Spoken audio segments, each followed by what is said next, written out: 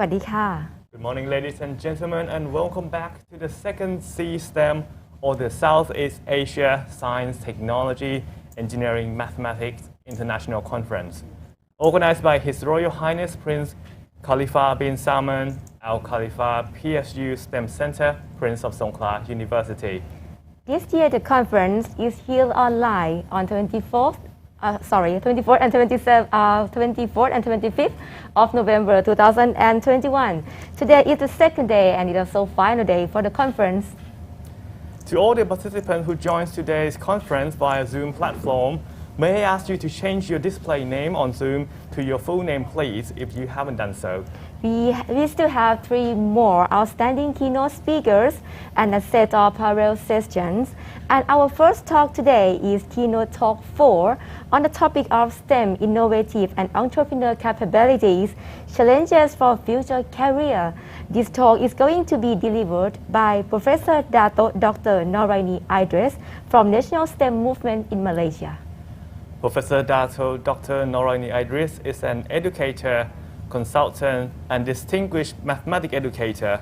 She received her doctorate in mathematics education from The Ohio State University, USA in 1998. She held the position of the Deputy Vice Chancellor for Research and Innovation at Sultan Idris Education University, Tanjung Malim, Malaysia from 2010 to 2018. In addition, Dato Noraini is an appointed president of IMT GT Uninet STEM. She plays a vital role in encouraging more young people to consider STEM careers and develop their creativity, problem solving, and teamwork skills. Professor Dato Dr. Noraini Idris has also been involved in consultancy works with the Ministry of Education and other organizations, particularly in the design of the syllabus for the teaching of mathematics. Professor Dato Dr. Noraini Idris has written a mathematics textbook series for students which has been adopted for use in Malaysian schools. She has lots of published articles. Some are based on the research projects she has conducted, and some were written for teachers on instructional conferences in the Philippines, South Africa, Germany, Singapore, and the United States. For over 36 years, Professor Dato Dr. Noraini Idris has been dedicating her efforts in fields of education. She has been well recognized not only in Malaysia, but also at the international level, as proven by a large number of seminars she attended and numerous awards she received from prestigious organizations for her excellence and leadership in education innovation. And now, ladies and gentlemen, please welcome Professor Dato Dr. Noraini Idris from National STEM Movement Malaysia for the first talk of today, the topic of STEM innovative and entrepreneur capability, challenges for future career. And if you have any questions, please feel free to leave them in the chat box. We will bring it to speaker at the Q&A session at the end of the talk. Please, Professor. Thank you very much, moderator, and for the lovely introduction. And good morning, everybody. Sawadika. And yes, let me share with you my PowerPoint first before I share the talk.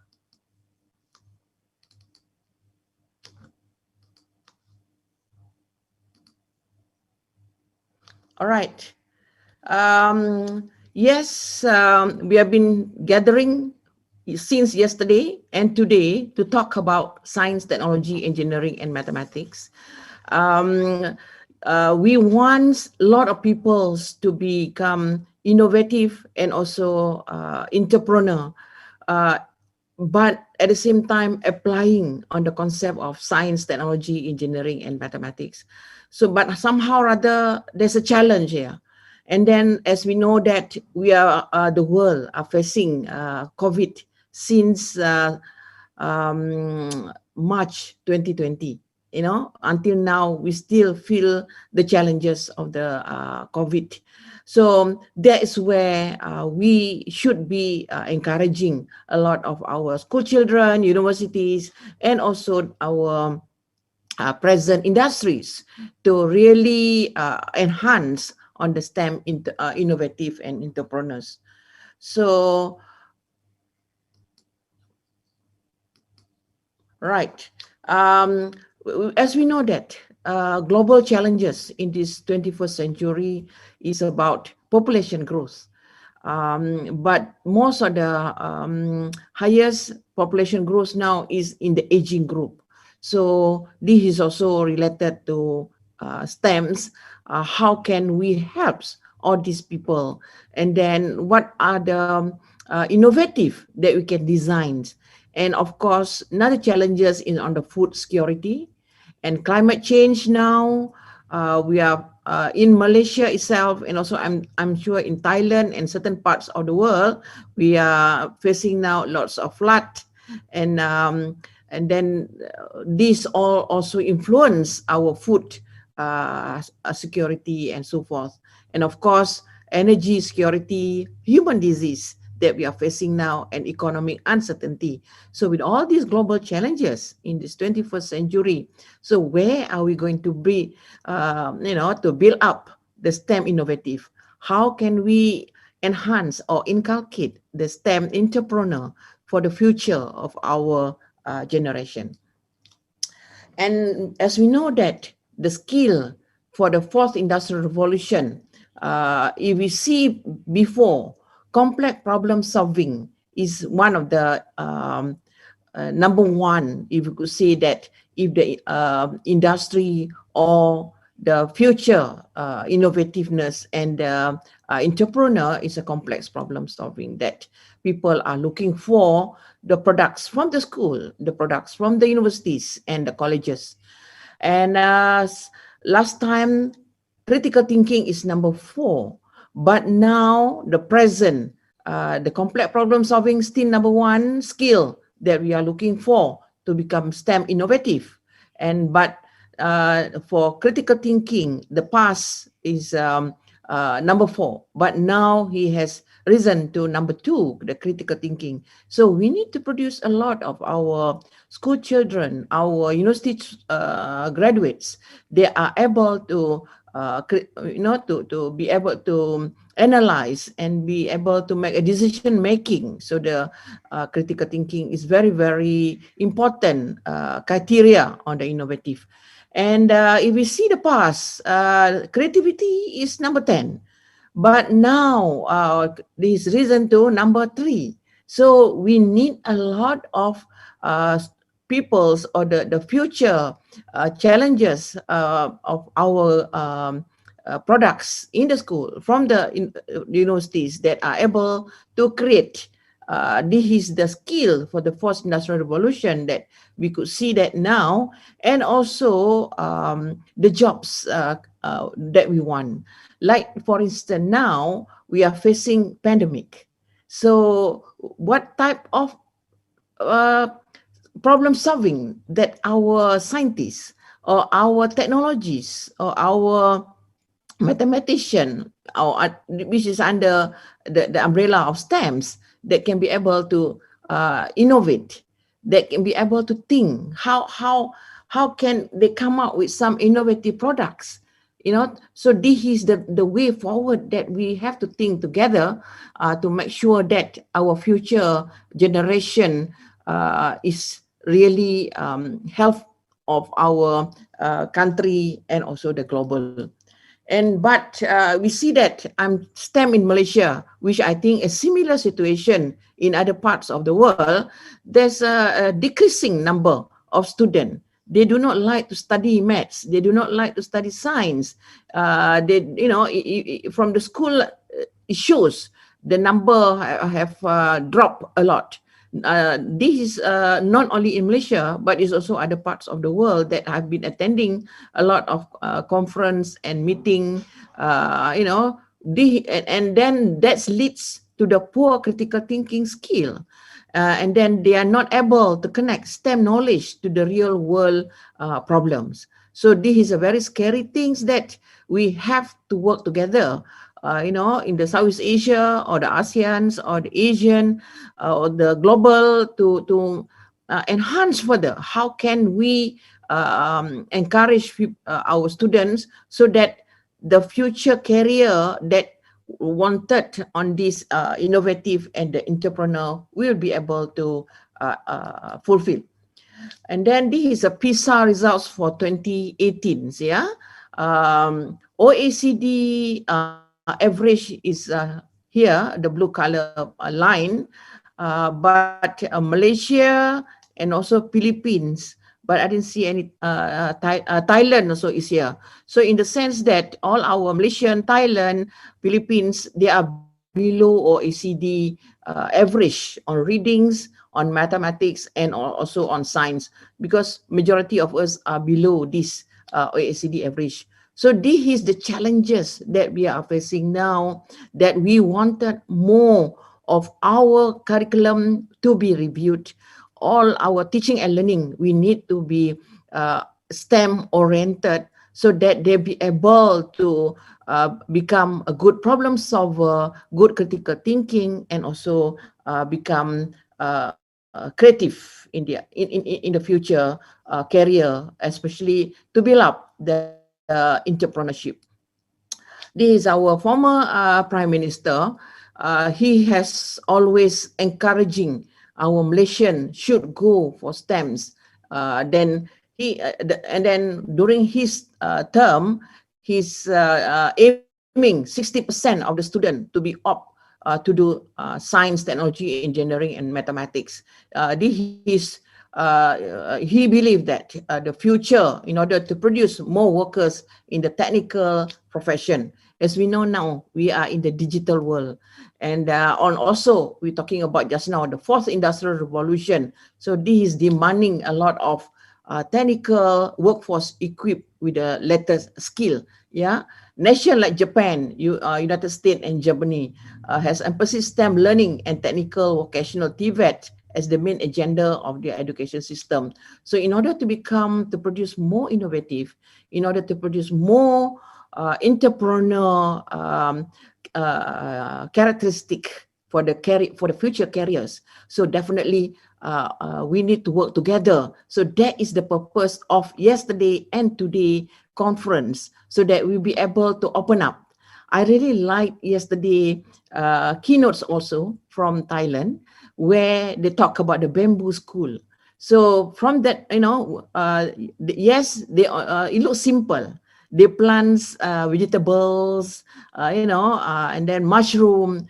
But in order to plant the vegetables, all the students, all the teachers there need to know about the type of soil, and then the types of fertilizer that need to be used. So the type of soil that is related to science, and then the measurement of the fertilizer related to mathematics. So in order to make the plants really fertile, and then the soil fertile, and the blooming, like yesterday he's showing in the bamboo school, how the student and the collaborate with the parents and teachers to produce a lot of the vegetables, and later on they sell it, they commercialize it. So this is linked with what I'm talking today, where now I think in the classroom, we are not only teaching paper and pencil situation,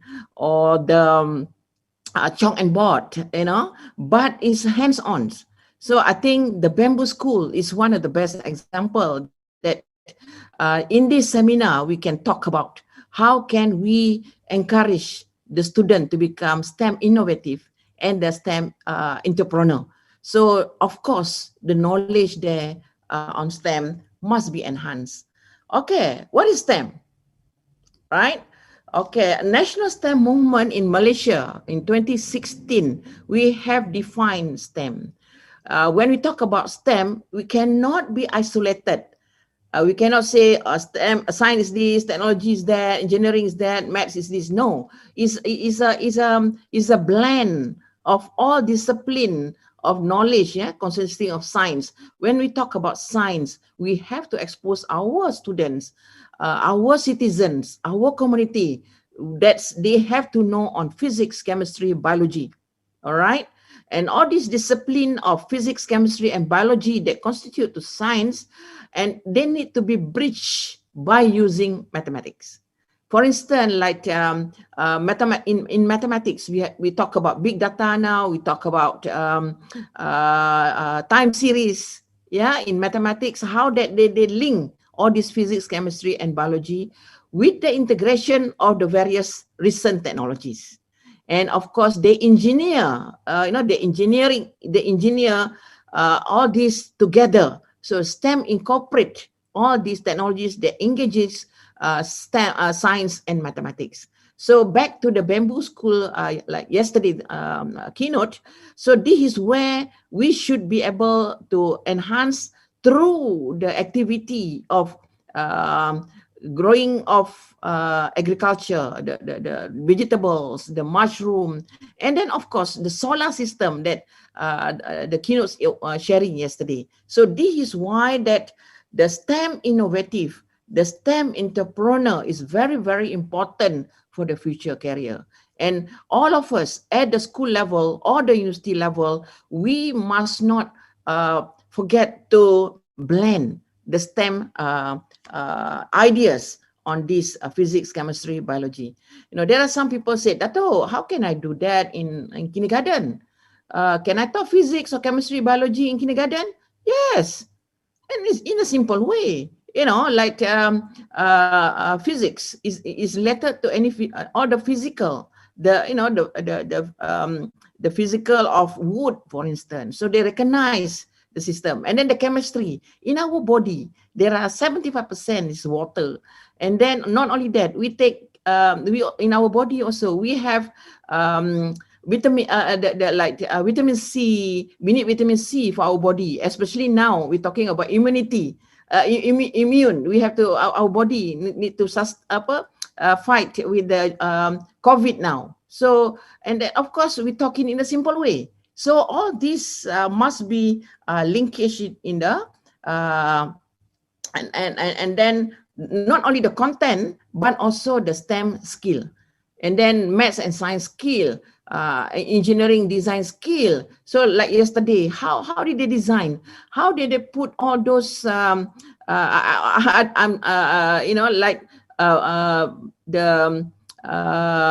Lucinia speaker yesterday talking about the Bebras, the design in terms of a simple way on the artificial intelligence.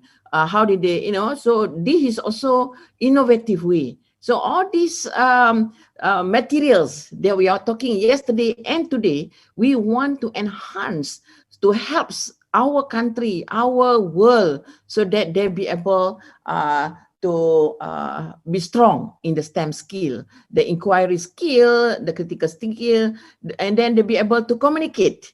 Like yesterday in the bamboo school, they went to outside from the school to share, to talk to the community, and then to collaborate. So this is how that we be able to enhance the STEM innovative, to enhance the STEM entrepreneur. They also, I like the example yesterday. Also, we talk about during the account, the mathematical,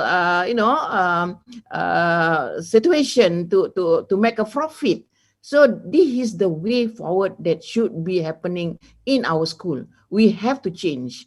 We mustn't be just coming to the class and write on the board, or and then give them a summative assessment test. No, it's more, should be more on the informal assessment should be assessed in our future, in not only future, present should be starting. All right. Once we clear about the definition of STEMs, and then where do we want to go? What are the challenges we have? So this is my study together with my team in 2011. So we came out with this STEM pipeline that we said that the STEMs innovative and the STEM entrepreneur should be inculcated from cradle to the post-career, not only until career. After we have series of roundtable on this STEM pipeline, a lot of our panelists say that we don't stop at the career. We must be post-career, because we want people to innovate. People become, job creator, not the job seeker, and all these things. So, of course, to develop leadership, to develop STEM thinkers, the curriculum, it should be contextual teaching and learning curriculum, interdisciplinary effective pedagogy, and mentoring and enrich STEM classes. And of course, the environment, the family should be supporting on the STEM innovative and the STEM entrepreneur, the peers, and then of course effective and fun smart learning and the community. And then of course then they go to primary to develop thinking mind, primary school, secondary, and then incorporate technology in education. Like yesterday when the bamboo school, they distribute their products through sending by using drone. So this is one of the innovative that the STEM innovative that we should be expose our students to make sure that they are in the good shape for the future career. All right. And then when we talk about what should be happening in our STEM lesson, how should we conduct our STEM lesson? And then, yes, we should be starting with the real world issue. The real world issue, like my earlier slide, the global issue. So we talk about there's population growth now. And then of course, when the population grows, they need a lot of food. So that's back to the bamboo school. I'm sure other school also, but because in our seminar here, people are seeing that. So they start with the real world issue about the food security.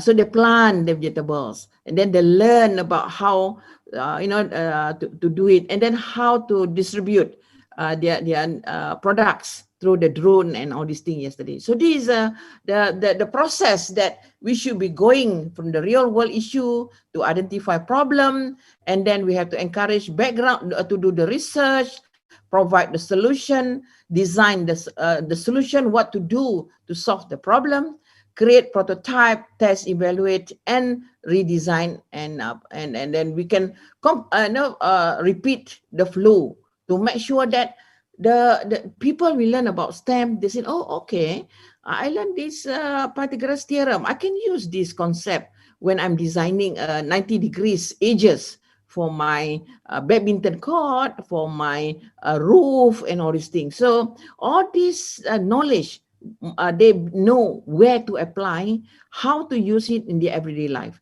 So these can become the STEM innovative. And then when they want to come out with the product, they can also start with the what's happening in this real world situation. So then make STEM fun. Then they see, oh, okay, this is chemistry, this is physics, this is programming, this is big data, this is mathematics. So all these issue we educator need to reflect. Yeah. Combination of a computer science engineering element as well as an entrepreneurship component. And the idea is to give students an opportunity to understand how can they expand the ideas and the concepts that they want to learn in STEM, as well as come to 3 days and start a company.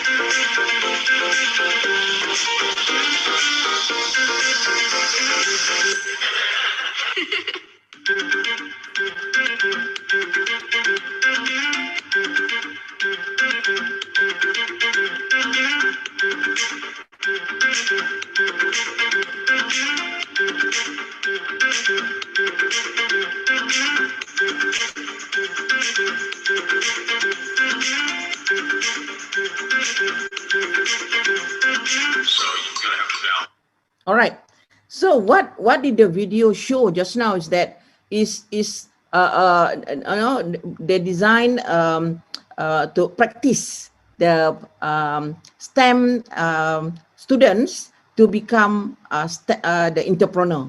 So what they are practicing there is that they group to all the students, they guide them how to do pitching, how to solve the problems, how to communicate to each, to commercial, to sell their ideas, and then they talk to their mentor, and then they collaborate and practice and convince. So this should be what's happening in the situation of teaching and learning, not only in the classroom, but also outdoor or the co-curriculum. So in Malaysia, under the national STEM movement before 2018, and now 2018, we have registered it under National STEM Association. So we still organize our mentor-mentee STEM to enhance our STEM innovative and also to enhance our STEM ideas on entrepreneur, all these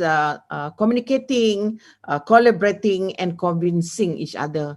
So the mentor-mentee be engaging in several STEM activities. The mentor is the undergraduate students from the university. The mentee is the secondary school student in Malaysia. So the professors or the lecturers at the university become the facilitator, train their mentor how to convince their mentee at the school level to love STEM, to know more about STEM, and then they will collaborate, they will communicate, they convince each other. So this is the monitoring students' progress, making instructional decision to love science, STEM, evaluating the student achievement and evaluating the program. So what we have been conducting since 2015 on our mentoring, and Alhamdulillah, we have seen that a lot of the mentee now, they are coming up to the university with more confidence, with more innovative. So one of the best university has shown the best project on mentor-mentee is University Malaysia Terengganu, which going to be hosting our third C-STEMS International Conference in 2022. You will hear from Prof. Laili afterward in the evening to accepting to host. So what we see that this particular university really train their mentor, which is their student, undergraduate student, and then every one mentor will look at the 5 mentee from the schools. So they have a lot of activities, a lot of fun, and then they brought the school student to the universities to expose them. What is the STEM innovative concept, knowledge, and how they can pursue their studies. So that's make the complex problem solving to solve their puzzle. What is STEM and all these things. So they really enjoy it. So we have seen a lot of successful mentee from the schools that has been turned become a good mentor and also undergraduate student. So this is some of the example that happening.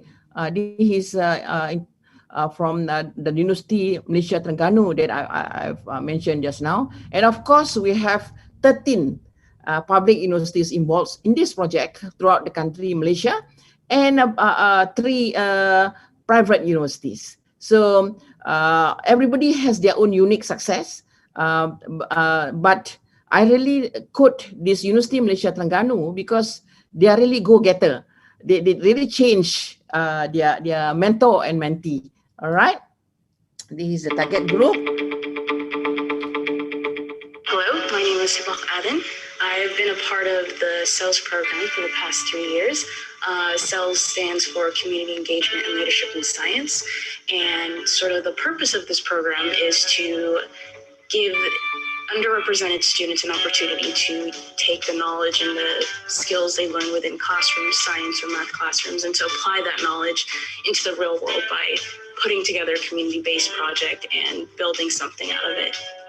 I think what makes the CELS program unique is that we put a lot of the power in the hands of the high school students. So we kind of flip the hierarchy of how education usually is supposed to happen, where it's kind of a top-down approach, where students are being told what they're supposed to learn about and what topics they're supposed to care about. And we actually let the students decide what kinds of issues they want to study and how they want to go about studying it. One of the things we found as science educators is that as people go through school, they lose their interest and engagement with science. So what we found through doing research in science education, looking at what are the factors that get students more engaged in science and help them continue that engagement. All right. So leadership in STEM is very, very important to become innovative. And as our mentor was saying just now, and our facilitator sharing, the interest when they try to solve some problem, when they convince people, when they communicate, they involve in the community. So that's how spark back to become the STEM innovative. Of course, the strategic thinking is very important here, technology literacy, and then the communication, yes, communicate, and then the teamwork. So that's also go to the entrepreneur that we are talking today. All right. So learning will develop our young children with logical thinking if we encourage them to think and reasons as early as possible, just like the STEM pipeline. So I always believe. And then talking about these young scientists, one of our University Malaysia Sabah, under the leadership of Dr. Koni, so we have come out with a project on young scientists. So the young scientists now, they really plan during this COVID especially. So they plant some vegetables together with their parents, and then they started to learn about science, about physics, chemistry in a simple way. So this is the things that we see. We want to develop the young scientists of our people. So beside mentoring, beside the project on young scientists, we have another one, we call it mini theater STEM mentoring program. This is preparing for the entrepreneur. The mini theater STEM, that our project is, we encourage our unfortunate children, which is, from the poor family, that we call it B40 in Malaysia, so that they start to see the importance of STEM. So what do we do is that all these students from, we have about 40 school in Selangor, 10 school in Kelantan, and 10 school in Kedah. So what do we do is that all these students from the various school, they come out with some innovative products that they must know why what are the related to the STEM knowledge when they innovate all this product, and then they start selling in a simple way, and then later on we train them to become the entrepreneur. All right. And then this is one of the example of a school that are doing this.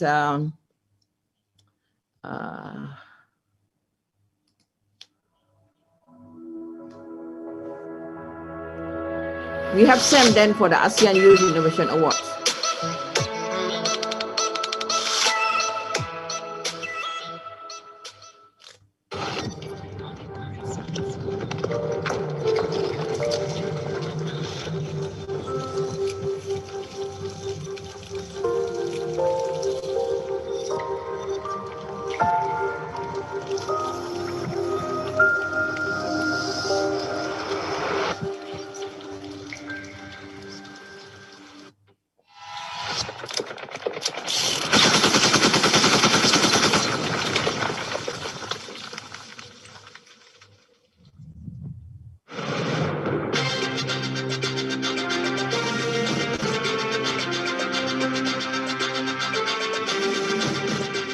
On today's news, we are going to talk about a group of students from SMK Seri Sedang who managed to solve this lakes problem.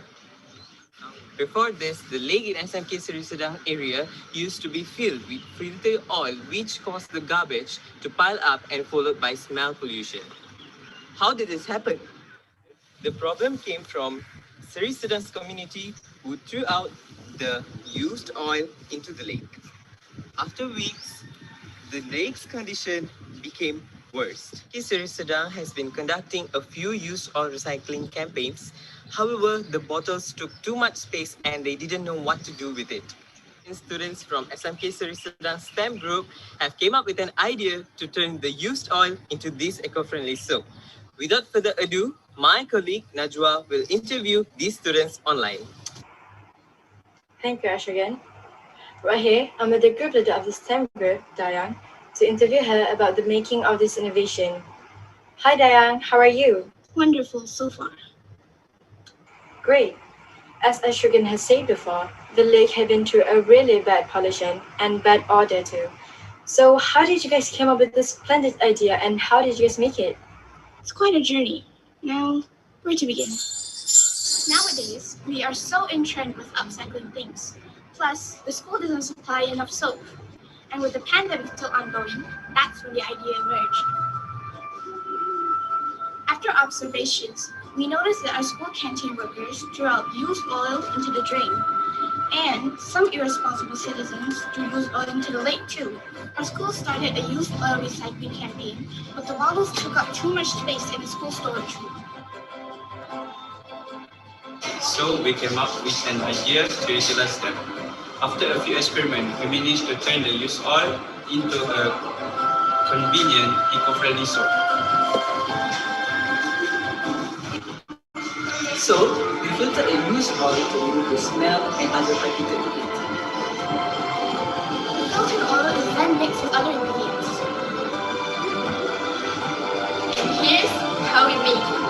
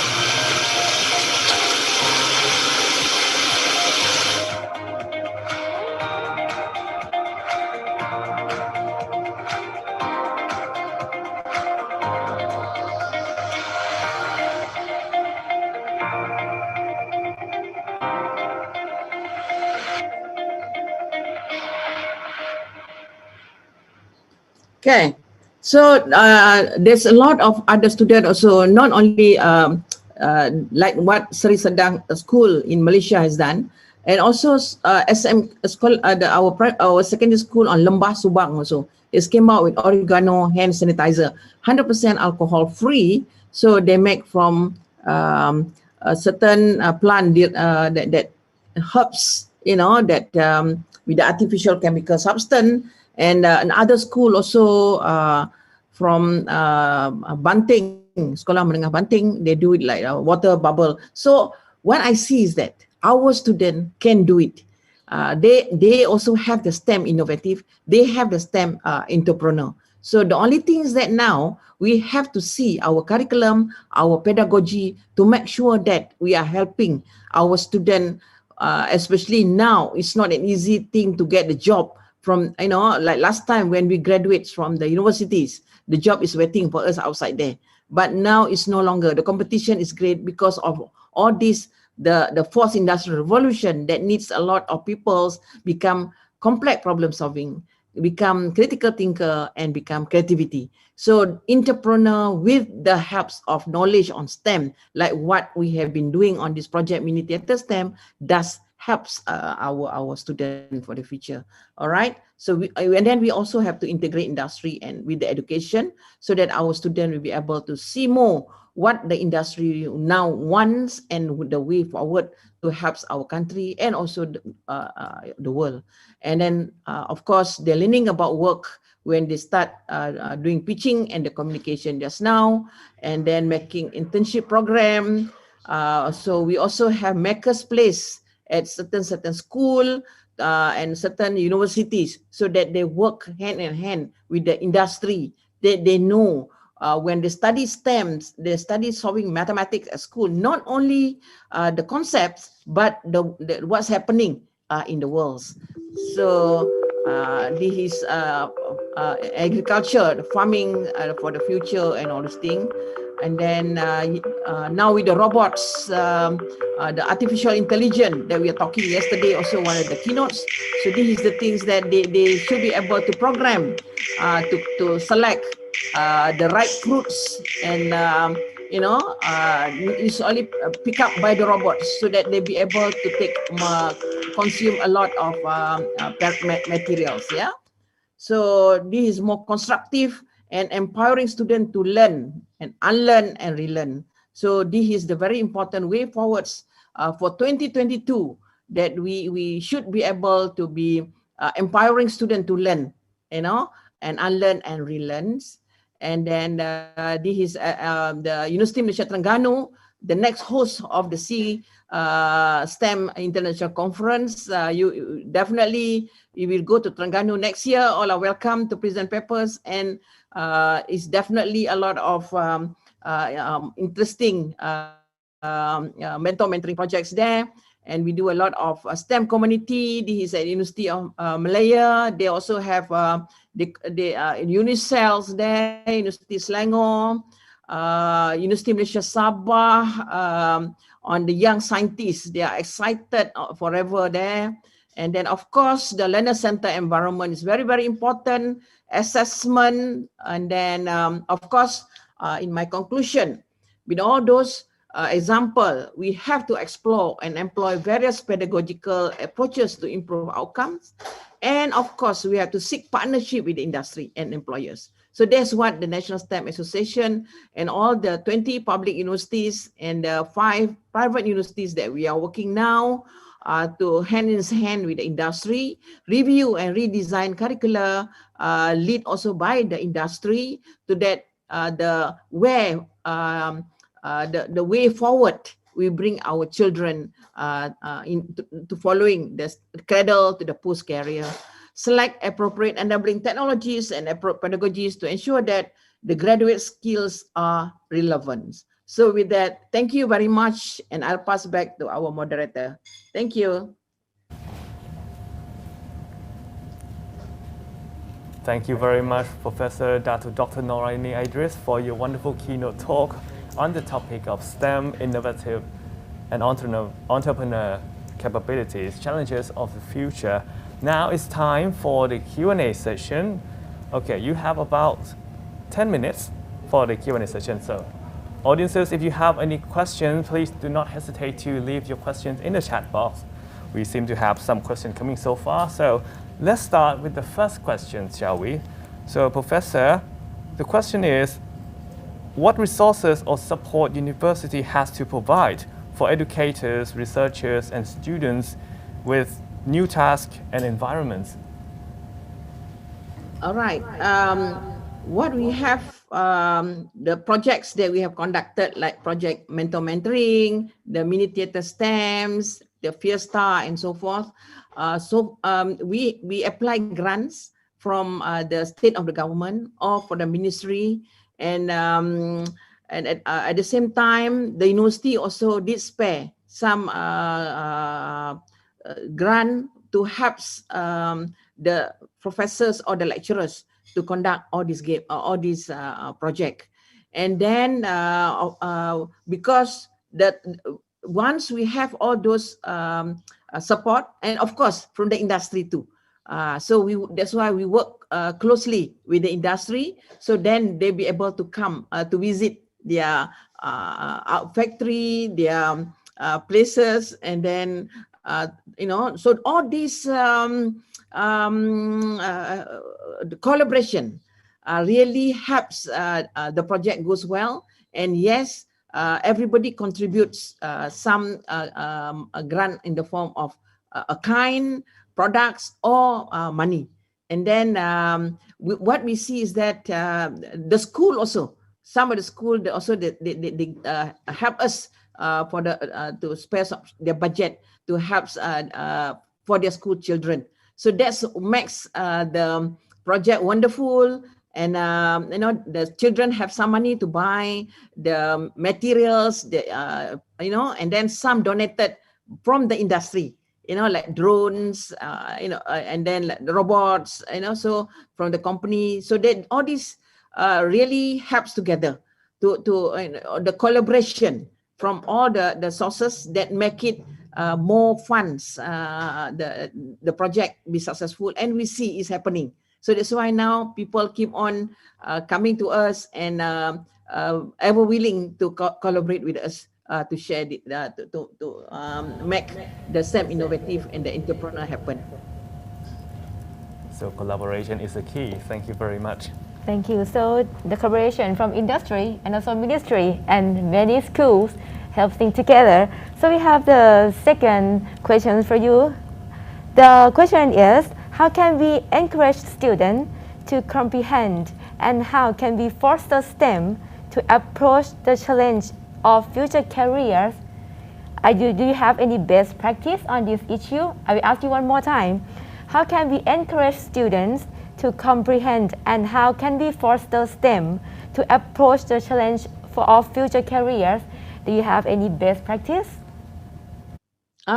Yes. Like the projects that we organize on mini theater STEM, yeah.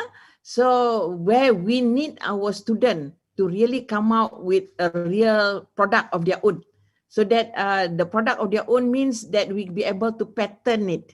It belongs to them, and then when they come out with their own product, and then through our the guide from the professors or the lecturers from the universities, and the industry also helping the ideas to support their invention, their product, and then we pattern it.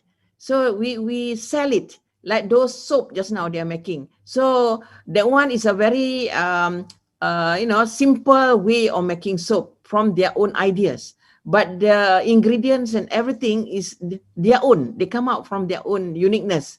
And then, of course, we go through with the university experts that doing all this product, so that they become, and then the industry will support them to make it more, the product become more tangible and more, we be able to pattern it, and then they be able to package it nicely. So we work together also with other bodies to really make the STEM entrepreneur invention of those students' product. And then we also bring them for a lot of like ASEAN Youth Innovation Awards, a competition. Then they through that, like now, last time they do face-to-face, so they can sell it on the spots.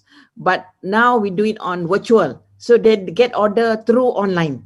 Because the virtual booths is set up during the showcase of their products. So yes, we have a lot of best practices on our young entrepreneur. We call it Young CEO Entrepreneur Project, to make sure that they be able to learn science. We ask them, what's so good about your product? Where is the science here? Where is this?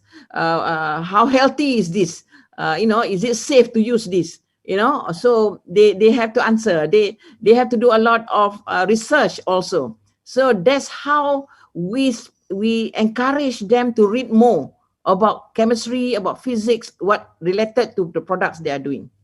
Right. Okay? So let them to research all the things that they have to know, and also have so many activities to encourage them, like mini theater. I love this one. Exactly. Right. And the next question is still about the entrepreneurship and product, and this is from the audience. It is a great idea that students can develop the new products, But how do we improve? How can we improve their entrepreneurship skills to help them sell their products? This is a very interesting question. Yes, a good question. Because we also invite successful businessmen or businesswomen to give a talk, to give a workshop to all our students. Like last time we bring them to their company to observe. But now because of COVID, we do a lot of workshop online so that it be continuously helping our student on business skill, accounting, challenges in the business from a successful business people to guide our student. So we see that is really fun. And then some even the school, they have the cooperative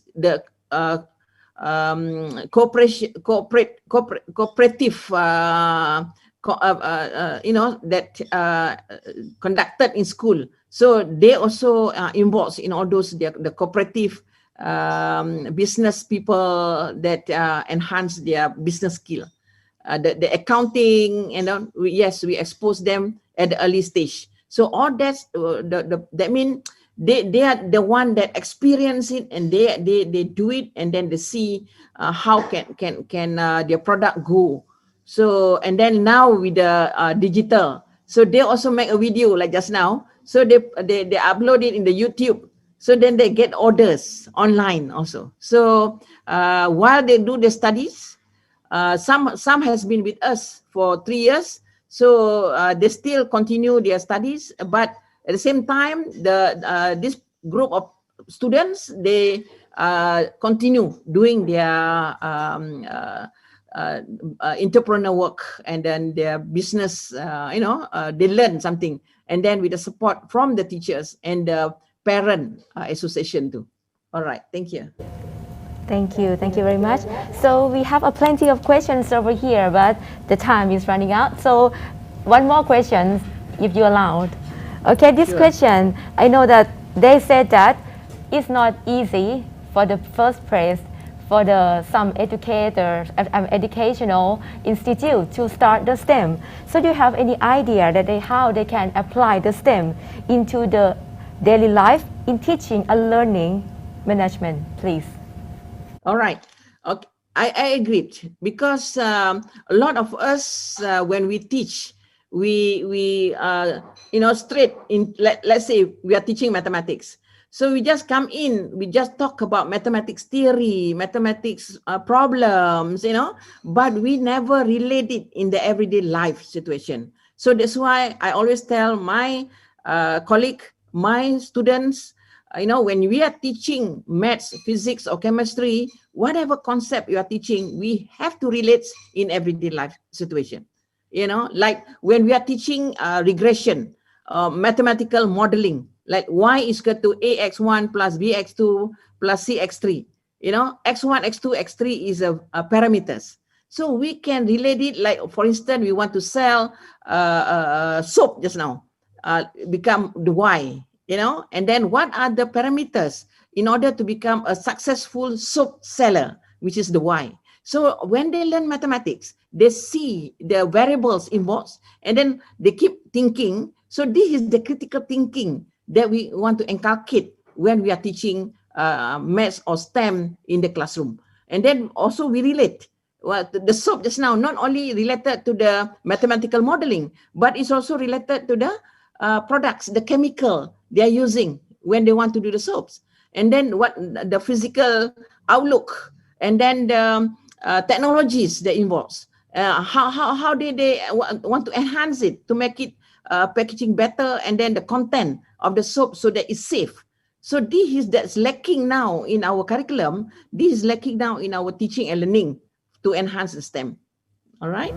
All right, thank you. So it seems like we need to start from the problem to let them see how it's going to be if we use the STEM to make them have a critical thinking. Thank you very much for the fantastic talk. Thank you very much. And thank you very much for everyone. So coming up next, we have the parallel session 2, which will begin at 10 o'clock. To other presenters and participants who are joining on Zoom, May I remind you to change your display name to your full name, please, if you haven't done so. This will allow better facilitation of the parallel session. And after this session, we will have the next keynote talk. We will start at 12:30.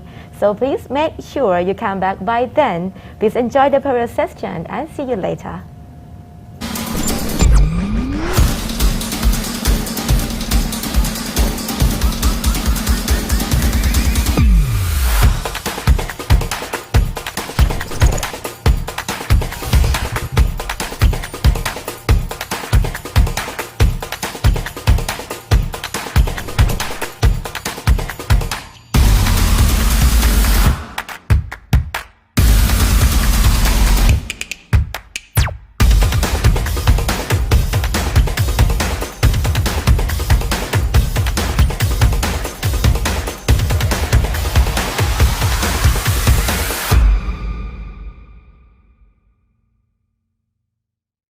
The Faculty of Agro-Industry, Prince of Songkhla University, was established in 1976 with the mission to support three main areas, including teaching, research, outreach in technology and innovation, in food, packaging materials, and food industrial management.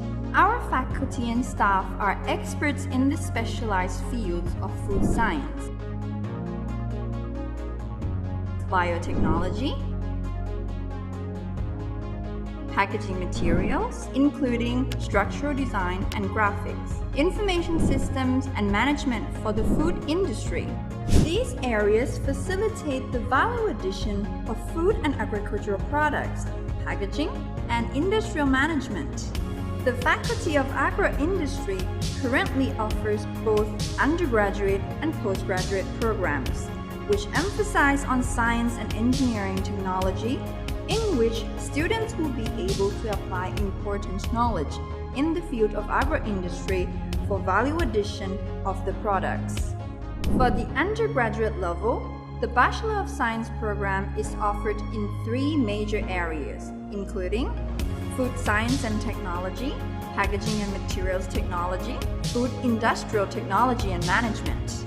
The Master of Science program is offered in five major areas, including food science and technology, packaging technology, food industry technology management, functional food and nutrition, biotechnology international program.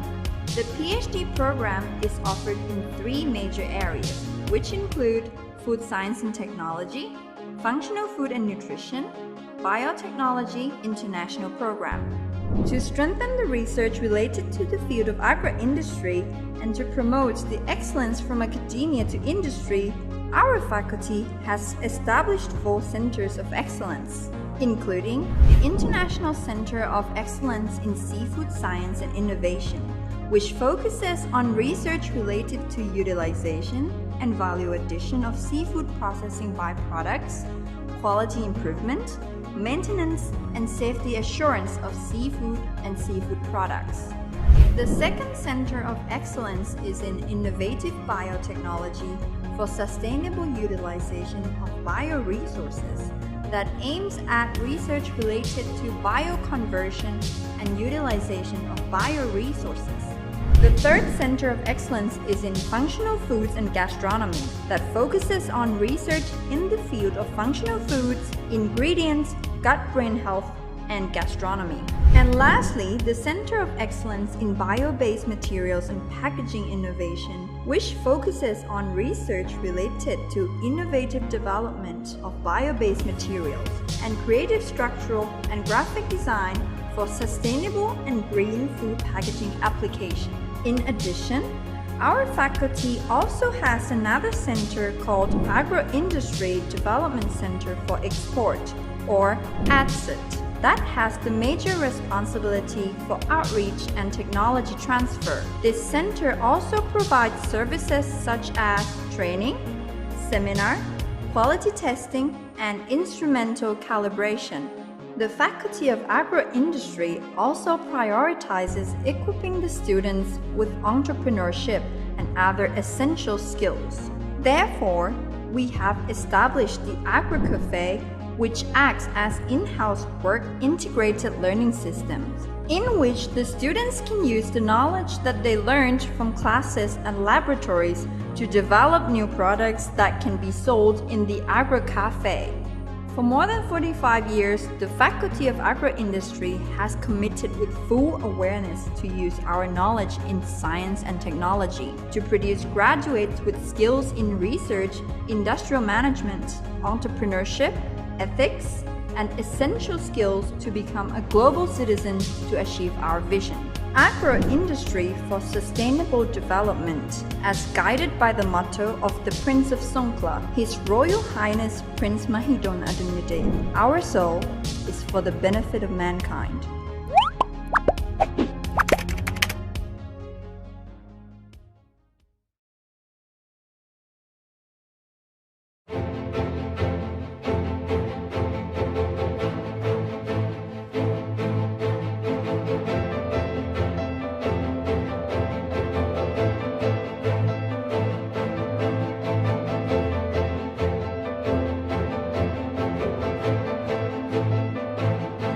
กว่าครึ่งศตวรรษที่มหาวิทยาลัยสงขลานครินทร์หรือมอ.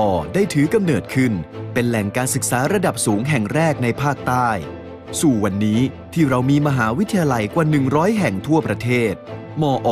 ยังคงเป็นมหาวิทยาลัยอันดับต้นๆของไทย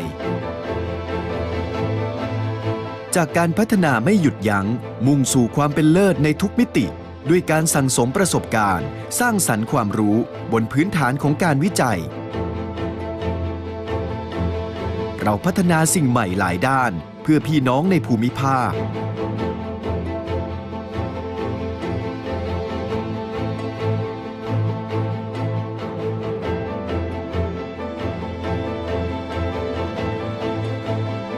เราบุกเบิกสาขาวิชาที่หลากหลายเป็นผู้นำในสังคมไทยเท่าทันความเคลื่อนไหวของนานาชาติ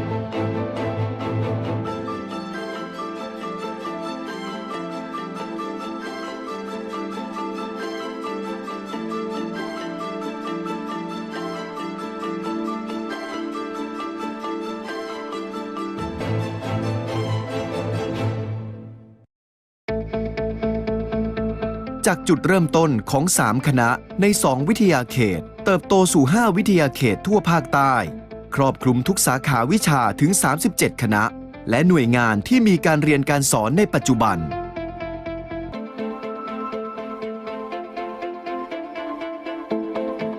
เราถ่ายทอดความรู้สู่ทุกความสนใจของผู้เรียนด้วยกว่า 320 สาขาวิชาที่สอดคล้องกับความเป็นไปของยุคสมัยทั้งของภาคใต้ประเทศไทยและประชาคมโลก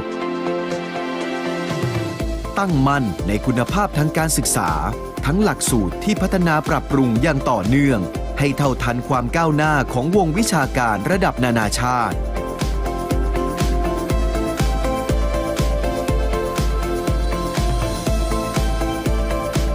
ทรัพยากรการเรียนรู้ที่ไม่ใช่เพียงเนื้อหาวิชาการแต่ยังเปิดโลกทัศน์และประสบการณ์ในทุกมิติและคณาจารย์คุณวุฒิสูงมากประสบการณ์ทั้งด้านวิชาการและวิชาชีพเราสร้างทั้ง 5 วิทยาเขตให้งดงามร่มรื่นอบอุ่นและปลอดภัยพร้อมกับบ่มเพาะชาวมอ.ให้มีจิตสำนึกสาธารณะมีเอกภาพท่ามกลางความหลากหลายเป็นรากฐานสู่สังคมพหุวัฒนธรรมแห่งสันติสุข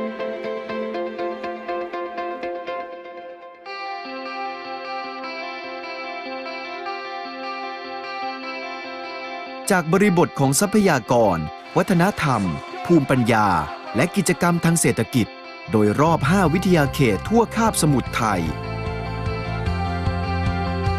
เราพัฒนาหลักสูตรการเรียนการสอนควบคู่กับการวิจัยจนเป็นผู้นำทางวิชาการในหลากหลายสาขาที่สอดคล้องกับศักยภาพพื้นฐานของภาคใต้ปัจจุบันมอ.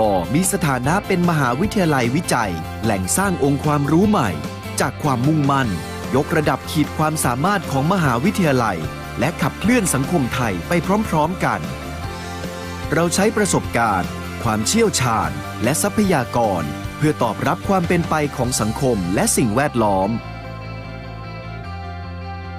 เราเรียนรู้และต่อยอดวัฒนธรรมภูมิปัญญาดั้งเดิมเพื่อสั่งสมและสืบสานอย่างสร้างสรรค์เราสร้างโอกาสใหม่ๆทั้งเศรษฐกิจบนรากฐานความอุดมสมบูรณ์ของภูมิภาค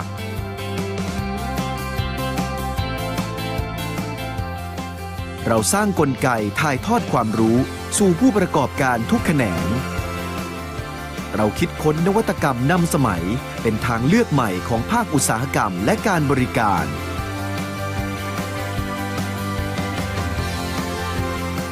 เราพัฒนาบริการทางการแพทย์และสาธารณสุขให้มีคุณภาพสูงควบคู่กับศาสตร์ความรู้ที่ลึกซึ้งและการเรียนการสอนที่เข้มข้นจริงจังเพื่อร่วมสร้างประเทศไทยให้เป็นศูนย์กลางความไว้วางใจด้านสุขภาพในอาเซียนเราเชื่อมโยงศักยภาพของเรากับสังคมภายนอกผ่านเครือข่ายช่องทางและวิธีการมากมายเพื่อถ่ายทอดความรู้แบ่งปันความคิดสร้างการเรียนรู้ตลอดชีวิตแก่ประชาชนผู้สนใจทุกช่วงวัยทุกสาขาอาชีพ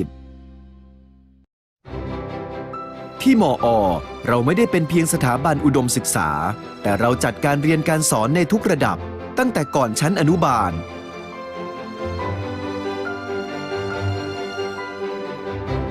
จนถึงดุษฎีบัณฑิต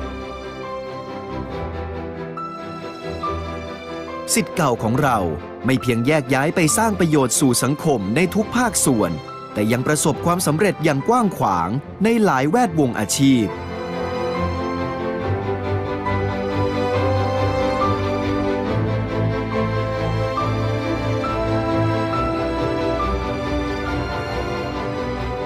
คณาจารย์ของเราไม่เพียงถ่ายทอดวิชาการในชั้นเรียนแต่ยังเข้าถึงชุมชนนำความรู้สู่คนทุกวัยทุกพื้นฐานการศึกษา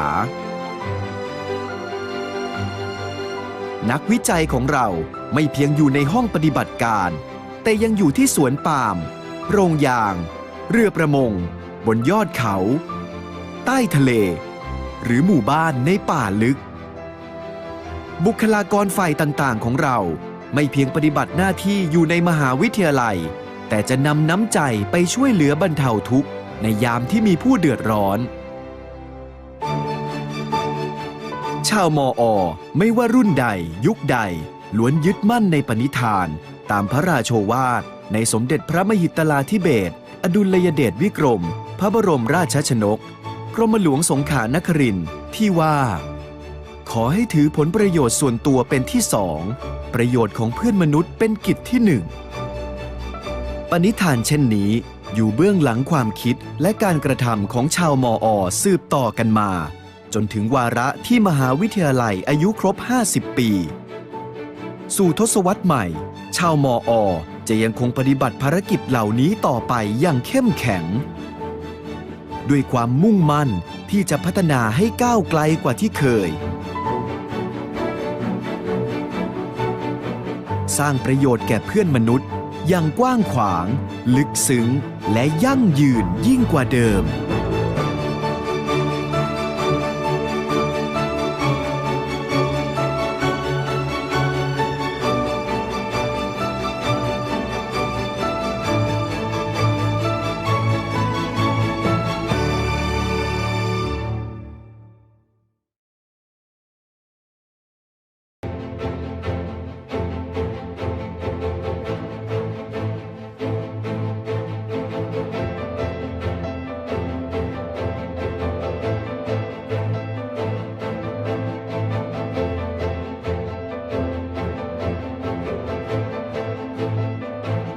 Over half a century ago, Prince of Songkhla University, or PSU, has been established as the first source of higher education in southern Thailand. Today, although there are hundreds of universities throughout Thailand, PSU is still one of the country's leading institutions of higher education. We use our research-based knowledge and experiences accumulated through the last 50 years to create practical innovations to improve the quality of life in our southern communities.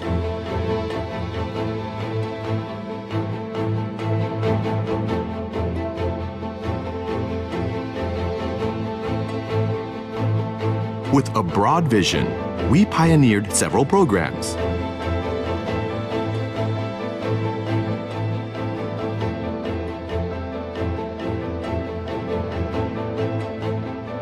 With the continuous aim to make progress for Thai economics and society on the global stage.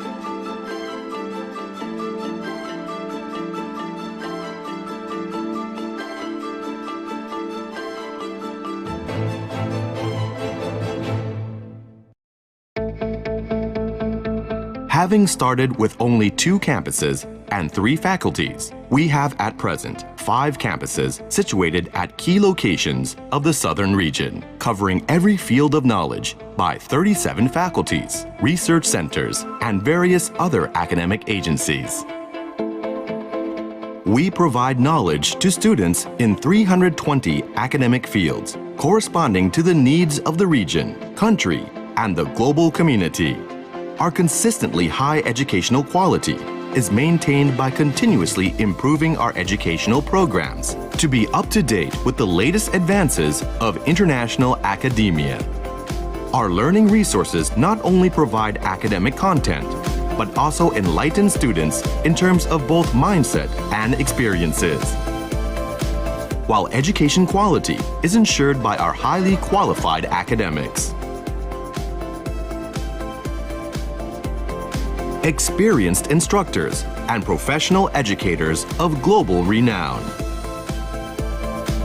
Our 5 campuses offer safe academic environments in peaceful, natural surroundings, containing a cohesive academic community that cultivates integrity and a keen sense of social awareness. We are united in embracing diversity, which serves as a foundation to our peaceful, multicultural society.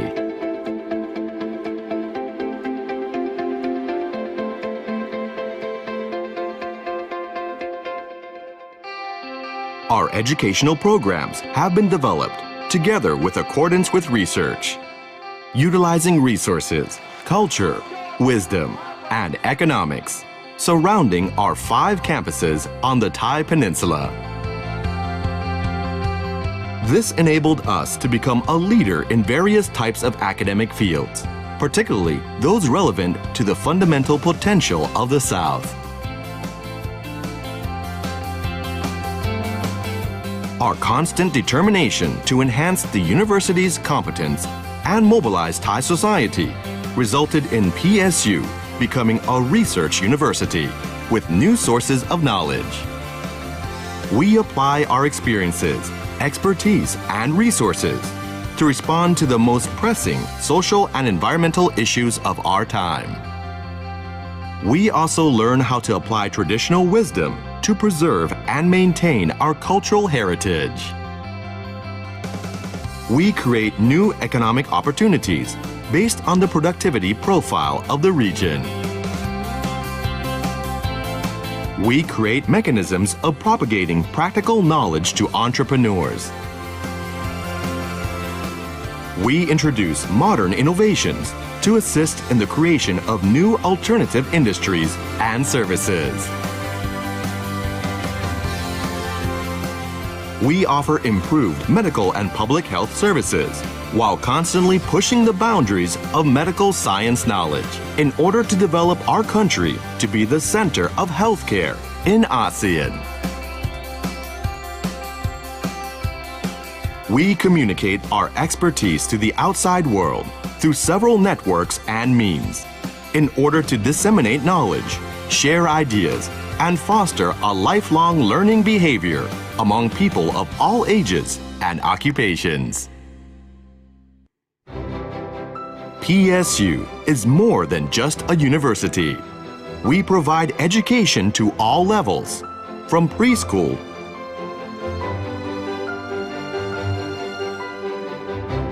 to PhD.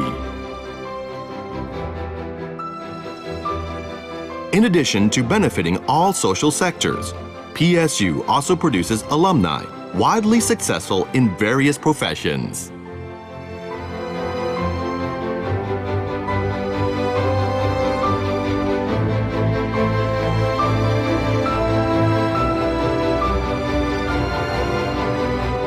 Besides teaching in classrooms, our instructors also reach out to communities and propagate practical knowledge to people of all ages and educational levels.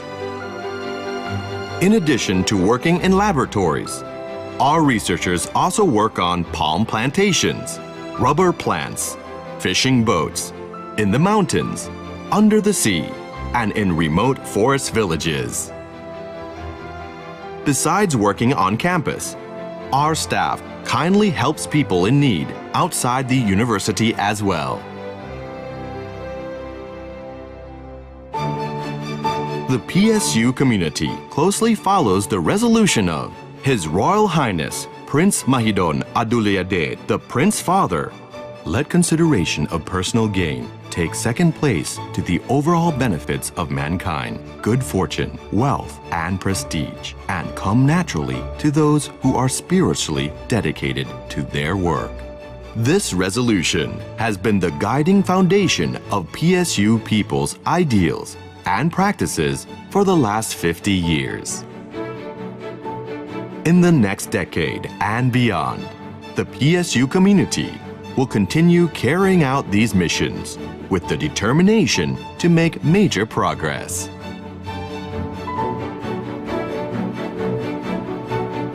Continuously striving to find new sustainable methods to advance our society for the benefit of mankind.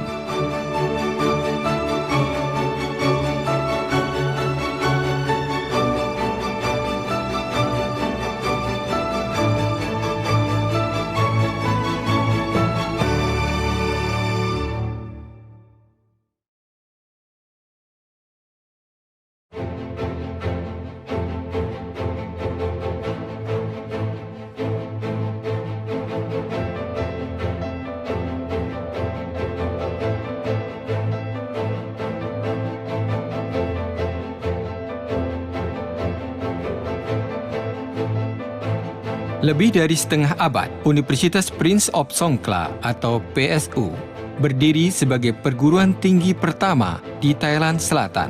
Kendati kini sudah ada 100 lebih universitas di Thailand, PSU masih menjadi salah satu universitas terbaik dan terdepan di Thailand. Melalui penelitian yang berbasis pengetahuan dan pengalaman yang berkembang pesat selama 50 tahun, kami melahirkan inovasi praktis di berbagai bidang untuk memperbaiki kualitas hidup masyarakat di Thailand Selatan.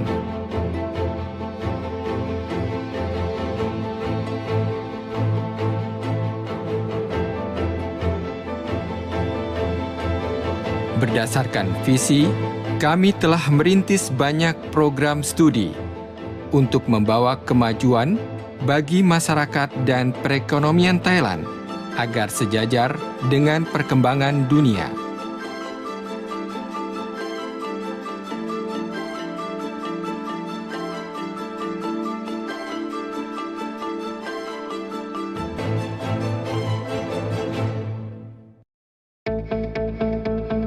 Diawali dengan 2 kampus dan 3 fakultas.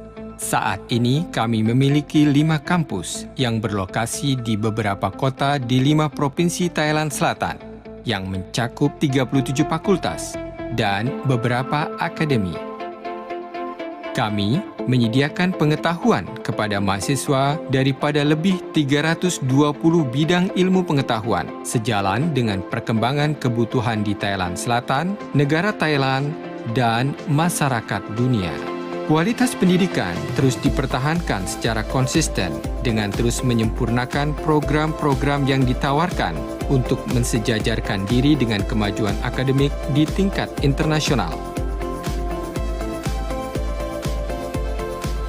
Sumber daya pembelajaran kami tidak hanya menyediakan konten secara akademik, tetapi juga memperluas wawasan mahasiswa dalam pola pikir dan pengalaman di semua bidang, ditambah dengan pengajarnya yang berkompeten, berkualitas, dan berpengalaman luas di bidangnya. 5 kampus kami dikembangkan sebagai lingkungan akademik yang ideal, aman, dan asri, sebagai suatu komunitas akademik yang kohesif, berintegritas, dan memiliki kepedulian sosial.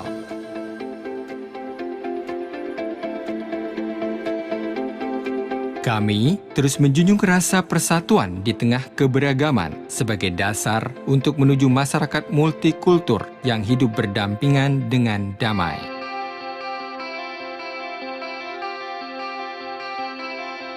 Dengan memanfaatkan sumber daya, budaya, kearifan lokal, dan aktivitas ekonomi di 5 kampus di Thailand Selatan, kami mengembangkan program studi yang bersinergi dengan penelitian sehingga kami menjadi terdepan dalam berbagai bidang akademik sesuai dengan potensi dasar wilayah Thailand Selatan. Tekad kami untuk terus meningkatkan PSU menjadi universitas yang berkompeten di tengah mobilitas sosial masyarakat Thailand sebagai universitas penelitian dan sumber ilmu pengetahuan baru. Kami menerapkan pengalaman, keahlian, dan sumber daya untuk menghadapi berbagai permasalahan mendesak di bidang sosial dan lingkungan. Kami juga menerapkan kearifan dan tradisi lokal untuk melestarikan warisan budaya setempat.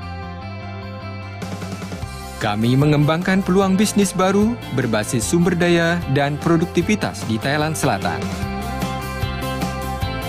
Kami membangun mekanisme untuk menyalurkan ilmu dan pengetahuan praktis kepada para wirausahawan. Kami memperkenalkan inovasi baru dan modern untuk pengembangan pelayanan baru dan industri alternatif. Kami menawarkan pelayanan medis dan kesehatan masyarakat yang berkualitas tinggi, serta terus menggali dan memperdalam ilmu kedokteran dalam rangka ikut menjadikan Thailand sebagai pusat perawatan kesehatan di tingkat ASEAN. Kami mengirim sumber daya kami ke masyarakat melalui berbagai jaringan dalam rangka menyebarluaskan ilmu pengetahuan, berbagi pemikiran, dan menumbuhkan sikap positif di kalangan masyarakat pada semua peringkat umur dan profesi. PSU bukan sekedar universitas. Kami juga menyediakan pendidikan di semua tingkatan pendidikan dari tingkat usia dini sampai tingkat doktor. Di samping memberikan keuntungan bagi semua lapisan masyarakat, para lulusan atau alumni PSU telah mencapai kesuksesan besar di berbagai profesi.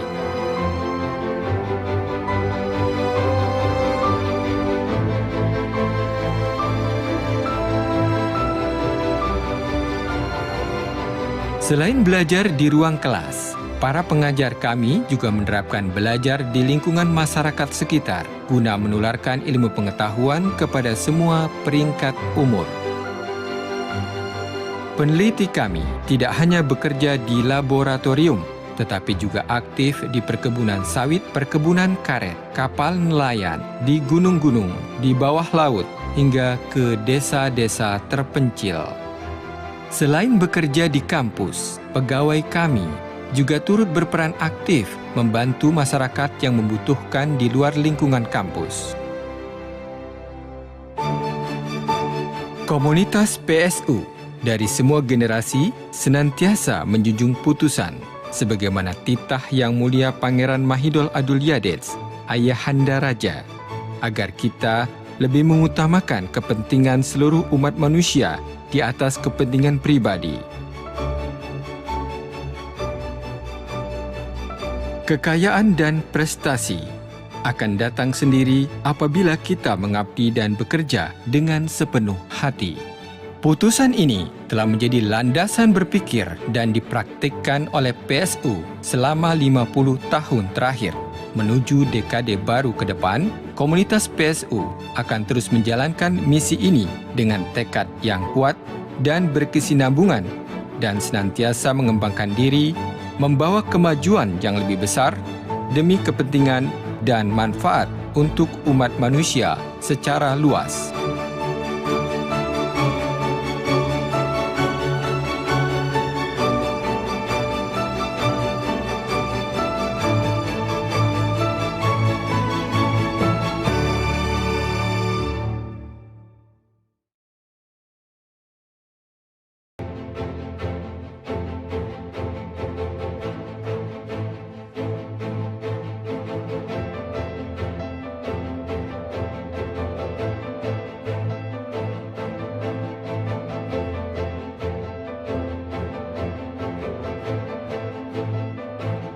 宋卡王子大学，简称 PSU， 建于半个世纪前，是泰国南部建立的第一所高等学府。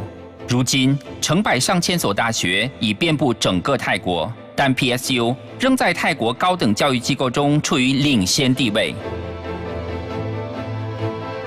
我们利用以科研为基础的知识体系，以及以往50年来积累的经验，构建了一个实践创新平台，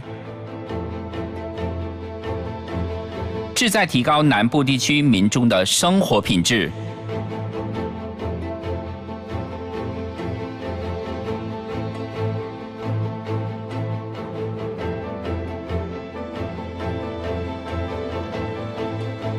我们以实现泰国社会经济在国际舞台上的发展进步为公众目标，并以前瞻性的战略眼光，开发了许多全新的专业课程。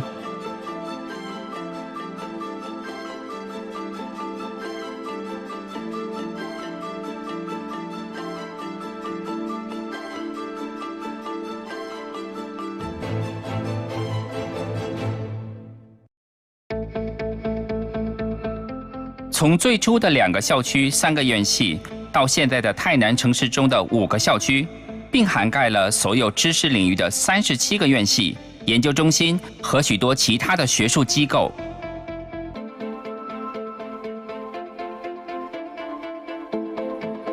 我们在320个专业课程中传业授课，以此来适应南部地区、泰国以及国际社会的发展需求。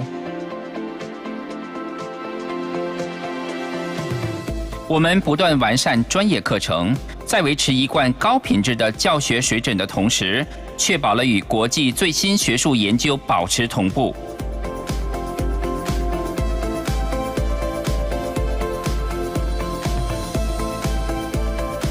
我们不但把学术内容融入在课程中，还在思想和经验方面启发学生。学校拥有大批的国际一流学者、国际知名的教育工作者以及经验丰富的讲师。我们的5个校区环境自然优美、安静祥和。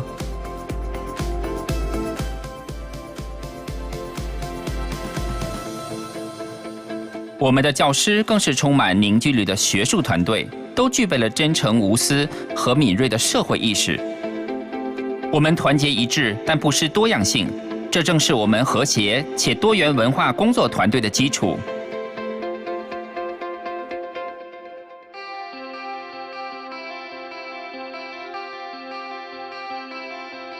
我们的5个校区既利用泰南半岛的自然资源，将本土文化、传统智慧与学术研究相结合，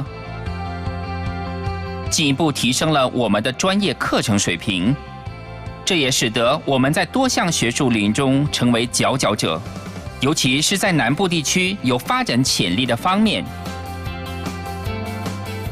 我们通过调动泰国社会力量来提高大学整体实力，这同样使 PSU 成为了具有新知识资源体系的研究型大学。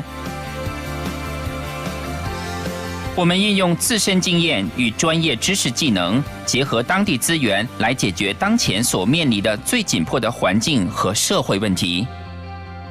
我们还学习如何运用传统智慧来保存和维护当地的文化遗产。我们依据当地的生产力，创造新的经济发展机遇。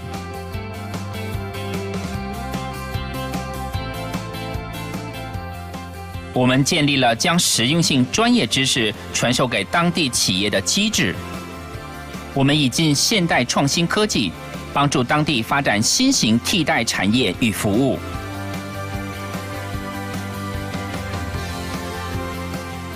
我们提供完善的医疗与公共卫生服务，并不断推进医学研究的发展进程，旨在将泰国发展成为东盟地区的医疗卫生中心。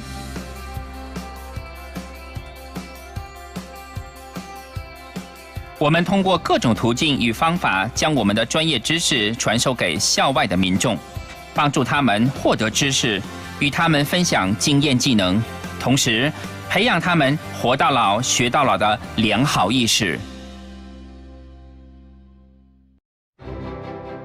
PSU 不仅仅是一所大学，我们也提供从学前教育、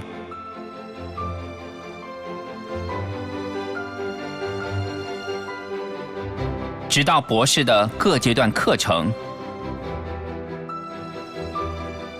除了对社会大众的回馈， PSU 还培养出大批优秀人才，在社会各行各业中表现出色。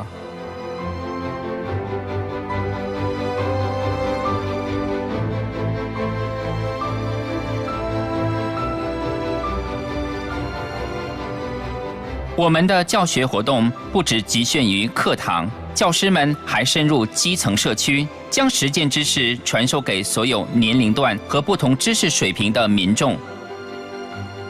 我们的研究员也不只是在实验室工作，还走进了棕榈种植园、橡胶厂、渔船、山间、海上以及偏远地区的农庄进行实地调研。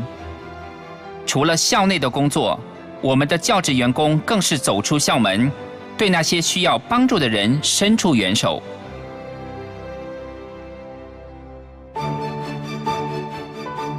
宋卡王子大学全体教职员工将谨遵宋卡亲王马其顿阿杜德殿下的圣谕，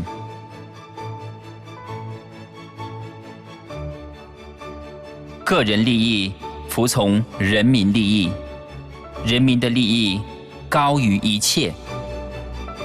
这条圣训也成为以往50年指导我们 PSU 全体教职员工工作和实践的基础。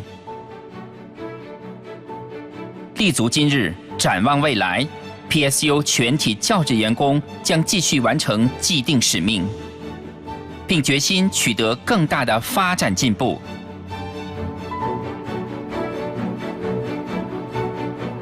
我们将不断努力寻求新的可持续的发展模式，推动社会发展，造福人类。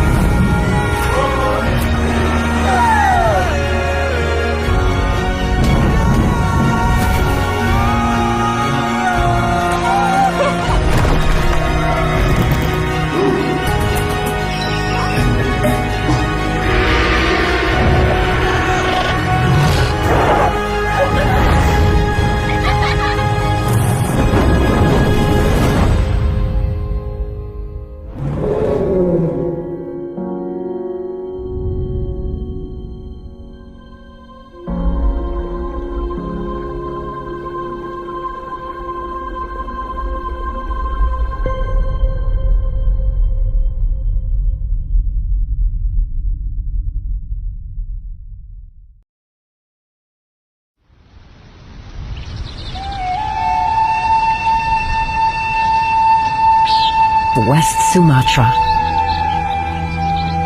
Famous for its ancient history, echoing through its canyons.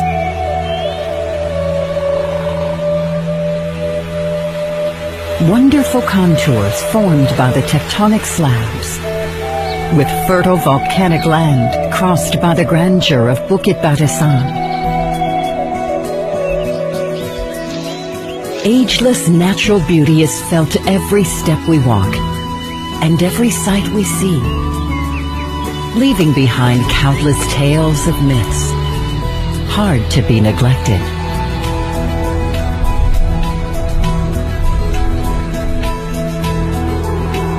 Catch the beauty of Lake Maninjau. Wonderful landscape is witnessed when we fly over the top of Lawang Hill. Priceless high elevated adventure.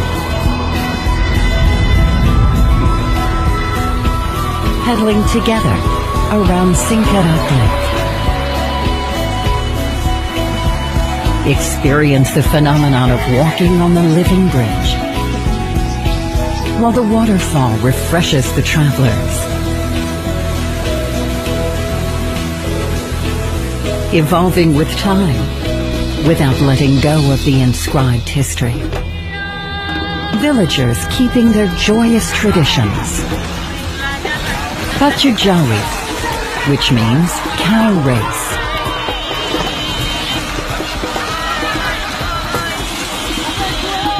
The elegance of martial art, Silek.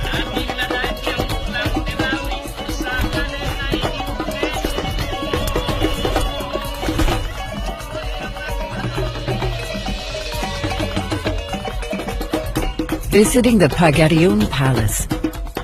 Acknowledge the culture history of Minangkabau.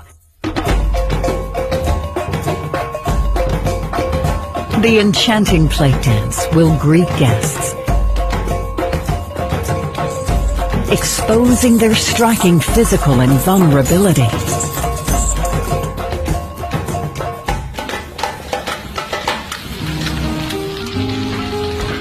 Taste the various traditional culinary of West Sumatra. Padang main dishes uniquely served to your table, well known for their savory and spicy flavors, while cakes and beverages are exceptional. The spicy balado cassava chips, and of course, the legendary delicious satay padang. Delight in the beauty of silver crafts in an elegant ivory nuance. Try on the rich, colorful sun-kit fabrics.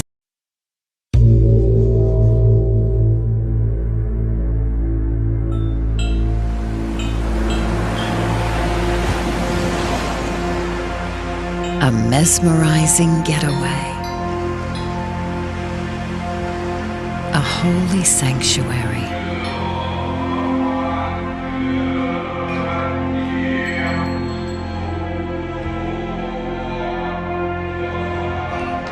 A captivating culture. Sublimely sacred. Yet also excitingly profane.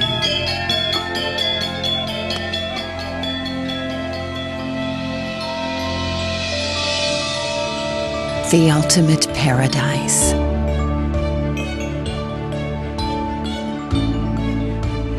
A luxurious escapade.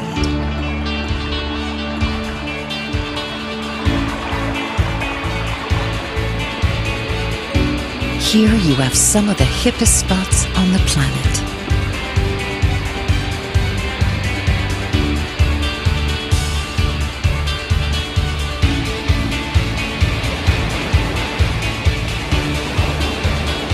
Release your inhibitions for an adventure of a lifetime.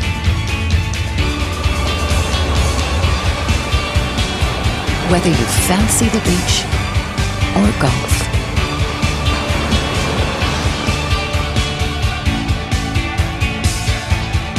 just love food served exotically.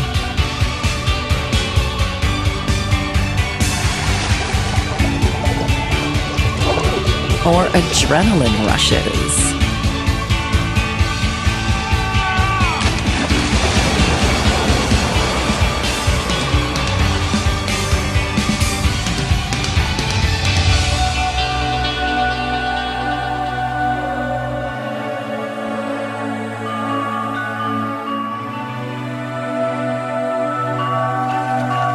Enjoy oases of tranquility.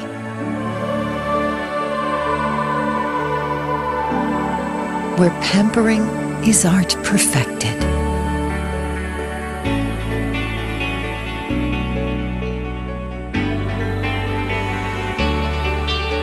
Mysteriously festive.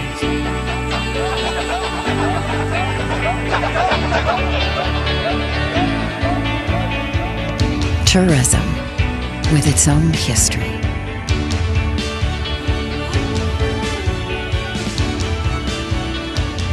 Branded hospitality. The ultimate travel destination and more. Bali. Wonderful. Indonesia.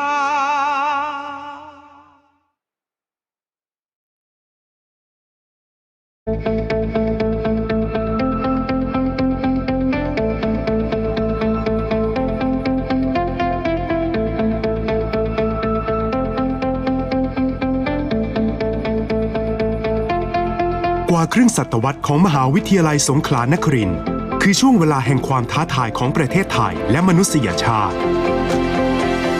ประชาคมโลกร่วมกันมุ่งหน้าสู่เป้าหมายของการพัฒนาที่ยั่งยืนเพื่อก้าวข้ามสภาพปัญหามากมายที่สั่งสมมายาวนานความร่วมมือระหว่างสมาชิกในประชาคมอาเซียนเพิ่งเริ่มต้นประเทศไทยกำลังปฏิรูปโครงสร้างเศรษฐกิจสู่ฐานนวัตกรรมเทคโนโลยีและความคิดสร้างสรรค์ยุทธศาสตร์ชาติของไทยกำหนดให้ภาคใต้เป็นฐานเศรษฐกิจสีเขียวและเป็นแหล่งท่องเที่ยวระดับโลกเหล่านี้คือภารกิจของมหาวิทยาลัยสงขลานครินทร์สถาบันอุดมศึกษาแห่งแรกของภาคใต้มหาวิทยาลัยวิจัยของประเทศและแหล่งวิชาการระดับสูงที่ได้รับการยอมรับในระดับนานาชาติ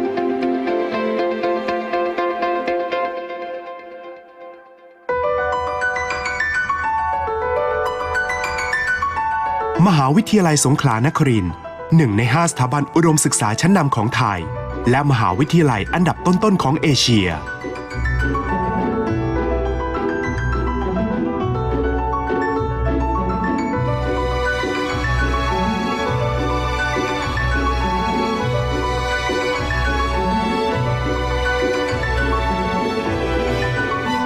มุ่งเน้นการเรียนการสอนระดับบัณฑิตศึกษาควบคู่การส่งเสริมการวิจัยและพัฒนาอย่างจริงจัง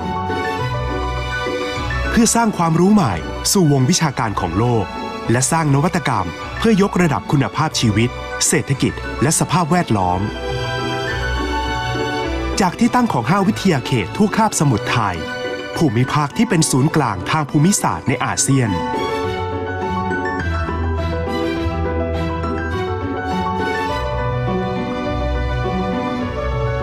ภูมิภาคอันอุดมด้วยทรัพยากรวัฒนธรรมภูมิปัญญาและกิจกรรมทางเศรษฐกิจที่หลากหลายขณะเดียวกันก็มีประเด็นปัญหาซึ่งส่งผลต่อคุณภาพชีวิตสังคมเศรษฐกิจและสิ่งแวดล้อมมากมายรอบด้านเหล่านี้คือโจทย์วิจัยไม่สิ้นสุดของนักวิจัยในมหาวิทยาลัยสงขลานครินทร์มหาวิทยาลัยสงขลานครินทร์มุ่งสร้างความเข้มแข็งแก่นักวิจัยโดยสนับสนุนการสร้างเครือข่ายนักวิจัยในหลายระดับสู่กึ่งศตวรรษของการก่อตั้งมหาวิทยาลัยสงขลานครินทร์ได้สนับสนุนกลุ่มวิจัยให้จัดตั้งเป็นสถาบันวิจัยขึ้นแล้ว8แห่งด้านเศรษฐกิจอุตสาหกรรม ด้านวิทยาศาสตร์การแพทย์และสาธารณสุขด้านทรัพยากรและสิ่งแวดล้อมรวมทั้งด้านสังคมและวัฒนธรรม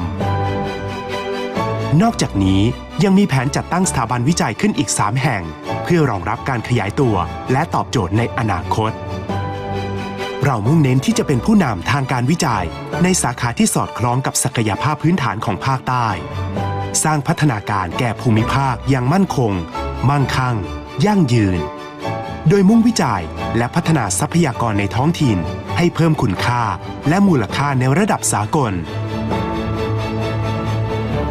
ขณะเดียวกันก็เน้นการวิจัยที่ตอบรับกับสถานการณ์ความเปลี่ยนแปลงของสภาพแวดล้อมพัฒนาเทคโนโลยีเพื่อชีวิตในอนาคตนวัตกรรมเพื่อการประหยัดพลังงานและความปลอดภัยเสริมสร้างความมั่นคงทางอาหารบนฐานความรู้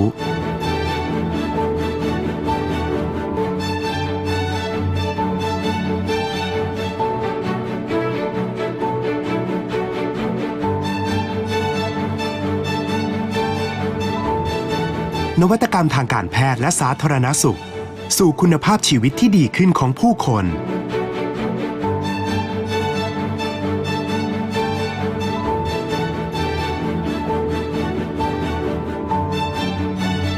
โดยได้รับการสนับสนุนจากหน่วยงานที่จัดการงานวิจัยอย่างมีคุณภาพตลอดกระบวนการ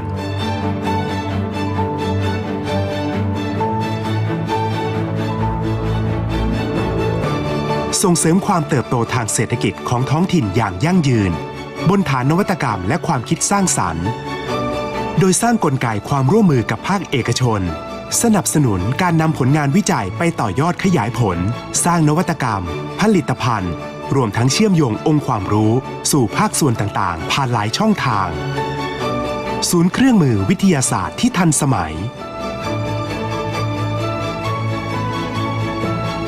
ห้องปฏิบัติการมาตรฐานสากลเกือบ300ห้องเทคโนโลยีสารสนเทศและการสื่อสารประสิทธิภาพสูง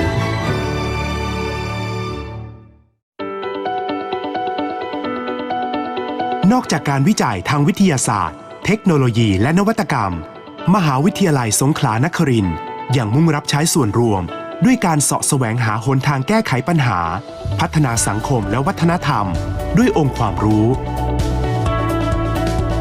รวมทั้งเผยแพร่ความรู้สู่สาธารณชนด้วยกระบวนการและช่องทางต่างๆมหาวิทยาลัยสงขลานครินทร์ทั้ง5วิทยาเขตมุ่งมั่นที่จะสร้างสิ่งแวดล้อมที่ดีแก่นักวิจัยทั้งเพื่อการแสวงหาความรู้และการดำเนินชีวิตเป็นมหาวิทยาลัยสีเขียวท่ามกลางบรรยากาศที่ร่มรื่นสะดวกสบายและปลอดภัยรายล้อมด้วยแหล่งท่องเที่ยวชั้นนำกับโครงข่ายการคมนาคมที่ทันสมัยเชื่อมโยงการเดินทางกับทุกภูมิภาคของโลกได้อย่างรวดเร็วนักวิจัยหลายท่านในมหาวิทยาลัยสงขลานครินทร์ได้สร้างผลงานที่โดดเด่นอย่างต่อเนื่องเป็นที่ยกย่องยอมรับทั้งในระดับชาติจนถึงนานาชาติ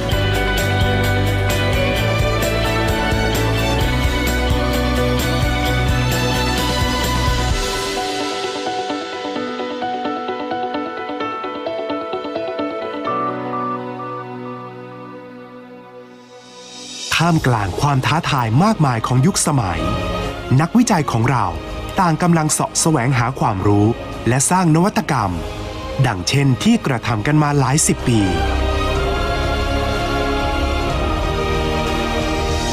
ด้วยจิตวิญญาณการถือประโยชน์ของเพื่อนมนุษย์เป็นกิจที่หนึ่งตามพระราโชวาทในสมเด็จพระมหิตลาธิเบศรอดุลยเดชวิกรมพระบรมราชชนกกรมหลวงสงขลานครินทร์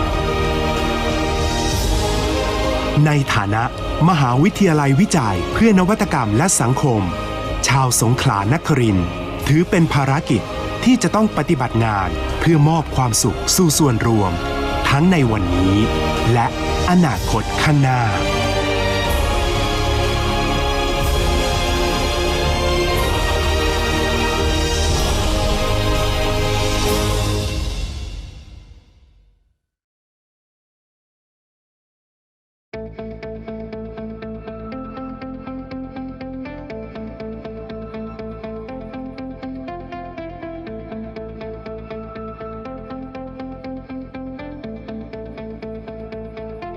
Half of a century ago, Prince of Songkhla University has been established during a challenging time for Thailand and mankind.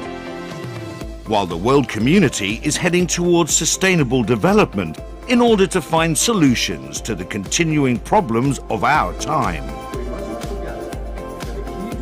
Collaboration between ASEAN members has just started.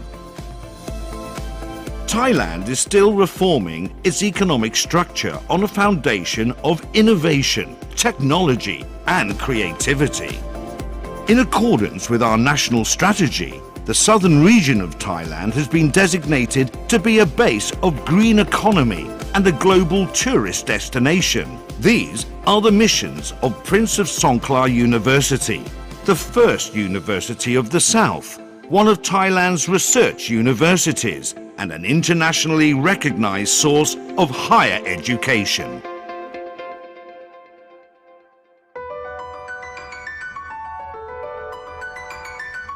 Prince of Songkhla University, one of the 5 leading higher education institutions of Thailand and a high-ranking university in Asia.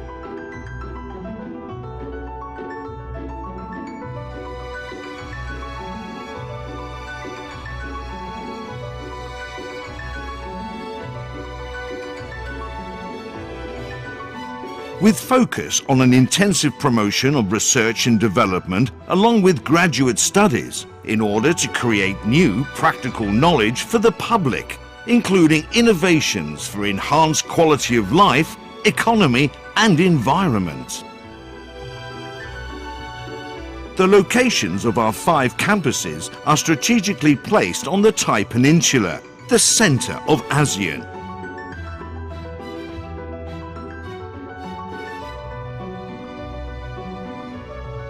Rich in various resources, cultures, wisdom, and economic activities. Well equipped to identify and manage the serious issues that severely impact the quality of life, society, economy, and the environment today. These issues pose an endless challenge to the researchers of Prince of Songkhla University. Prince of Songkhla University supports its researchers by providing assistance to the setup of research networks on several levels.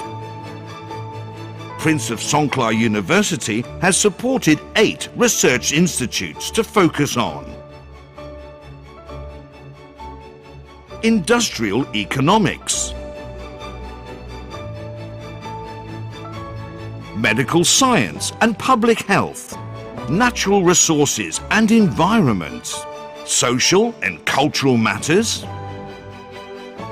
In addition, 3 more research institutes are planned in order to support future economic development. We aim to be the leader of research in fields related to the potential of the southern region in order to create stable, wealthy and sustainable development by researching to increase value of resources on both global and local levels. At the same time, we are researching answers to climate change related issues. We develop technologies for the future. Innovations for energy. Knowledge-based enhancements to food security.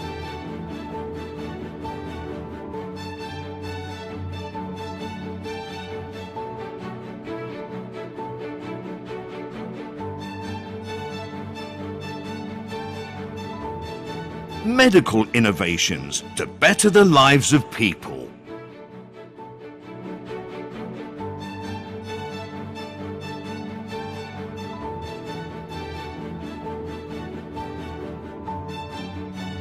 All are supported by organizations that provide essential assistance throughout research process.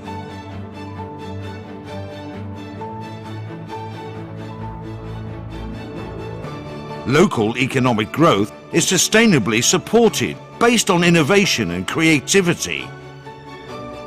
We create a mechanism of collaboration with the private sector to support the creation of innovations and products, as well as the sharing of knowledge with several sectors through various channels. The Modern Scientific Equipment Centre. Nearly 300 laboratories of universal standard. High-performance information technology and communication infrastructure.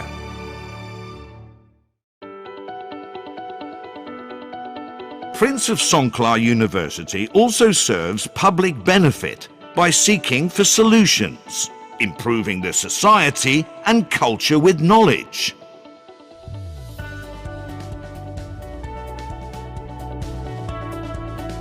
Whilst also transferring knowledge to people through various procedures and channels. All 5 campuses of Prince of Songkla University aim for creating a productive environment for researchers to facilitate their pursuit of knowledge and lifestyle. Our green campuses are surrounded by nature, convenience and safety, located among popular tourist attractions and modern transportation networks that provide easy connection to all other regions of the country. Several researchers of Prince of Songkla University have been recognized nationally and internationally for their outstanding research achievements.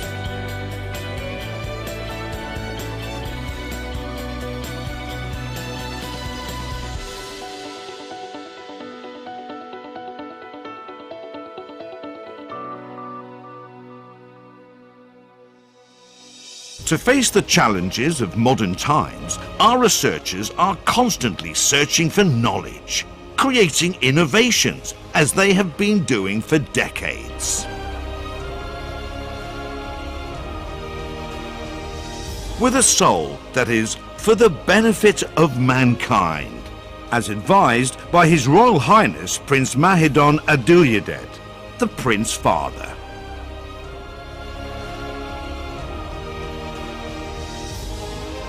As a research university that creates innovations and social improvements, Prince of Songkla University will continue this mission in order to provide better quality to the public today and in the future.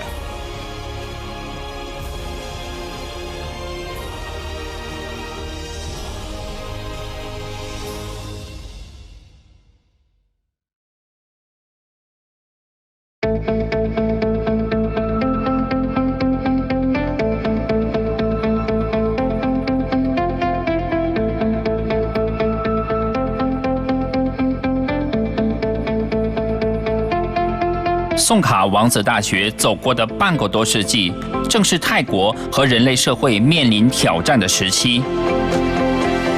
国际社会正在共同努力克服长期积累下的诸多问题，以实现持续发展的目标。东盟国家之间的合作才刚刚开始。泰国对经济结构进行改革，为经济发展带来创新性、技术性和创造力。泰国的发展战略是将泰南发展成为绿色经济区域和世界级的旅游胜地。这些都是宋卡王子大学肩负的使命。作为泰国南部的首所高等学府，一所研究型的大学，其多项学术研究成果达到国际水平。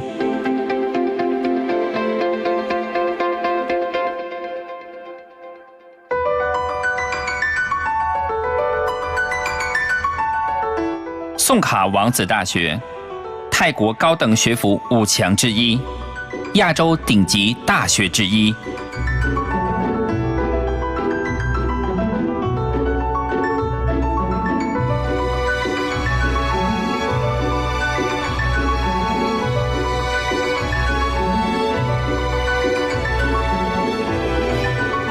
我们注重研究生的教学工作，积极开展教学研究，推动教学发展。在开拓新的知识领域，迈入国际学术行列，实现创新的同时，更努力提高生活水平，提升经济与环境的质量。分布在泰国南拜岛的5个校区，同样是东盟经济共同体的区域中心。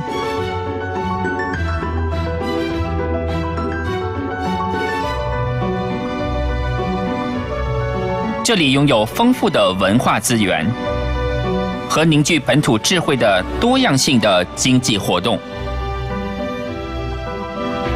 同时也存在着一些矛盾。这些问题对社会、经济、环境以及民众的生活产生了多方面的影响。这也正是我们大学的研究人员持续相关研究工作的理由。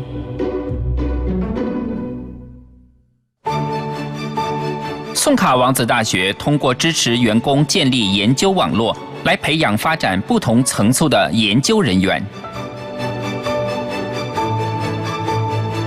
宋卡王子大学在成立至今的半个世纪中，始终是各项研究工作的后盾。至今已建立了8所研究机构，包括工业经济方面、科学、医学和公共卫生学方面、资源与环境方面，以及社会学和文化方面。此外，我们还计划再成立3所研究机构，以此来适应未来的发展和正在扩大的需求。我们的目标是成为泰南地区具有潜力的基础领域的领军者，通过对当地资源的开发与研究，实现价值增值，并达到国际水平，最终使当地社会实现持续、稳定、繁荣的发展。同时，我们也重视应对环境变化方面的研究工作。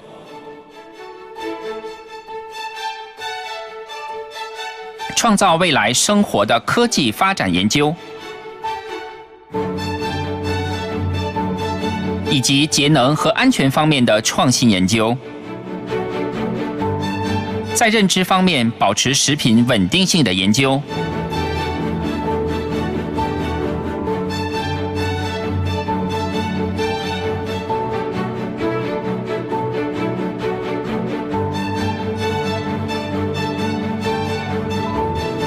医疗与公共卫生方面的创新，提高人们的生活质量。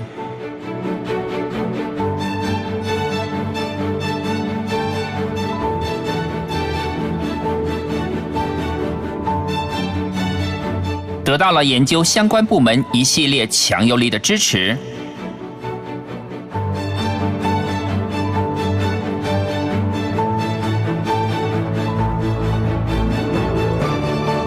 凭借创造性的研究创新，持续推动当地的经济发展壮大，建立与私营企业合作的机制，并鼓励将研究成果的应用型转化，发展产品创新，通过各种渠道实现知识到行业的转化。先进的科研用具中心，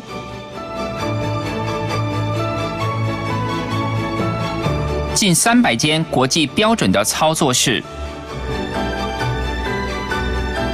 高效能信息与通讯技术，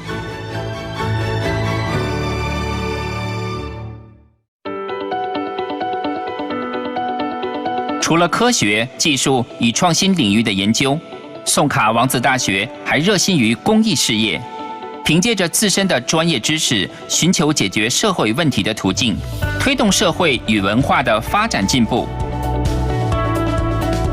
此外，还通过各种渠道为社区民众提供教育培训。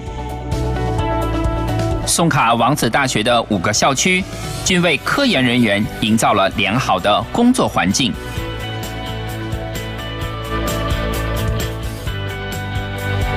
我们努力推广绿色校园，将这里建设成为绿树成荫、舒适宜人、安全方便的校园。此外，学校周边环绕着泰国顶级的旅游景区，交通发达便利，可便捷地通达世界各地。宋卡王子大学的许多专家学者在国家级和世界级的研究领域不断地取得辉煌的成绩。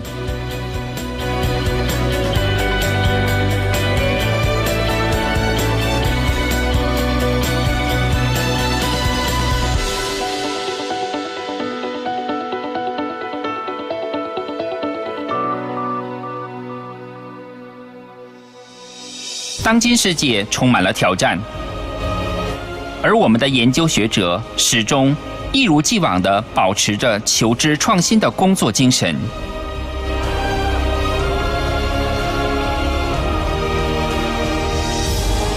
我们谨遵宋卡亲王马其顿阿杜德殿下的圣训，我们的核心使命是造福人类。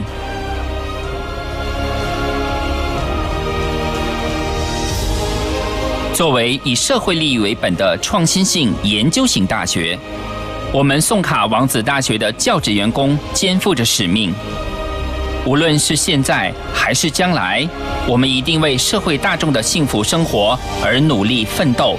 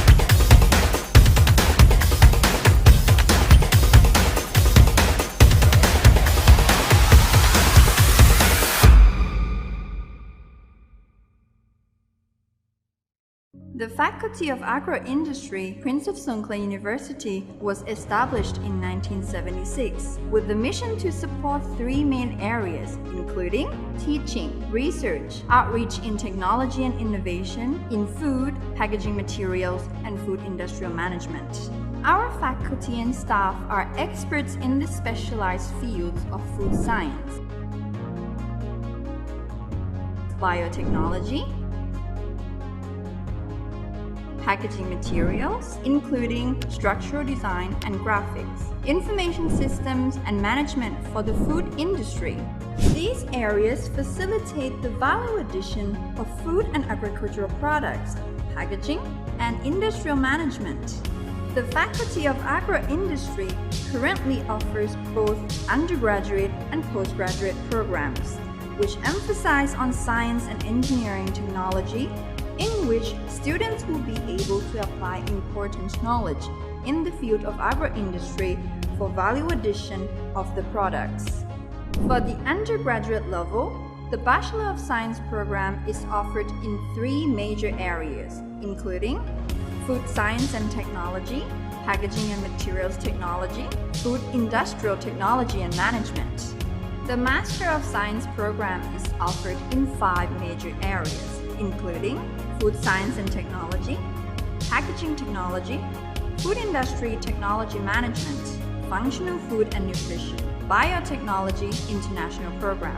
The PhD program is offered in three major areas, which include food science and technology, functional food and nutrition, biotechnology international program.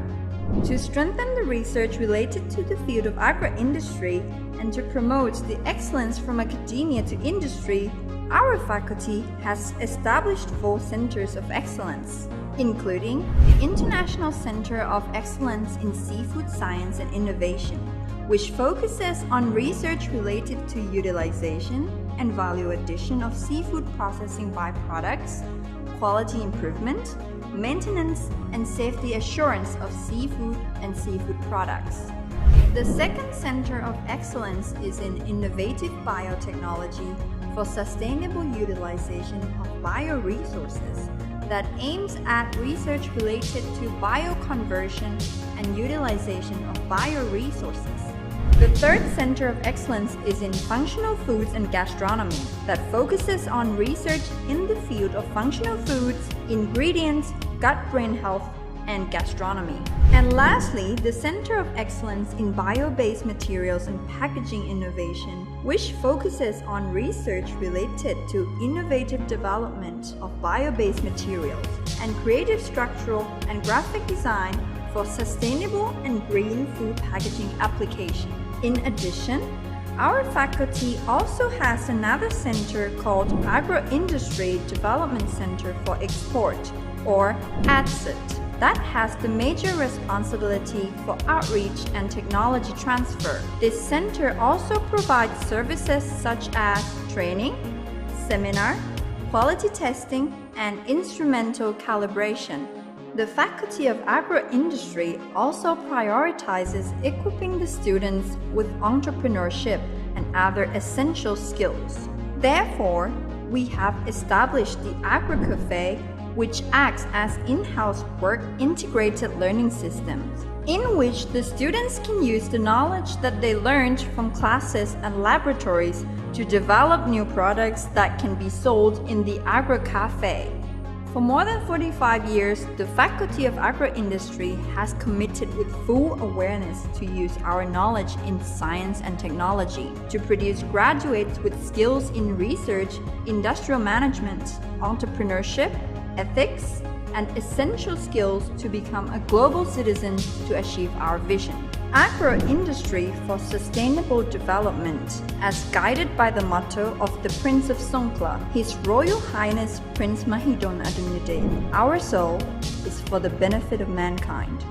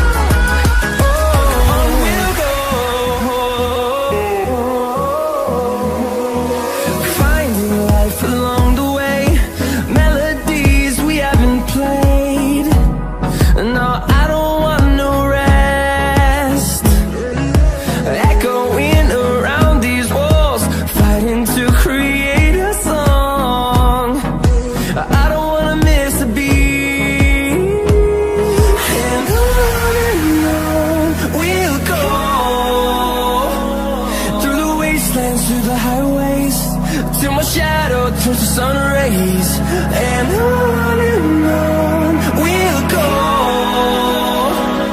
through the wastelands, through the highways, and on we'll go.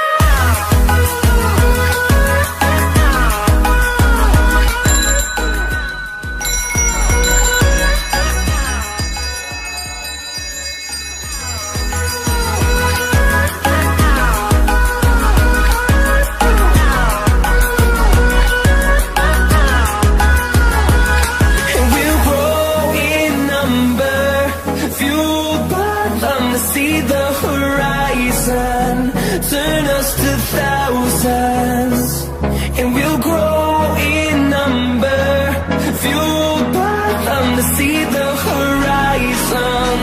Turn us to thousands, and on we'll go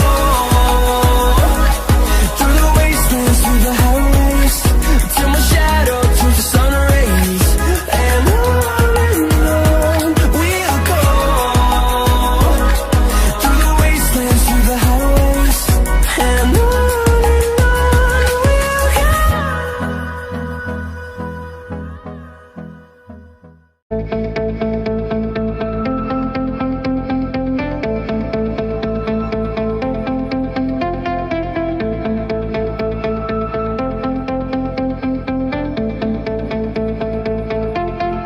กว่าครึ่งศตวรรษของมหาวิทยาลัยสงขลานครินทร์คือช่วงเวลาแห่งความท้าทายของประเทศไทยและมนุษยชาติ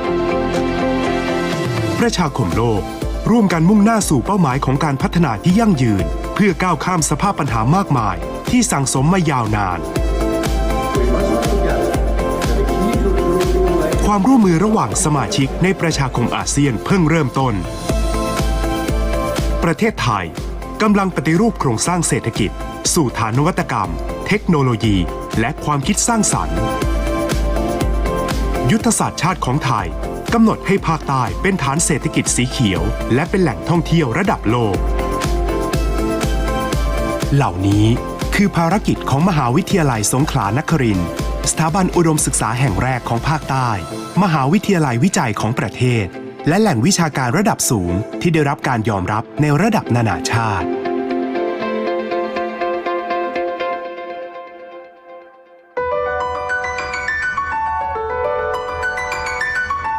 มหาวิทยาลัยสงขลานครินทร์1 ใน 5 สถาบันอุดมศึกษาชั้นนำของไทยและมหาวิทยาลัยอันดับต้นๆของเอเชีย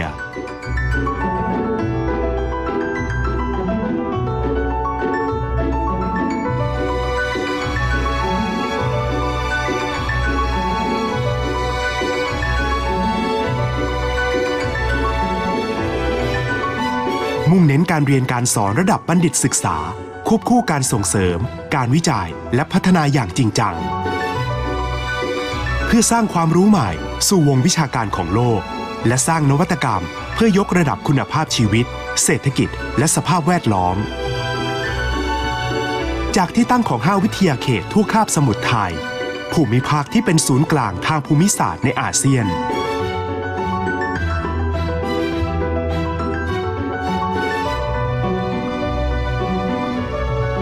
ภูมิภาคอันอุดมด้วยทรัพยากรวัฒนธรรมภูมิปัญญาและกิจกรรมทางเศรษฐกิจที่หลากหลายขณะเดียวกันก็มีประเด็นปัญหาซึ่งส่งผลต่อคุณภาพชีวิตสังคมเศรษฐกิจและสิ่งแวดล้อมมากมายรอบด้าน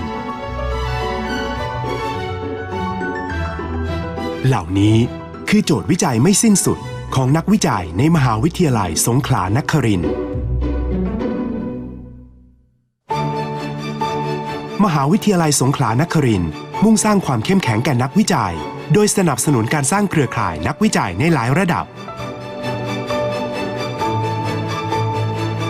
สู่กึ่งศตวรรษของการก่อตั้งมหาวิทยาลัยสงขลานครินทร์ได้สนับสนุนกลุ่มวิจัยให้จัดตั้งเป็นสถาบันวิจัยขึ้นแล้ว8แห่งด้านเศรษฐกิจอุตสาหกรรม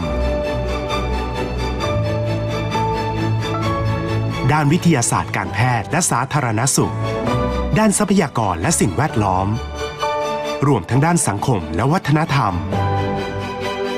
นอกจากนี้ ยังมีแผนจัดตั้งสถาบันวิจัยขึ้นอีก 3 แห่งเพื่อรองรับการขยายตัวและตอบโจทย์ในอนาคตเรามุ่งเน้นที่จะเป็นผู้นำทางการวิจัยในสาขาที่สอดคล้องกับศักยภาพพื้นฐานของภาคใต้สร้างพัฒนาการแก่ภูมิภาคอย่างมั่นคงมั่งคั่งยั่งยืนโดยมุ่งวิจัยและพัฒนาทรัพยากรในท้องถิ่นให้เพิ่มคุณค่าและมูลค่าในระดับสากลขณะเดียวกันก็เน้นการวิจัยที่ตอบรับกับสถานการณ์ความเปลี่ยนแปลงของสภาพแวดล้อมพัฒนาเทคโนโลยีเพื่อชีวิตในอนาคตนวัตกรรมเพื่อการประหยัดพลังงานและความปลอดภัยเสริมสร้างความมั่นคงทางอาหารบนฐานความรู้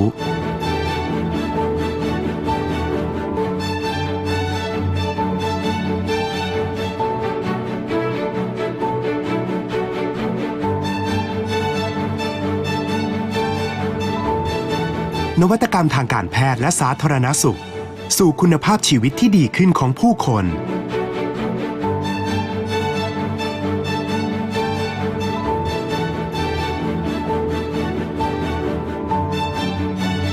โดยได้รับการสนับสนุนจากหน่วยงานที่จัดการงานวิจัยอย่างมีคุณภาพตลอดกระบวนการ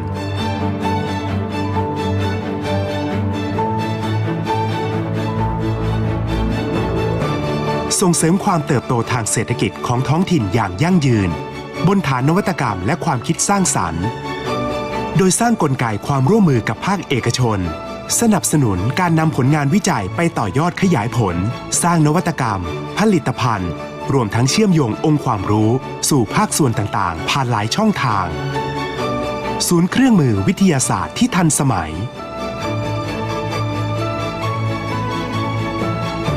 ห้องปฏิบัติการมาตรฐานสากลเกือบ300ห้องเทคโนโลยีสารสนเทศและการสื่อสารประสิทธิภาพสูง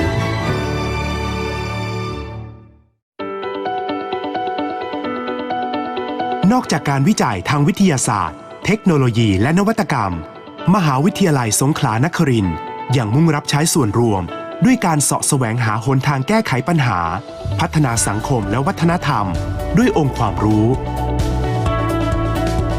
รวมทั้งเผยแพร่ความรู้สู่สาธารณชนด้วยกระบวนการและช่องทางต่างๆมหาวิทยาลัยสงขลานครินทร์ทั้ง5วิทยาเขตมุ่งมั่นที่จะสร้างสิ่งแวดล้อมที่ดีแก่นักวิจัยทั้งเพื่อการแสวงหาความรู้และการดำเนินชีวิตเป็นมหาวิทยาลัยสีเขียวท่ามกลางบรรยากาศที่ร่มรื่นสะดวกสบายและปลอดภัยรายล้อมด้วยแหล่งท่องเที่ยวชั้นนำกับโครงข่ายการคมนาคมที่ทันสมัยเชื่อมโยงการเดินทางกับทุกภูมิภาคของโลกได้อย่างรวดเร็วนักวิจัยหลายท่านในมหาวิทยาลัยสงขลานครินทร์ได้สร้างผลงานที่โดดเด่นอย่างต่อเนื่องเป็นที่ยกย่องยอมรับทั้งในระดับชาติจนถึงนานาชาติ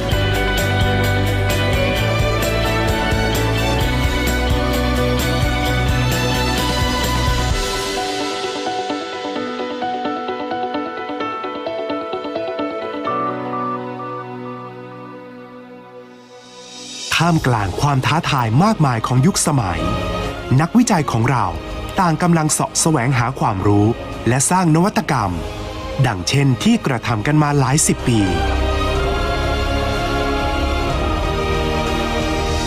ด้วยจิตวิญญาณการถือประโยชน์ของเพื่อนมนุษย์เป็นกิจที่หนึ่งตามพระราโชวาทในสมเด็จพระมหิตลาธิเบศรอดุลยเดชวิกรมพระบรมราชชนกกรมหลวงสงขลานครินทร์ในฐานะมหาวิทยาลัยวิจัยเพื่อนวัตกรรมและสังคมชาวสงขลานครินทร์ถือเป็นภารกิจที่จะต้องปฏิบัติงานเพื่อมอบความสุขสู่ส่วนรวมทั้งในวันนี้และอนาคตข้างหน้า ค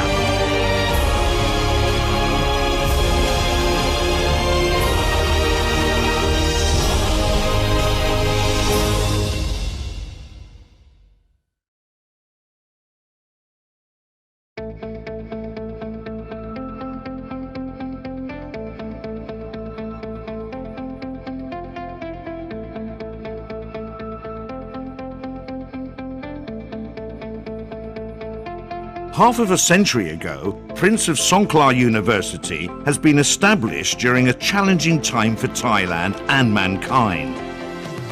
While the world community is heading towards sustainable development in order to find solutions to the continuing problems of our time. Collaboration between ASEAN members has just started. Thailand is still reforming its economic structure on a foundation of innovation, technology, and creativity. In accordance with our national strategy, the southern region of Thailand has been designated to be a base of green economy and a global tourist destination. These are the missions of Prince of Songkhla University, the first university of the South, one of Thailand's research universities, and an internationally recognized source of higher education.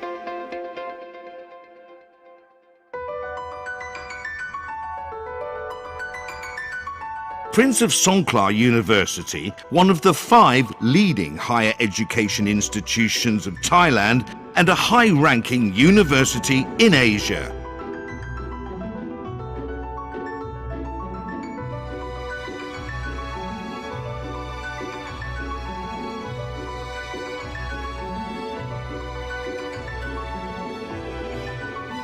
With focus on an intensive promotion of research and development along with graduate studies in order to create new practical knowledge for the public, including innovations for enhanced quality of life, economy and environment. The locations of our 5 campuses are strategically placed on the Thai Peninsula, the center of ASEAN.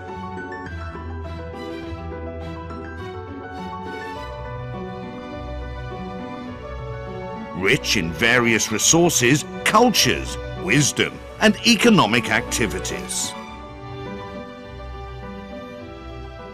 Well equipped to identify and manage the serious issues that severely impact the quality of life, society, economy, and the environment today. These issues pose an endless challenge to the researchers of Prince of Songkhla University.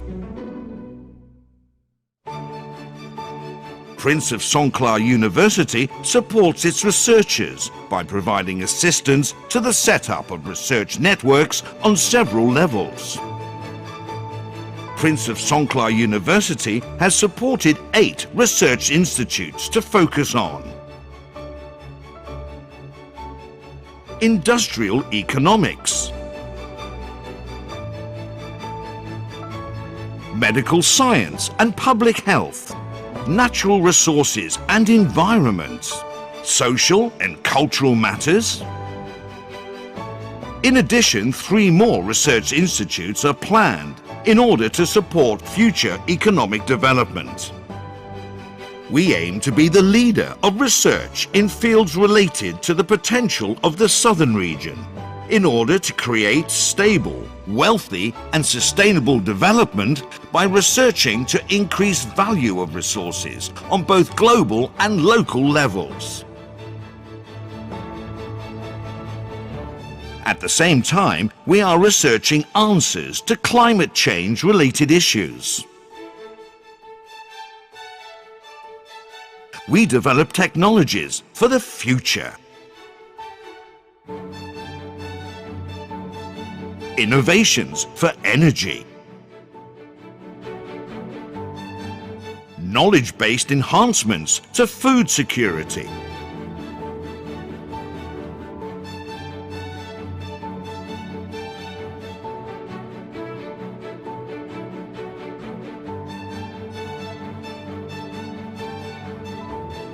Medical innovations to better the lives of people.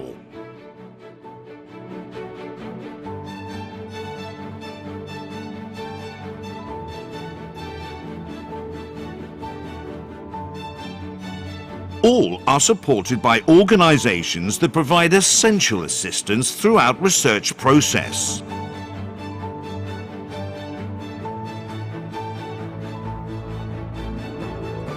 Local economic growth is sustainably supported based on innovation and creativity.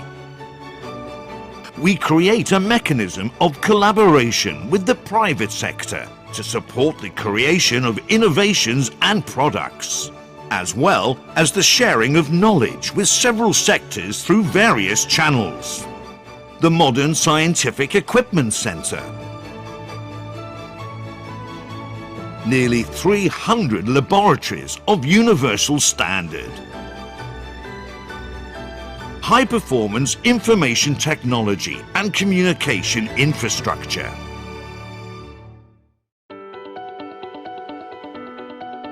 Prince of Songkla University also serves public benefit by seeking for solutions, improving the society and culture with knowledge.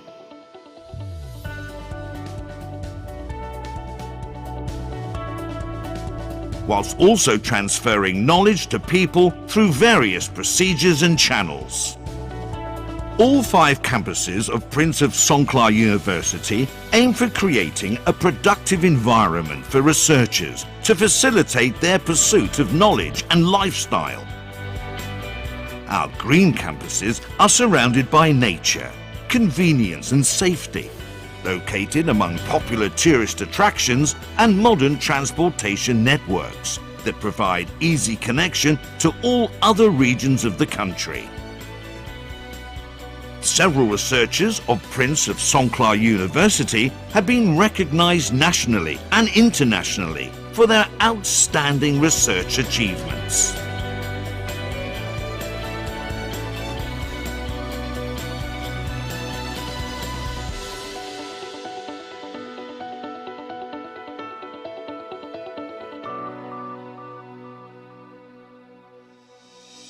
To face the challenges of modern times, our researchers are constantly searching for knowledge, creating innovations, as they have been doing for decades. With a soul that is for the benefit of mankind, as advised by His Royal Highness Prince Mahidol Adulyadej, the Prince Father.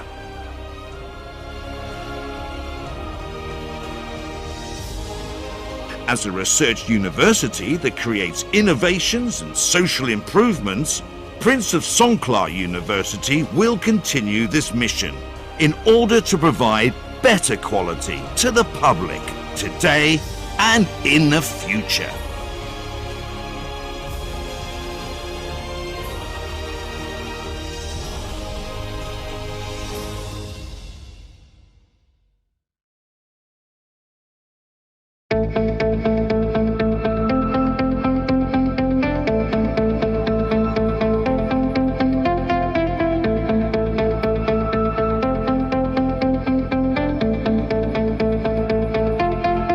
宋卡王子大学走过的半个多世纪，正是泰国和人类社会面临挑战的时期。国际社会正在共同努力克服长期积累下的诸多问题，以实现持续发展的目标。东盟国家之间的合作才刚刚开始。泰国对经济结构进行改革，为经济发展带来创新性、技术性和创造力。泰国的发展战略是将泰南发展成为绿色经济区域和世界级的旅游胜地。这些都是宋卡王子大学肩负的使命。作为泰国南部的首所高等学府，一所研究型的大学，其多项学术研究成果达到国际水平。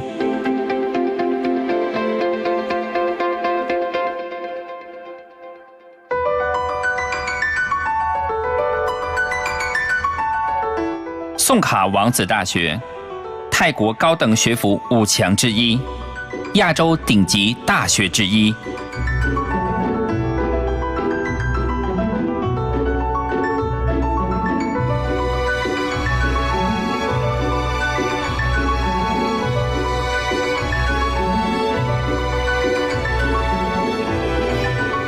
我们注重研究生的教学工作，积极开展教学研究，推动教学发展。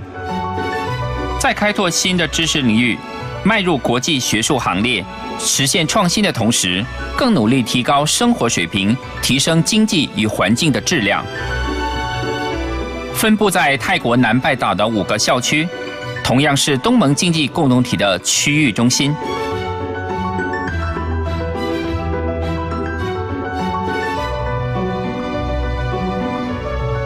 这里拥有丰富的文化资源和凝聚本土智慧的多样性的经济活动，同时也存在着一些矛盾。这些问题对社会、经济、环境以及民众的生活产生了多方面的影响。这也正是我们大学的研究人员持续相关研究工作的理由。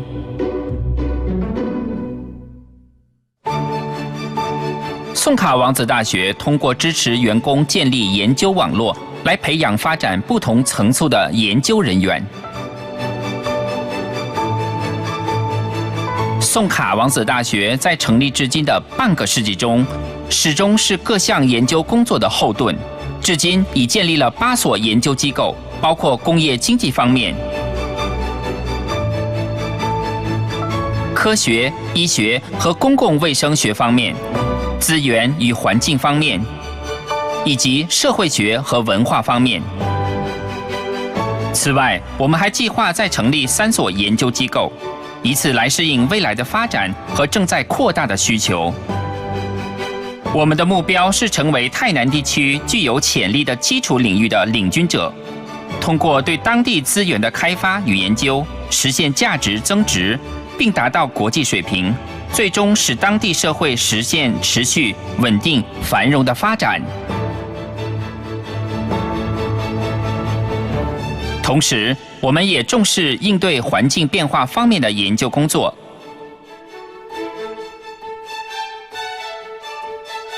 创造未来生活的科技发展研究，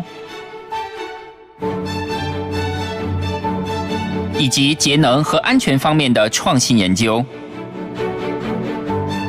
在认知方面，保持食品稳定性的研究。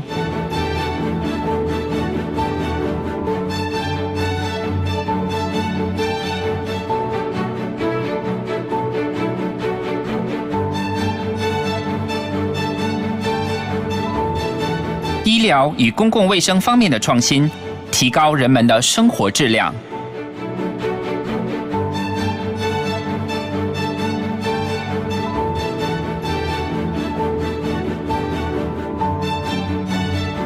得到了研究相关部门一系列强有力的支持。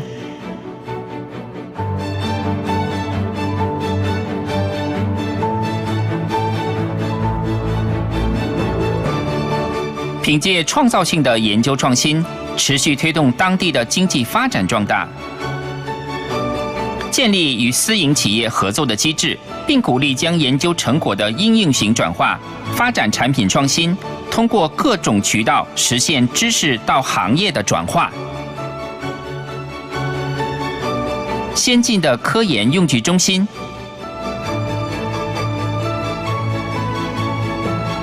近300间国际标准的操作室，高效能信息与通讯技术，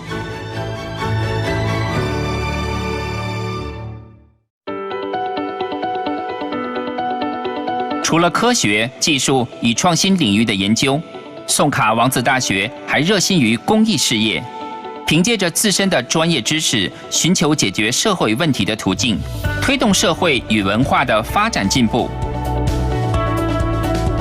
此外，还通过各种渠道为社区民众提供教育培训。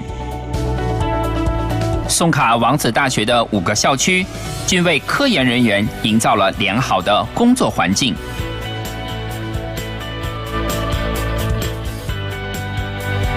我们努力推广绿色校园，将这里建设成为绿树成荫、舒适宜人、安全方便的校园。此外，学校周边环绕着泰国顶级的旅游景区，交通发达便利，可便捷地通达世界各地。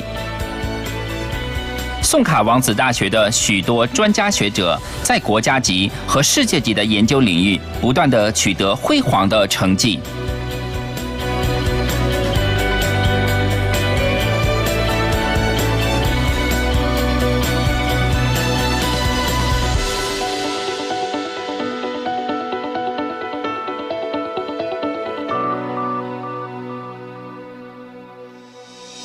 当今世界充满了挑战，而我们的研究学者始终一如既往地保持着求知创新的工作精神。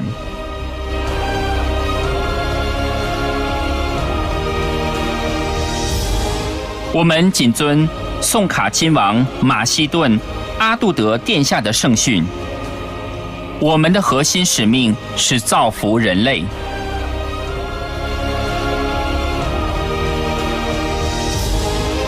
作为以社会利益为本的创新性研究型大学，我们宋卡王子大学的教职员工肩负着使命。无论是现在还是将来，我们一定为社会大众的幸福生活而努力奋斗。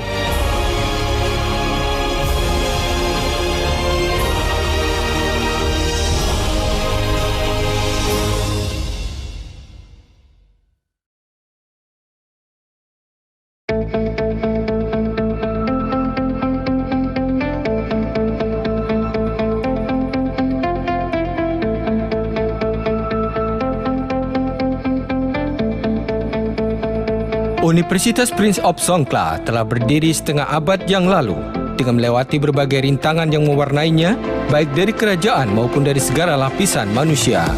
Bersama-sama masyarakat dunia berusaha mengatasi berbagai permasalahan yang kompleks dan berlangsung terus-menerus guna mencapai pembangunan yang berkelanjutan. Kerjasama dengan anggota masyarakat ekonomi ASEAN baru dimulai. Negara Thailand sedang mereformasi struktur ekonomi kerajaan menuju inovasi, teknologi, dan berbasis pemikiran kreatif. Strategi Nasional Thailand menetapkan wilayah Thailand Selatan sebagai basis ekonomi hijau dan daerah wisata internasional. Semua ini merupakan misi dari Universitas Prince of Songkla, perguruan tinggi pertama di Thailand Selatan, Universitas Peneliti Nasional serta mempunyai sumber ahli akademik yang diakui dunia internasional.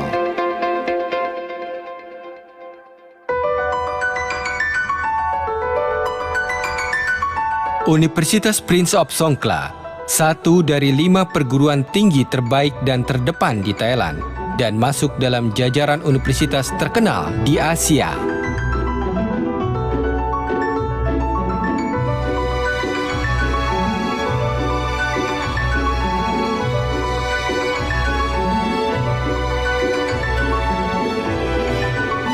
Berfokus pada pendidikan pasca sarjana yang bersinergi dengan penelitian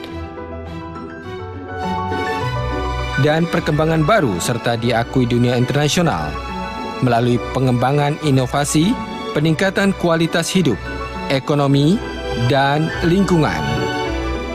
PSU memiliki 5 kampus yang tersebar di 5 kota penting di Thailand Selatan yang secara geografis merupakan pusat ASEAN. Kaya akan potensi sumber daya alam, beragam budaya, kearifan lokal, dan berbagai aktivitas ekonomi dan bisnis. Dalam waktu yang bersamaan, kami menyadari banyaknya permasalahan yang berdampak terhadap kualitas hidup, sosial, ekonomi, dan lingkungan hidup. Semua ini merupakan permasalahan penelitian atau riset yang tidak akan pernah ada habisnya daripada peneliti di Universitas Prince of Songkla. Universitas Prince of Songkla mengedepankan penelitian yang mendukung berkembangnya jaringan di setiap tingkat. Menginjak usianya yang sudah setengah abad, Universitas Prince of Songkla terus mendukung kelompok-kelompok peneliti hingga terbentuk 8 lembaga penelitian, dimulai dari bidang ekonomi industri, bidang ilmu kedokteran dan kesehatan, bidang sumber daya dan lingkungan hidup, termasuk bidang sosial dan budaya.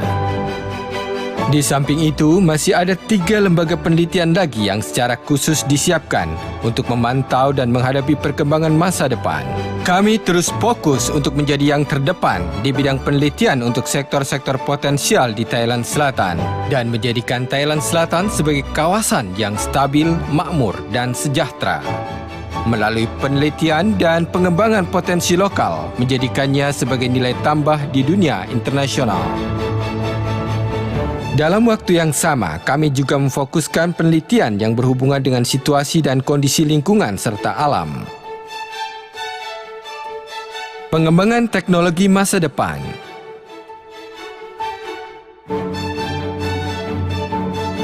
Inovasi penghematan energi dan keselamatan. Pengembangan ketahanan pangan berbasis ilmu pengetahuan.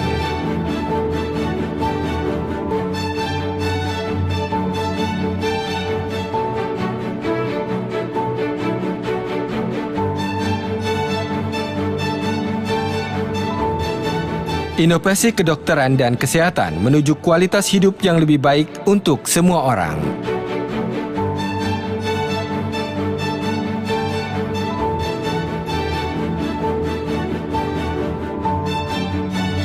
Memberikan dukungan berbagai unit penelitian pada seluruh proses penelitian yang berkualitas.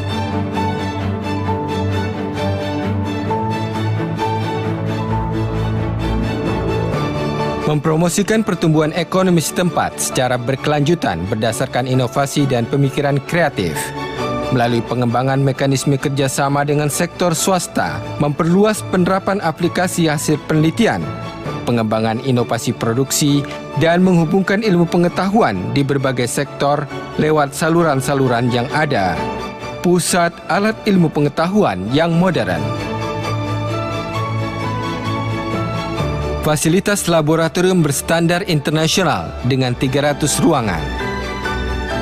Teknologi telekomunikasi dan komunikasi berkemampuan tinggi.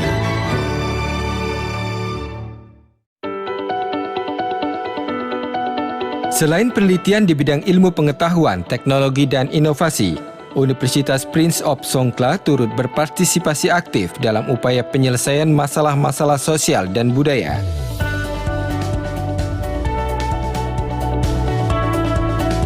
Dan ikut mensosialisasikan proses yang berjalan melalui saluran-saluran yang ada.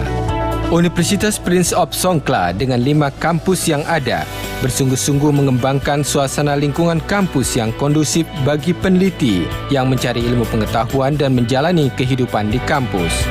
Dengan menciptakan universitas hijau yang bernuansa asri, nyaman dan aman. Serta dikelilingi tempat-tempat wisata terkemuka, dilengkapi proyek perhubungan modern yang terhubung secara cepat dan mudah dengan berbagai belahan dunia. Banyak peneliti di Universitas Prince of Songkhla terus mengukir prestasi menonjol yang mendapat pengakuan di tingkat nasional dan internasional.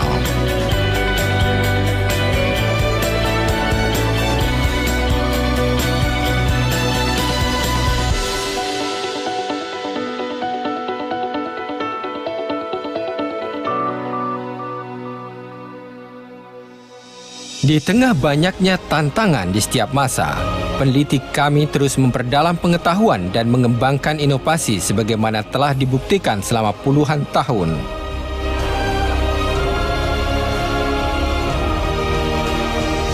Dengan roh dan semangat, dahulukan kepentingan orang banyak di atas kepentingan pribadi, sebagaimana titah Yang Mulia Pangeran Mahidol Adul Jadid.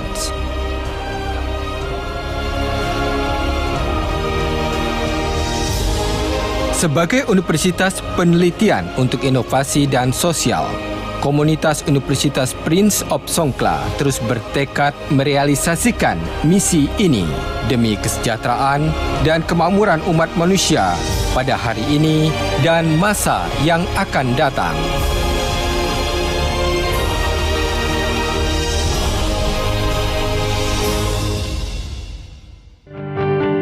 ท่ามกลางมหาวิทยาลัยที่มีมากมายทั่วเมืองไทยคุณจะเลือกสถาบันแบบไหนให้กับช่วงวัยสำคัญของชีวิตมหาวิทยาลัยเก่าแก่ชั้นนำของประเทศ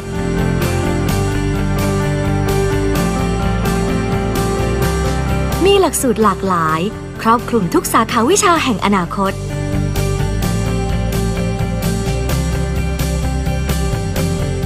คณาจารย์คุณวุฒิสูงคุณภาพดีมีชื่อเสียงระดับนานาชาติบรรยากาศร่มรื่นโอบล้อมด้วยธรรมชาติสวยงาม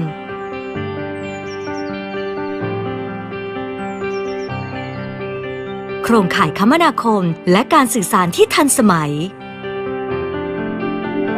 ใช้ชีวิตอย่างสะดวกสบายและปลอดภัยกับสังคมเปิดกว้างวัฒนธรรมหลากหลายในบรรยากาศที่เป็นสากลและกิจกรรมมากมายตอบรับทุกความสนใจในการเรียนรู้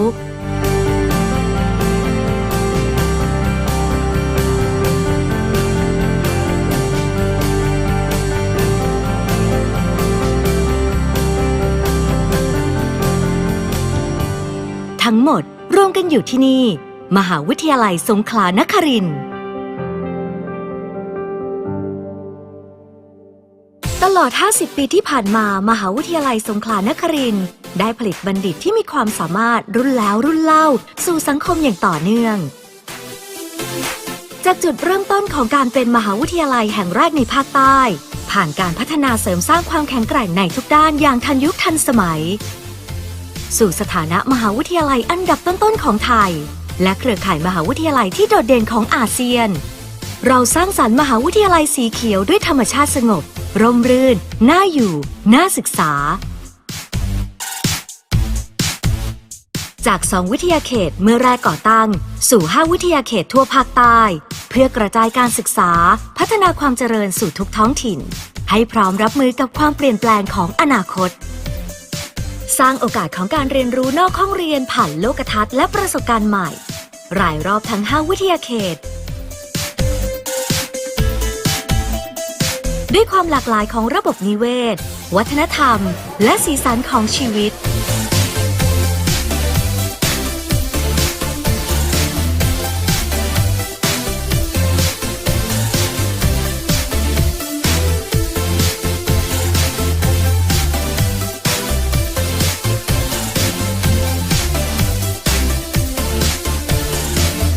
มหาวิทยาลัยสงขลานครินทร์มุ่งคัดสรรคณาจารย์ที่มีคุณภาพและเน้นการพัฒนาขีดความสามารถของคณาจารย์อย่างต่อเนื่อง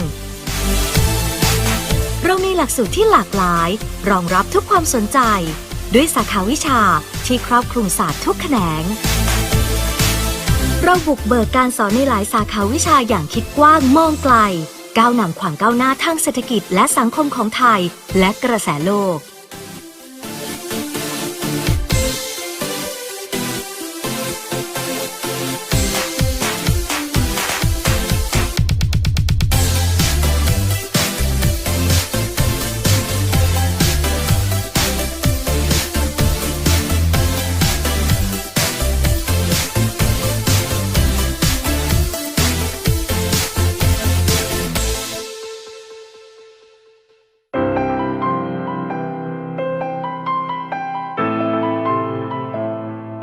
มหาวิทยาลัยสงขลานครินทร์ไม่ได้เป็นเพียงสถาบันอุดมศึกษาแห่งหนึ่งแต่เป็นมหาวิทยาลัยวิจัยแหล่งสร้างนวัตกรรมเสริมความก้าวหน้าของประเทศแหล่งหล่อหลอมพลเมืองโลกด้วยวิสัยทัศน์ความร่วมมือและการยอมรับในระดับสากล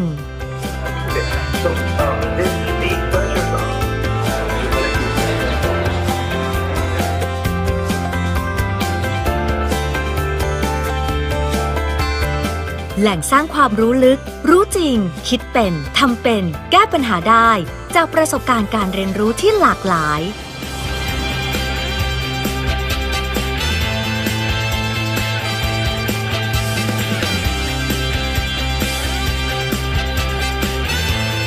แหล่งผลิตบุคลากรสมรรถนะสูงสู่อนาคต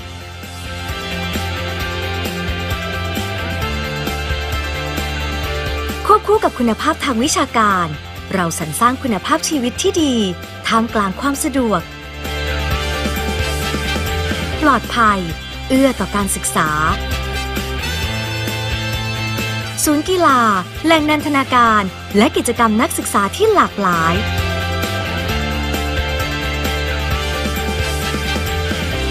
เผ พื่อพัฒนาการและการเรียนรู้ที่สมบูรณ์ทุกด้านมอบความรู้คู่ความสุขและความทรงจำที่งดงามปลูกฝังคุณธรรมและสำนึกรับผิดชอบต่อสังคมกับความภาคภูมิใจในการเป็นผู้สืบสานปณิธานแห่งการสร้างประโยชน์แก่ผู้คนรอบข้าง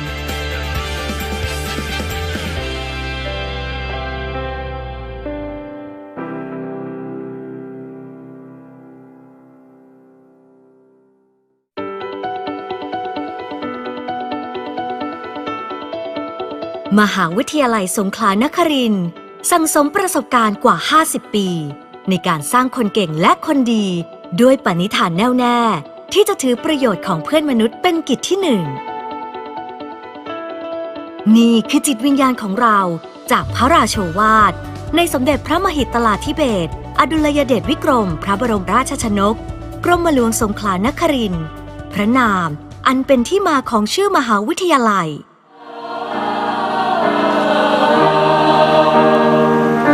ร่มเย็นหัวใจ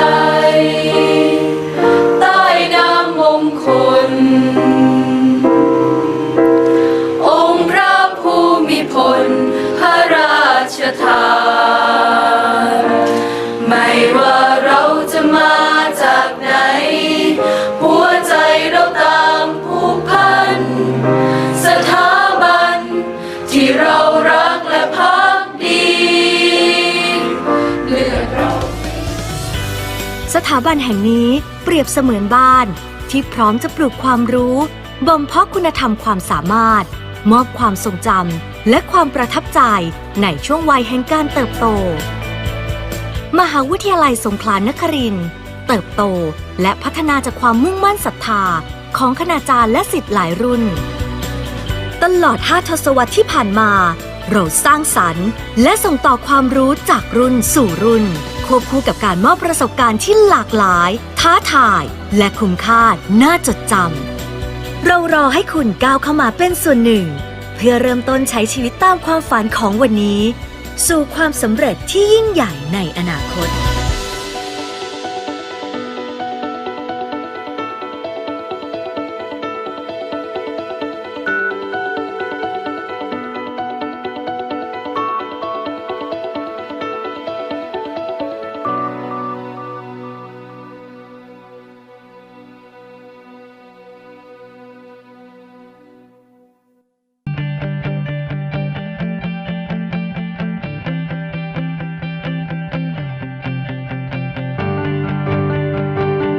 There are many universities in Thailand. Which one will you choose for this important step of your life? One of the oldest universities of Thailand.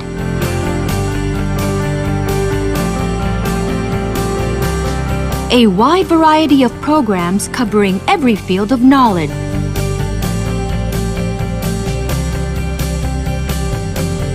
Highly competent instructors with global recognition in their fields. Lively campuses surrounded by beautiful nature.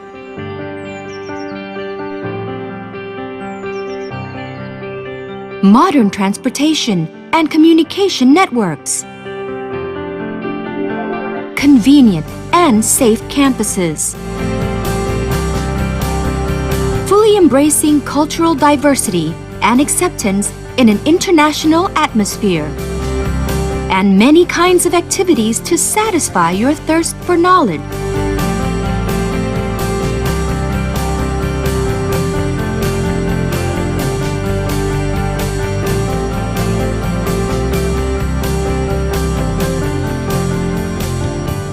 You can find all that here at Prince of Songkhla University. For the past 50 years, Prince of Songkhla University has been continuously producing quality graduates, generation after generation, to the society. Founded as the first university in the south of Thailand, PSU has undergone modern development in every aspect to be a leading university of Thailand and an outstanding member of the ASEAN University Network. We are a green university with peaceful campuses in natural surroundings. Having started with only 2 campuses, we have now 5 campuses in the south, propagating education and development throughout the region in preparation for future challenges. We created an environment for learning outside the classroom to promote exploration for new visions and experiences. An environment consisting of diverse ecosystems, cultures, and colors of life on and around the 5 campuses.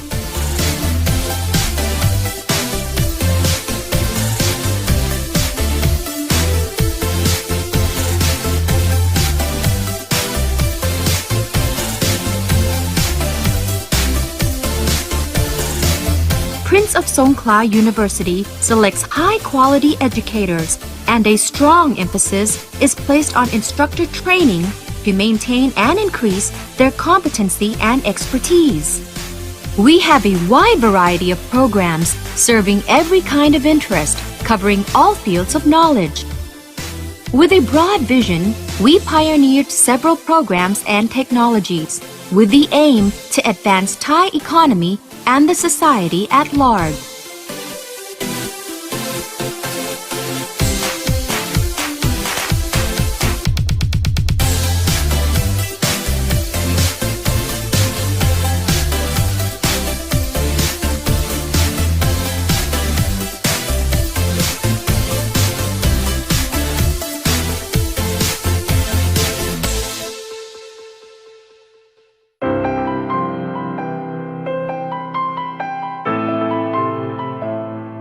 Prince of Songkhla University is not just any university, but a research university that creates innovations to make progress for the country, producing global citizens with vision, cooperation, and worldwide acceptance.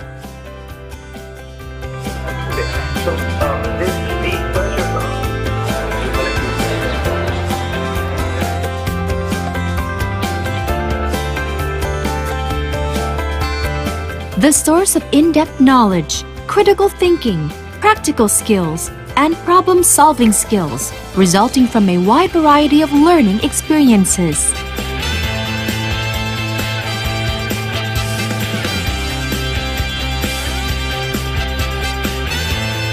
The source of a highly competent workforce for the future.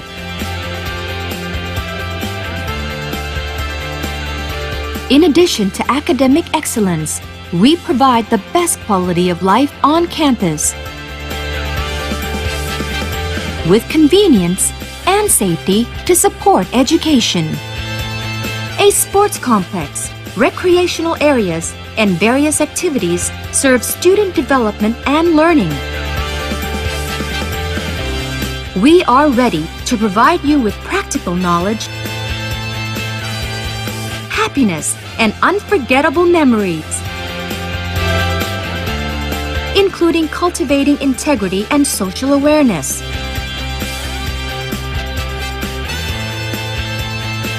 To carry out the resolution of working for the benefit of mankind.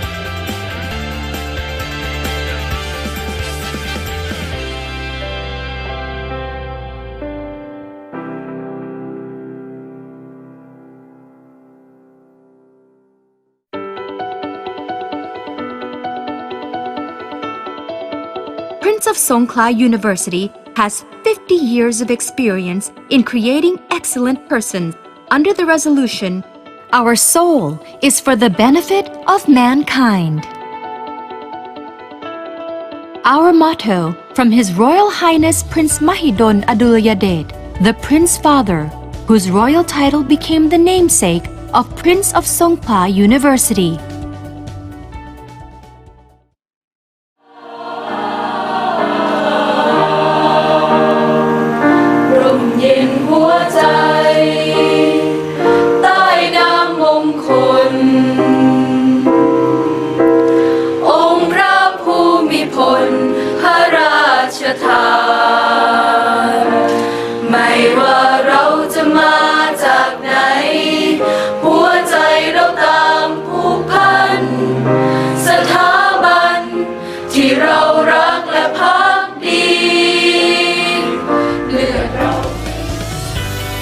PS University is like a home that cultivates knowledge, virtue, and abilities, and at the same time, it's also an endless source of good memories and positive impressions. Ever since its foundation, Prince of Songkla University has been continuously developing through the resolution and faith of its instructors and students. In the past 50 years, we have been constantly creating and passing on new knowledge to students from generation to generation, while also accumulating various challenging and memorable experiences. Now it's your chance to be a part of us, to follow your dream. Let PSU be the next step on your path towards a successful life and career.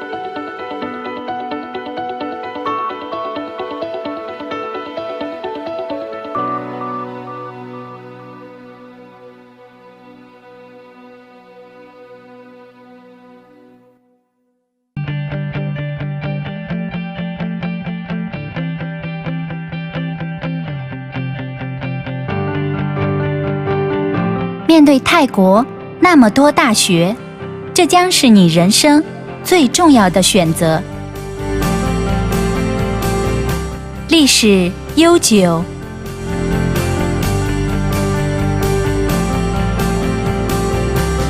提供各种类型的专业课程，涵盖所有知识领域。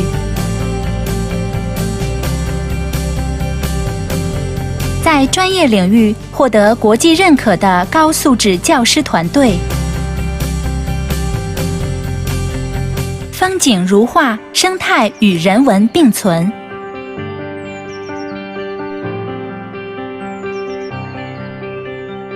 交通便捷，网络发达，方便而安全的校园环境。多元文化背景及国际化的教学氛围，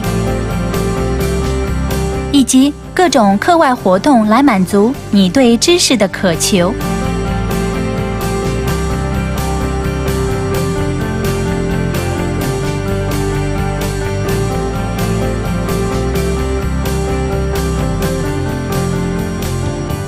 在宋卡王子大学，你定能实现你的梦想。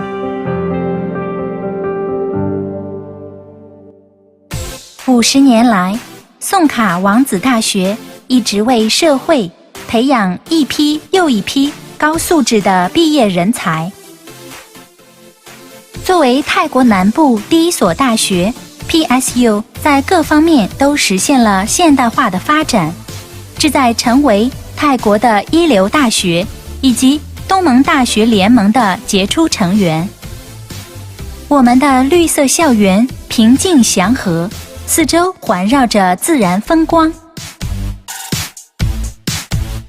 由最初的2个校区到现在已发展成为拥有5个校区，我们向社会传授知识，并为南部地区的发展深图远虑，并准备着迎接未来的挑战。我们提供拓展课外知识的学习环境，鼓励学生探寻新的视野，并积累新经验。在5个校区营造生态多样性的生态系统，富含文化韵味、五彩缤纷的生活环境。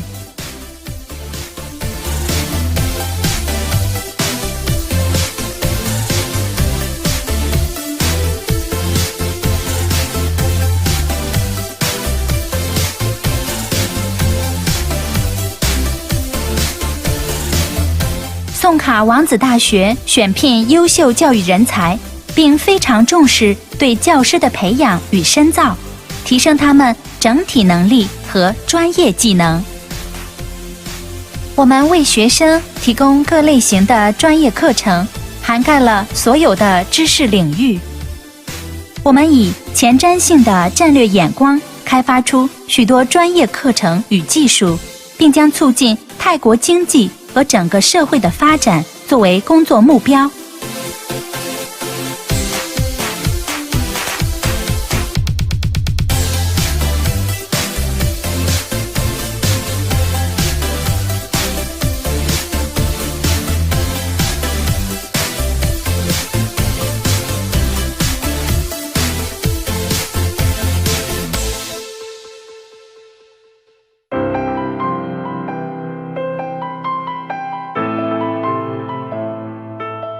卡王子大学不仅是教学型的大学，更是一所为国家发展进步而不断创新的研究型大学。我们培养的人才目光远大，具备沟通合作的能力，并得到世界范围的认可。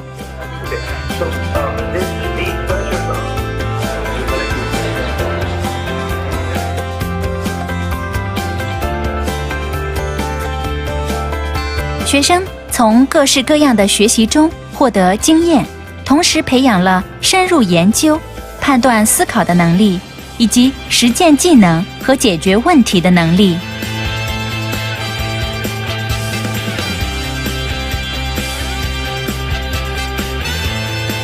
未来高素质员工的摇篮。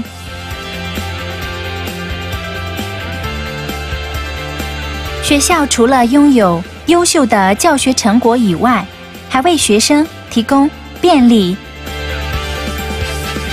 与安全的生活学习环境。学校设有体育馆和休闲娱乐中心，以及为学生的学习生活提供全面服务。我们已准备好传授你实用的知识，让你拥有一个快乐难忘的大学生活。我们还会努力培养学生的诚信和社会意识，并可运用到工作中，为社会做出贡献。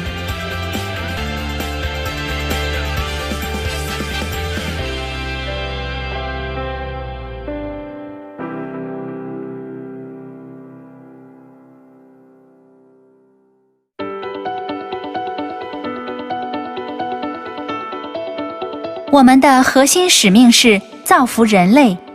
秉承着圣训的精神，宋卡王子大学在过去的50年里培养出大批优秀人才，源自于宋卡亲王马希顿阿杜德王子殿下的圣训，这也是宋卡王子大学的名称的由来。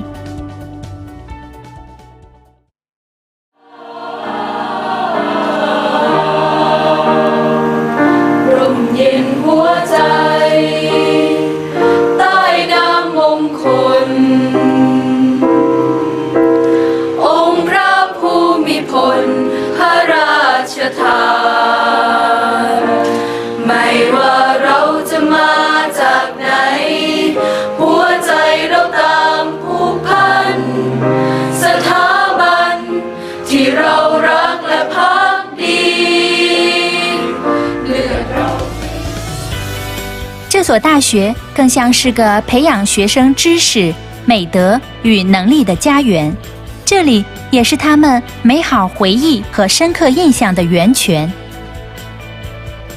自宋卡王子大学成立以来，始终致力于推动教师和学生的发展进步。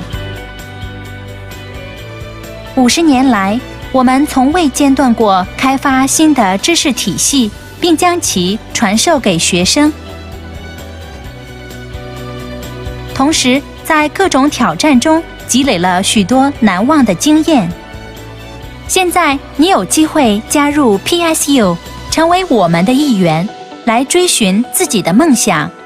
让 PSU 帮助你走向幸福生活，构建成功事业吧。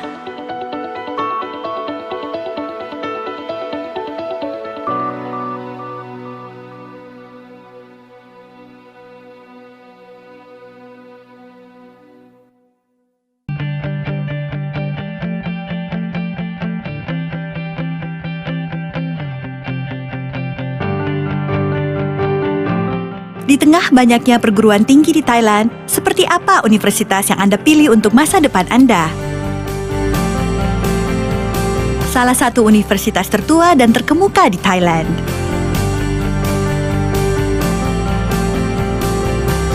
Memiliki berbagai program studi yang komprehensif di setiap bidang pengetahuan. Para pengajar berkompeten dan berkualitas tinggi yang diakui di tingkat dunia. Lingkungan kampus yang asri dikelilingi alam yang indah.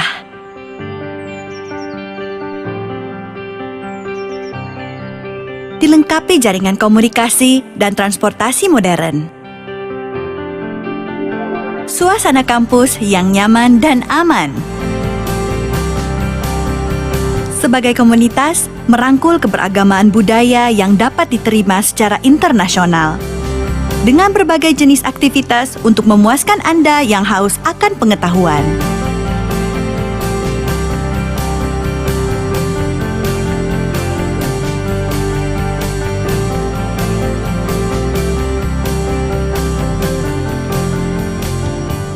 Dapat Anda temukan semua di sini, di Prince of Songkhla University. Selama 50 tahun, Prince of Songkhla University terus menghasilkan lulusan yang berkualitas dari generasi ke generasi untuk masyarakat. Bermula sebagai universitas pertama di Thailand Selatan, PSU telah mengalami kemajuan pesat di setiap aspek, menuju universitas terbaik dan terkemuka di Thailand dan mempunyai jaringan universitas terdepan di ASEAN. Kami mengembangkan Universitas Hijau dengan kampus hijau, suasana lingkungan alam yang asri dan nyaman. Berawal dari 2 kampus, saat ini kami memiliki 5 kampus di Thailand Selatan untuk menyebarkan pendidikan dan pembangunan serta kemakmuran di seluruh wilayah selatan guna menghadapi tantangan di masa depan.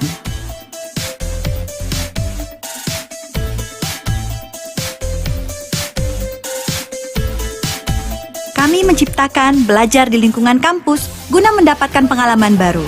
Sebuah lingkungan belajar dengan beragam ekosistem, budaya, dan corak kehidupan di 5 kampus.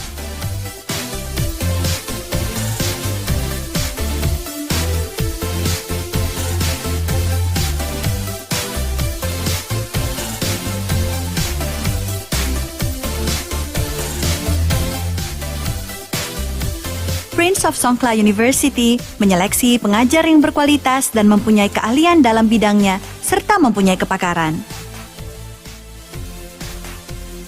Kami memiliki berbagai macam program studi, menampung setiap kebutuhan dan minat di semua bidang ilmu pengetahuan. Berbekal visi, kami merintis berbagai program studi dan teknologi untuk kemajuan dan kesejahteraan masyarakat.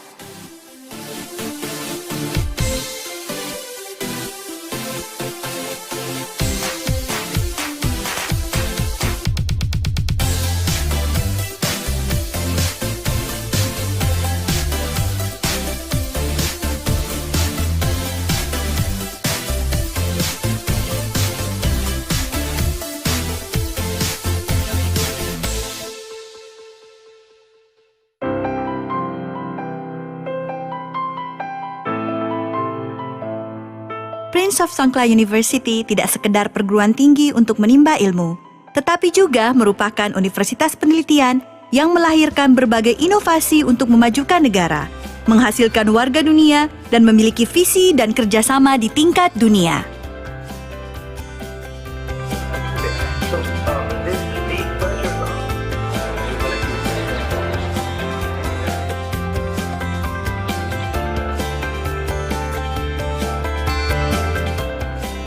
Ilmu pengetahuan memacu untuk memecahkan masalah secara kritis, serta terampil ketika di kampus.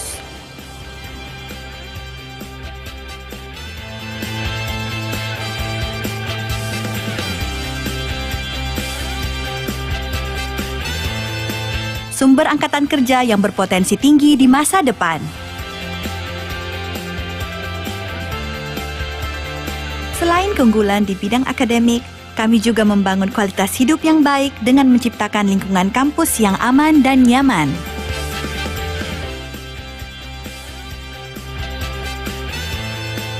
Sebuah kompleks olahraga, kawasan rekreasi, dan berbagai aktivitas yang disediakan untuk melengkapi pembelajaran dan pengembangan mahasiswa. Kami siap memberikan Anda dengan pengetahuan praktis, kesenangan, dan kenangan indah yang tidak akan terlupakan. Termasuk di dalamnya integritas dan rasa peduli sosial.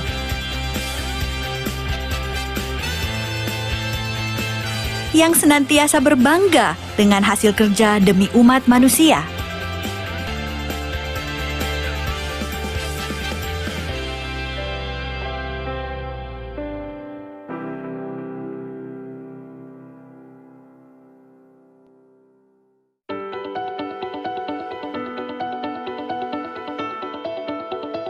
Dengan pengalaman lebih 50 tahun, PSU telah menciptakan manusia-manusia unggul yang selalu mendahulukan kepentingan seluruh umat manusia. Ini adalah perkataan dari Yang Mulia Pangeran Mahidol Adul Yadet, Ayahanda Raja yang menjadi roh dan semangat kami. Nama gelar kerajaan beliau selanjutnya diabadikan menjadi nama universitas.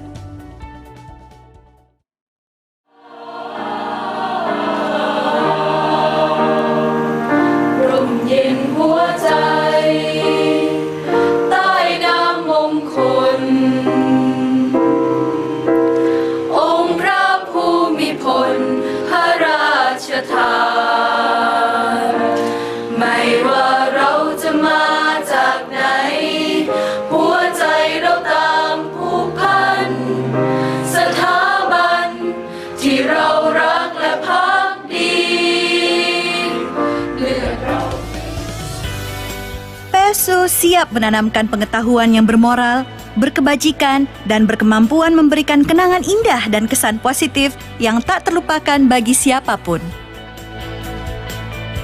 Sejak didirikan, Prince of Songkla University terus mengembangkan diri dengan tekad dan yakin dari pengajar dan mahasiswanya. Selama 5 dekade, kami terus menciptakan dan mewariskan pengetahuan baru kepada mahasiswa dari generasi ke generasi dan memberikan berbagai pengalaman dan tantangan berharga yang tak terlupakan.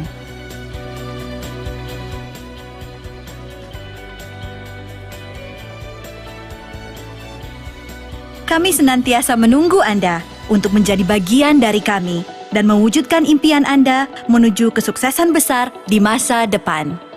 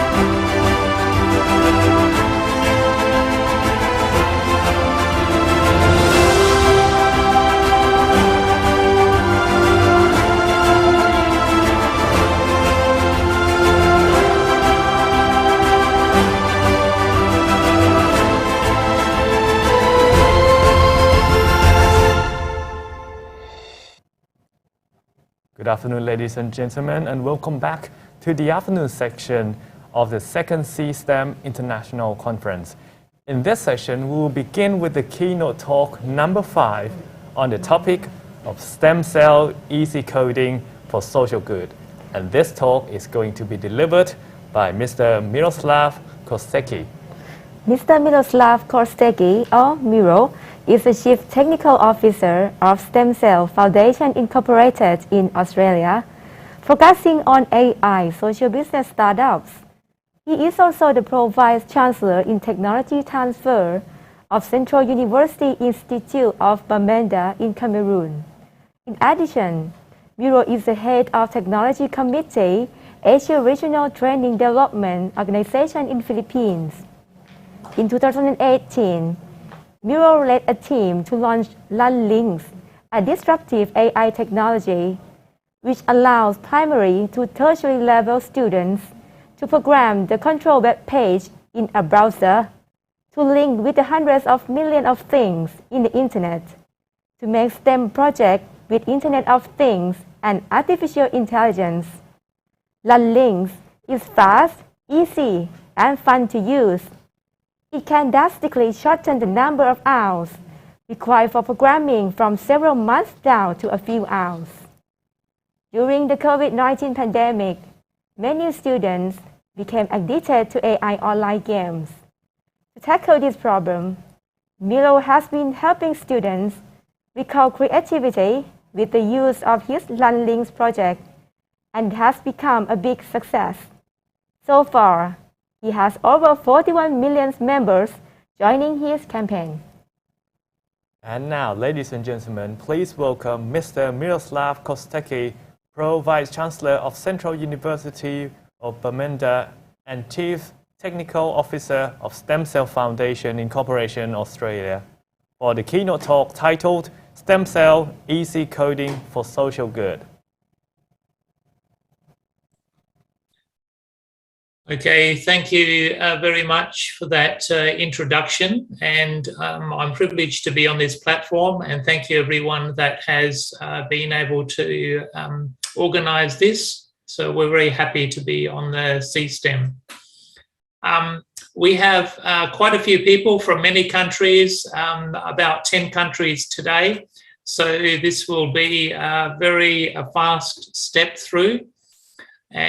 But we will try to make it clear for everyone. To do the introductions, we have actually invited Dr.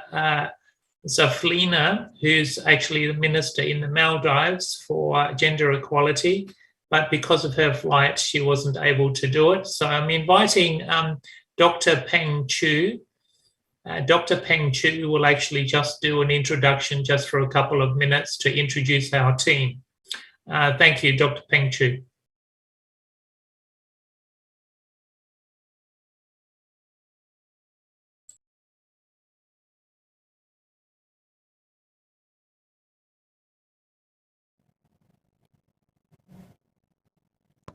Okay.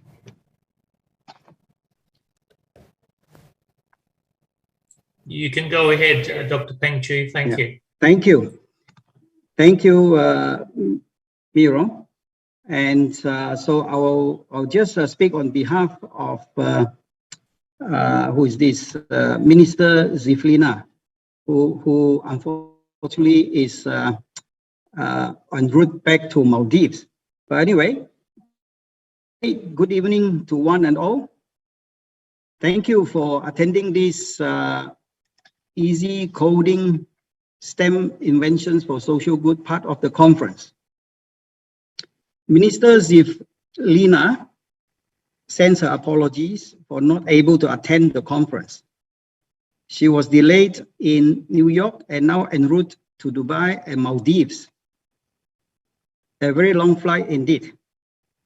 However, she sends her warmest regards and greetings to all dignitaries, conference organizers, participants, and especially the outdoor STEM cell tech team from Australia, Malaysia, Thailand, USA, Brunei, Philippines, Indonesia, Papua New Guinea, India, Sri Lanka, Bangladesh, Nepal, Bhutan, Sudan, Cameroon, Nigeria, Ghana. Yes, it's a very long list of outdoor stem cell tech team here. Minister Ziflina Hassan is a Minister of State for Gender, Family and Social Services in Maldives. She is a board member and Vice President designate of ADDO International, a 47-year-old regional training development organization.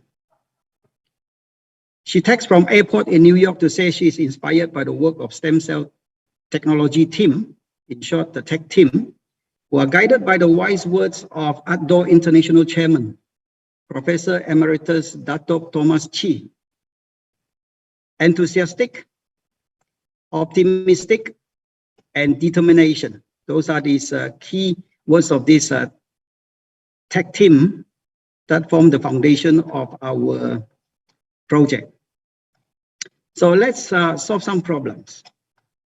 Today, you will hear about no STEM, no money, no security.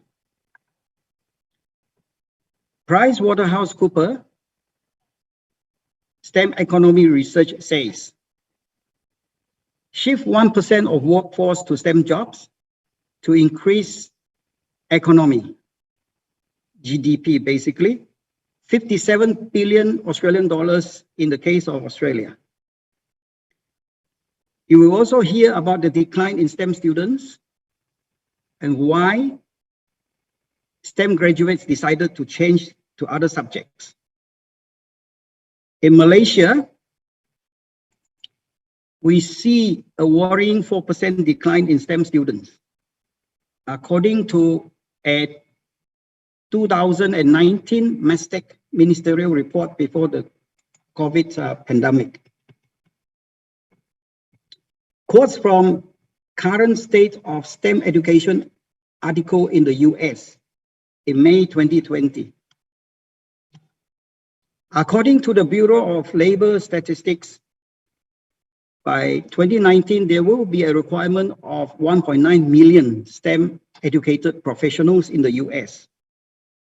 But roughly 40% of students, these are students, not graduates, who intend to do a major in STEM end up switching to other subjects. 40% of students decided not to take up STEM subjects. A Census Bureau report shows that about 74% of college graduates with STEM degrees are opting for non-STEM jobs, starting from law to education and social work. The best performing students are getting disillusioned by the way engineering or STEM subjects are being taught in schools and colleges, where there is more focus on theory rather than hands-on problem-solving learning. So these are the challenges that we have found in Malaysia and in America.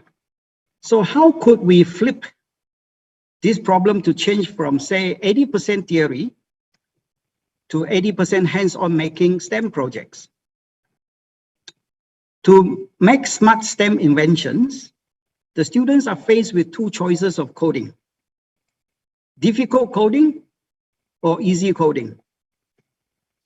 Easy coding enables students to be trained in hands-on problem-solving, making smart STEM inventions to solve community problems. Example, easy coding programs a smart intruder alarm with 10 lines of code. Difficult coding programs a smart IoT, Internet of Things, intruder alarm with a few hundred lines of code. So these are the sort of experiences that we have. And let us now hear the experiences of easy coding compared to difficult coding from our stem cell tech team, which include STEM professors students from university and schools, experienced STEM workers and industry. This team also includes professors of distraction management, lifelong learning, and human resource. Thank you and enjoy the conference. Thank you. Thank you very much, Dr. Peng. So we're going to hear now from Dr. Sompon, who is in Thailand, and he's actually at the PSU University, and he has also been working with us recently, even being able to use the technology to connect to drones, etc. So Dr. Sompon, if you can describe what you've been doing, thank you.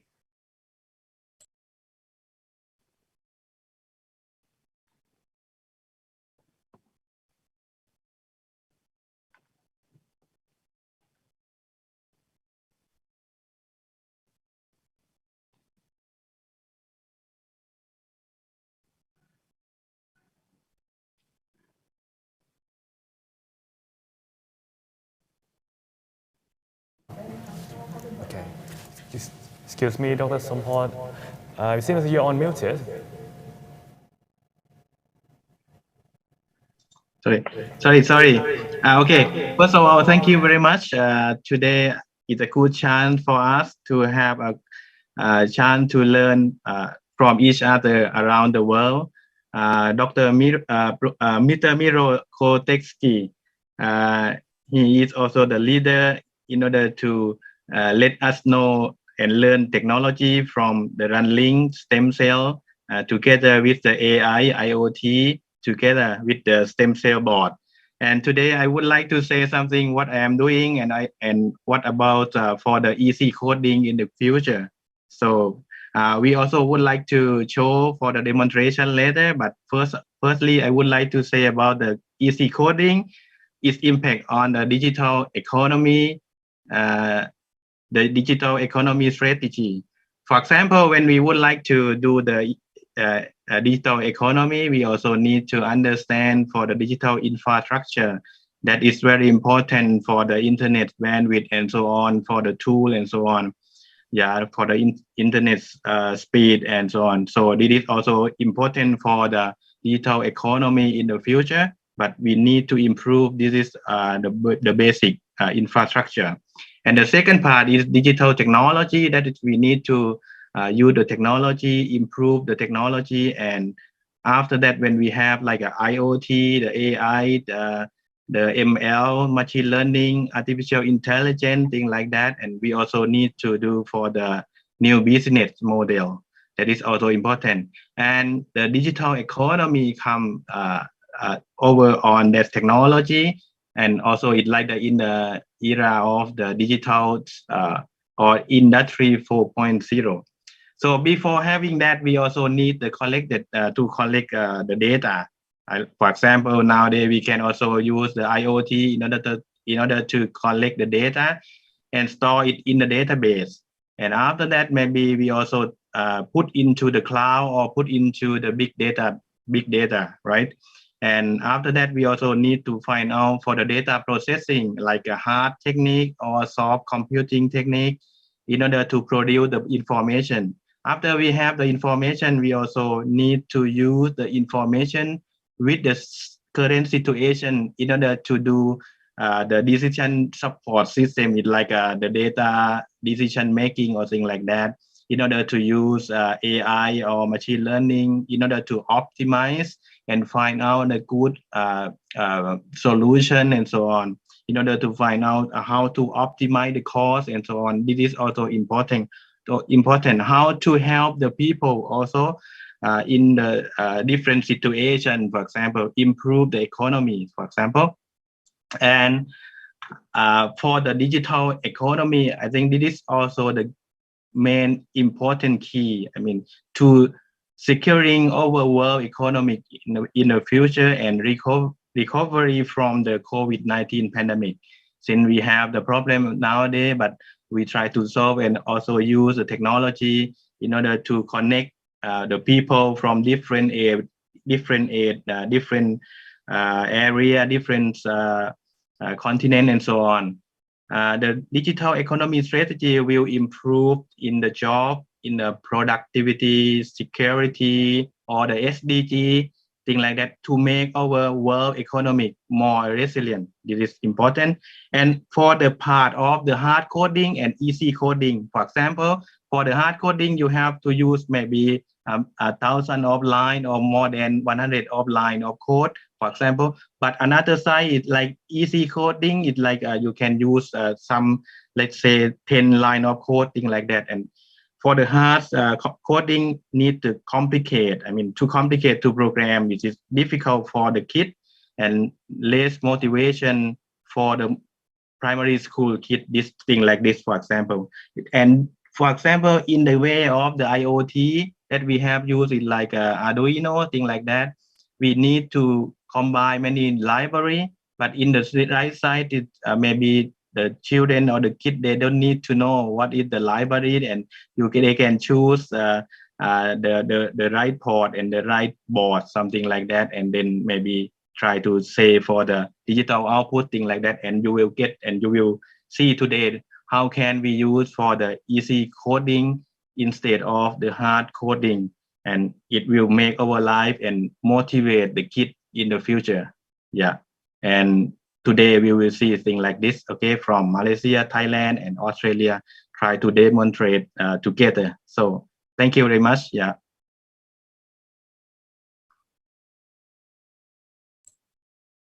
Okay, thank you very much, Dr. Sompong. We thank you for your insights and that introduction about the easy coding, which is what we're going to focus on today.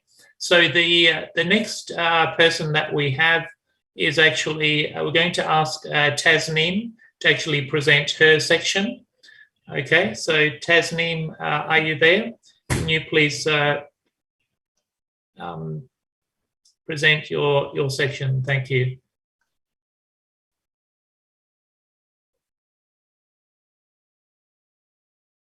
Tasneem, can you hear us?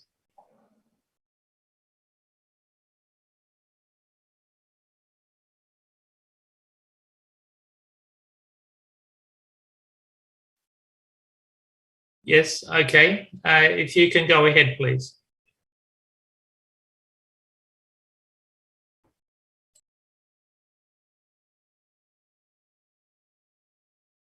We might be having trouble with the signal for Tasneem. She seems to be frozen at the moment.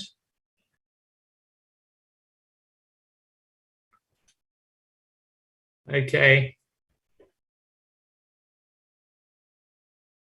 All right, so we might need to get the others to speak a little bit later then. So we will see if we can get Professor Sangay from Bhutan, Royal University of Bhutan, to actually present his section, and Tasneem hopefully will fix her video problem. But in the meantime, what I'll do is I'm going to do a live demonstration of this technology. So the easy coding technology you're going to see is actually going to be live, and we're going to get a student, Hamima, in Malaysia. She's in UPM University in Malaysia, and she will open my webpage from a chip here in Australia. So Hamima, can you join and then share your page, and then I will describe what is happening as well.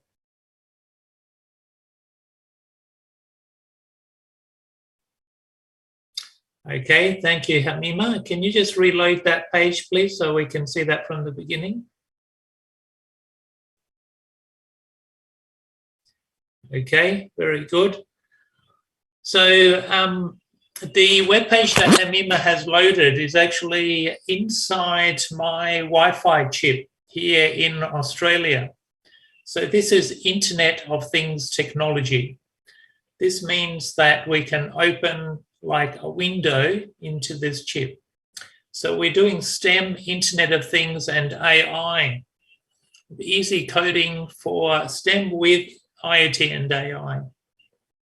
Because of that, we do have then a blue wire connected to the relay box and my lamp, which is on C4.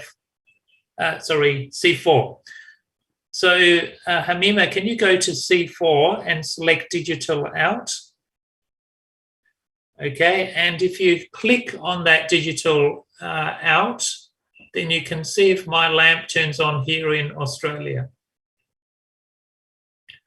Okay, so Hamima has clicked it in Malaysia and my lamp has opened in Australia. So this technology works even across the internet or even without internet locally too. This can be a lamp or a fan. It could be a pump for water, many things for this project, STEM project. Okay, so even students can get started on this even from upper primary school, high school and university students find it very easy to do IoT and AI. Hamima, in C4, type in the word lamp. Okay, and then open C7 as analog in. Okay, so Hamima has now connected to my sensor. This can read the light level. It will measure the light level from here. When I cover it, everyone can see the number goes down. Okay, and if I cover it more, so it is a real-time sensor from Australia to Malaysia. This can be measuring temperature, could be measuring the water in the soil, many things. Please, Hamima, type in the word sensor into your page.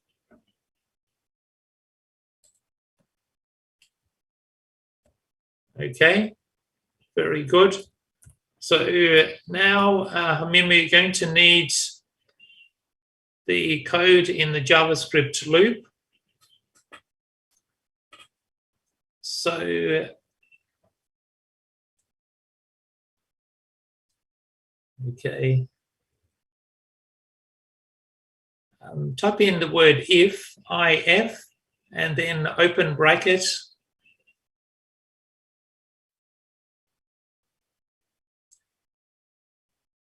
Okay, go to select macro and select the analog in, and then select the sensor. Put the cursor near the open bracket and then press the add macro. Very good. Get rid of the semicolon, put in a less than sign.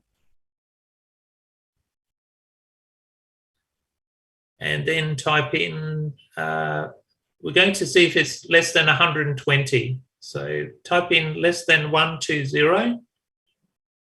So delete the semicolon. Okay, put a round bracket at the end.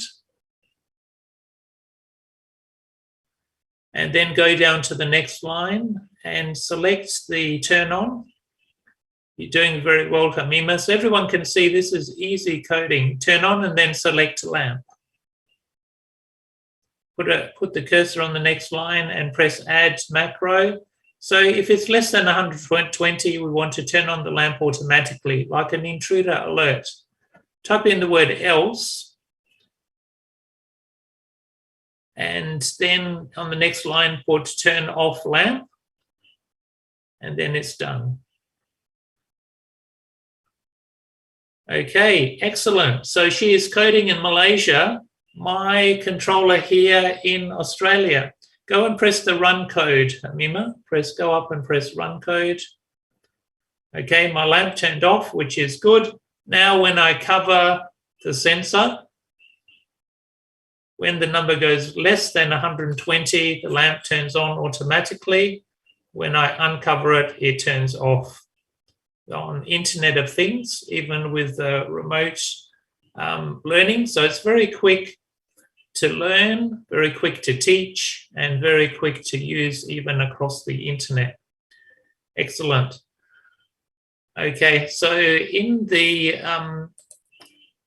box, which is in the HTML, I want you to just put in buttons. So we're going to show in the HTML how we can do, we can create 2 buttons, and the buttons will turn on the alarm here in Australia. Okay, so Hamima, I'm just, it's 2 simple lines, and I will send the code.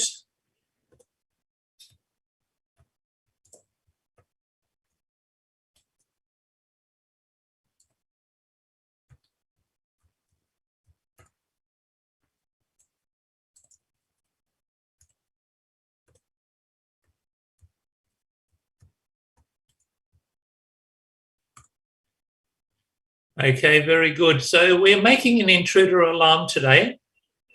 And so she's now making a web page with buttons for a buzzer. So this is the button to turn on the buzzer.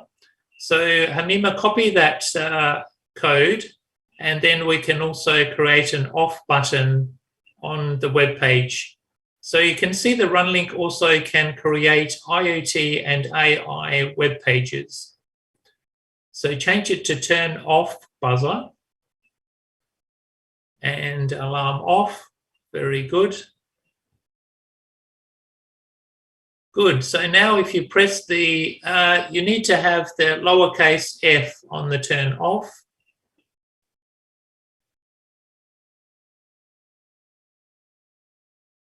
So lowercase f on the turn off. And then select C5 as the buzzer. So create the buzzer on C5.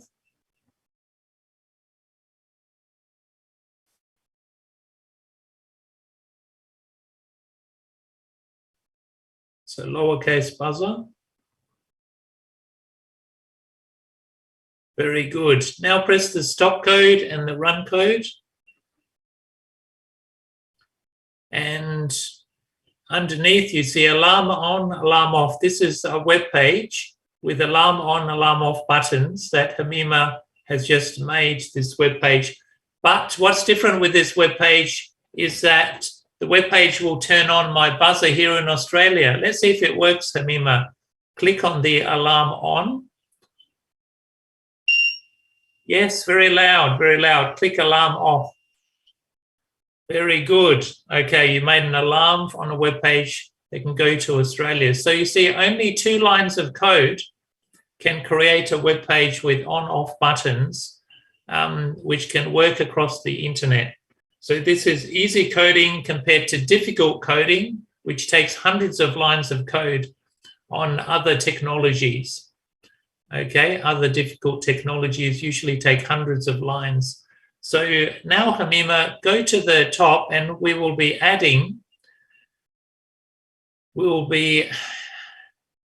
a drone to this. So I'm having some difficulty with my sound. There's very loud echo in my ear. Okay, so let's press the stop code button.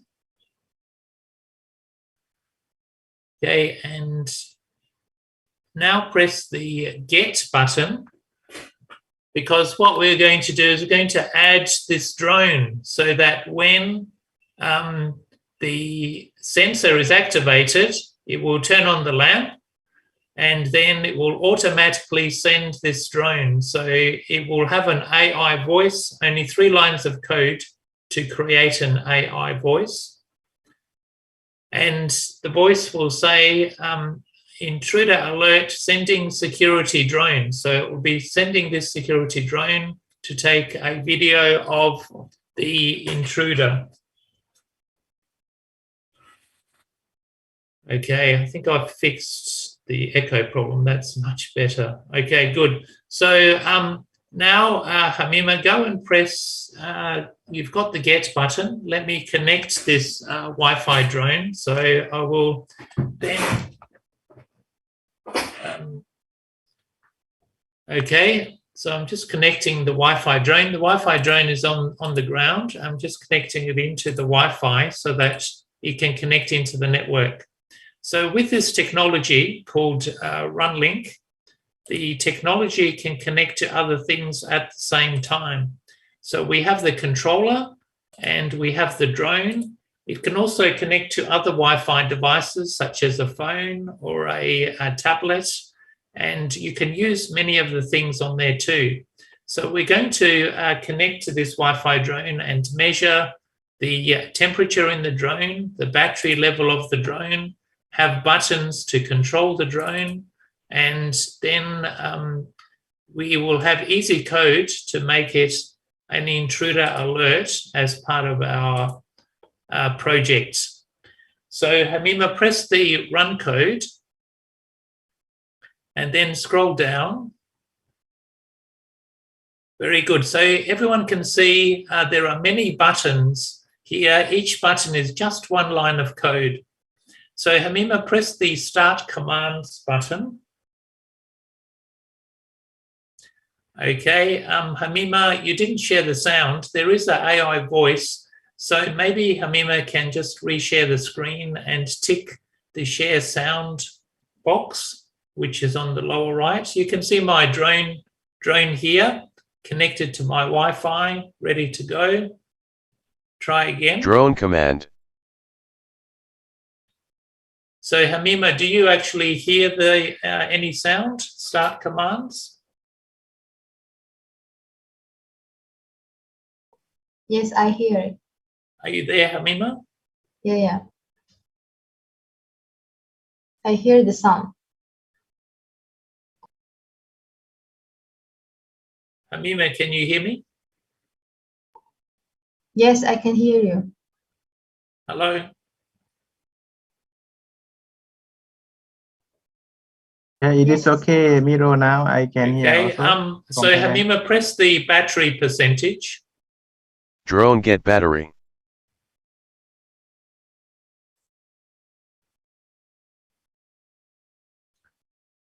Okay, so let me just check the connection to the drone.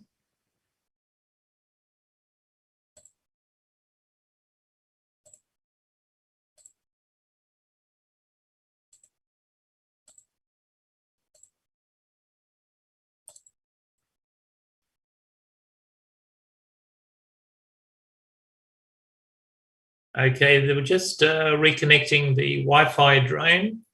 So Hamima, maybe just,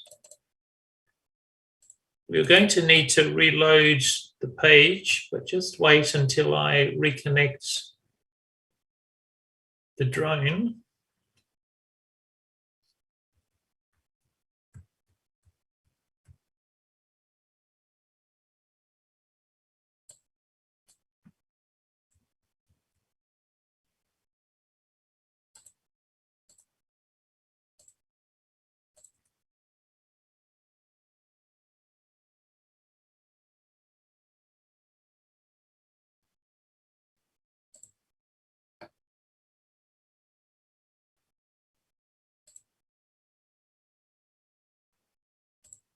Okay, just checking that. Very good. So this is going to be very exciting, isn't it, everyone? Wi-Fi drone, which we are doing live. So Hamima is controlling it from Malaysia. Okay, so Hamima, can you reload the page? Sorry, just stop. Okay, that's okay. Press the get button. Okay, now press the run code. Go down. Now press the start command. Drone command. Just, sorry, just one more thing over here.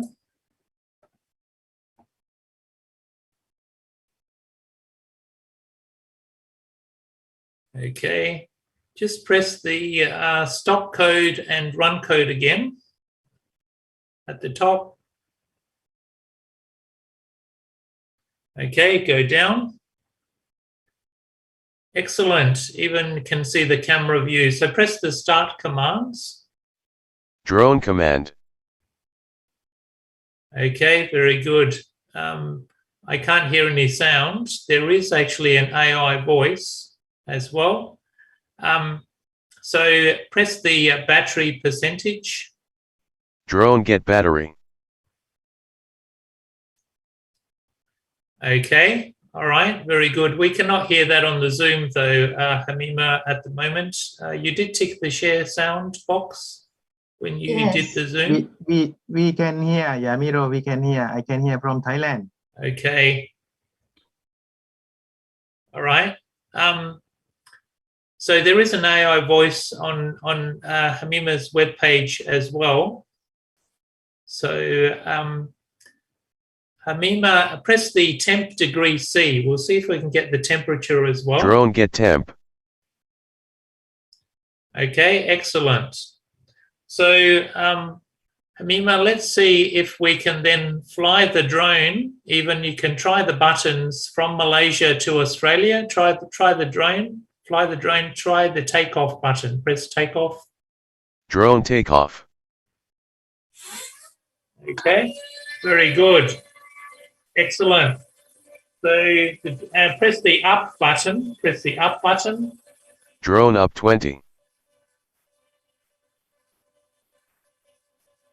Okay, working well. If you scroll down a little bit, we can even see the graph going up. Okay, that's very good.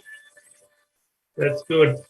So now press the turn CW button. We can turn the drone. Drone CW90. Okay, it's turning. Very good. Okay. What if we want to flip the drone? What if we want to do a flip back? A flip back. Drone flip B. Okay, did everyone see that? What about the flip forward? Flip forward. Drone flip F. Okay, there is a bit of a delay you can see on the video. Okay, but that is all working. All right, Hamima, you can press the land button. Very good. Drone land. Okay, so the drone has landed. Very good. Hamima, you should give a big hand. Okay, that's like going from the drone on Mars all the way from Malaysia to Australia. Okay, now we have said that there is still some code, and if you can go up, Hamima, we can see the code in the JavaScript loop. You can see it says less than 80, just there at the top. Hamima, you don't need to scroll it. So at the top it says less than 80, then check the drone is active, turn on the lamp and speech, alert intruder detected, sending security drone. So there is an AI voice that comes from Hamima's web page, and then it tells the drone to take off, go up. So very simple code compared to complicated code. Let's see there if it works. So if you can see my hand on the video, I will be now the intruder. I'm coming here. So Hamima in Malaysia has set up the alarm so that if it comes, then it will automatically Alert intruder then go detected under 80. sending security drone. Turned on the lamp. Drone takeoff. Drone is going up Drone up 50. automatically and taking a Drone video CW 360. Okay. Drone CCW 360.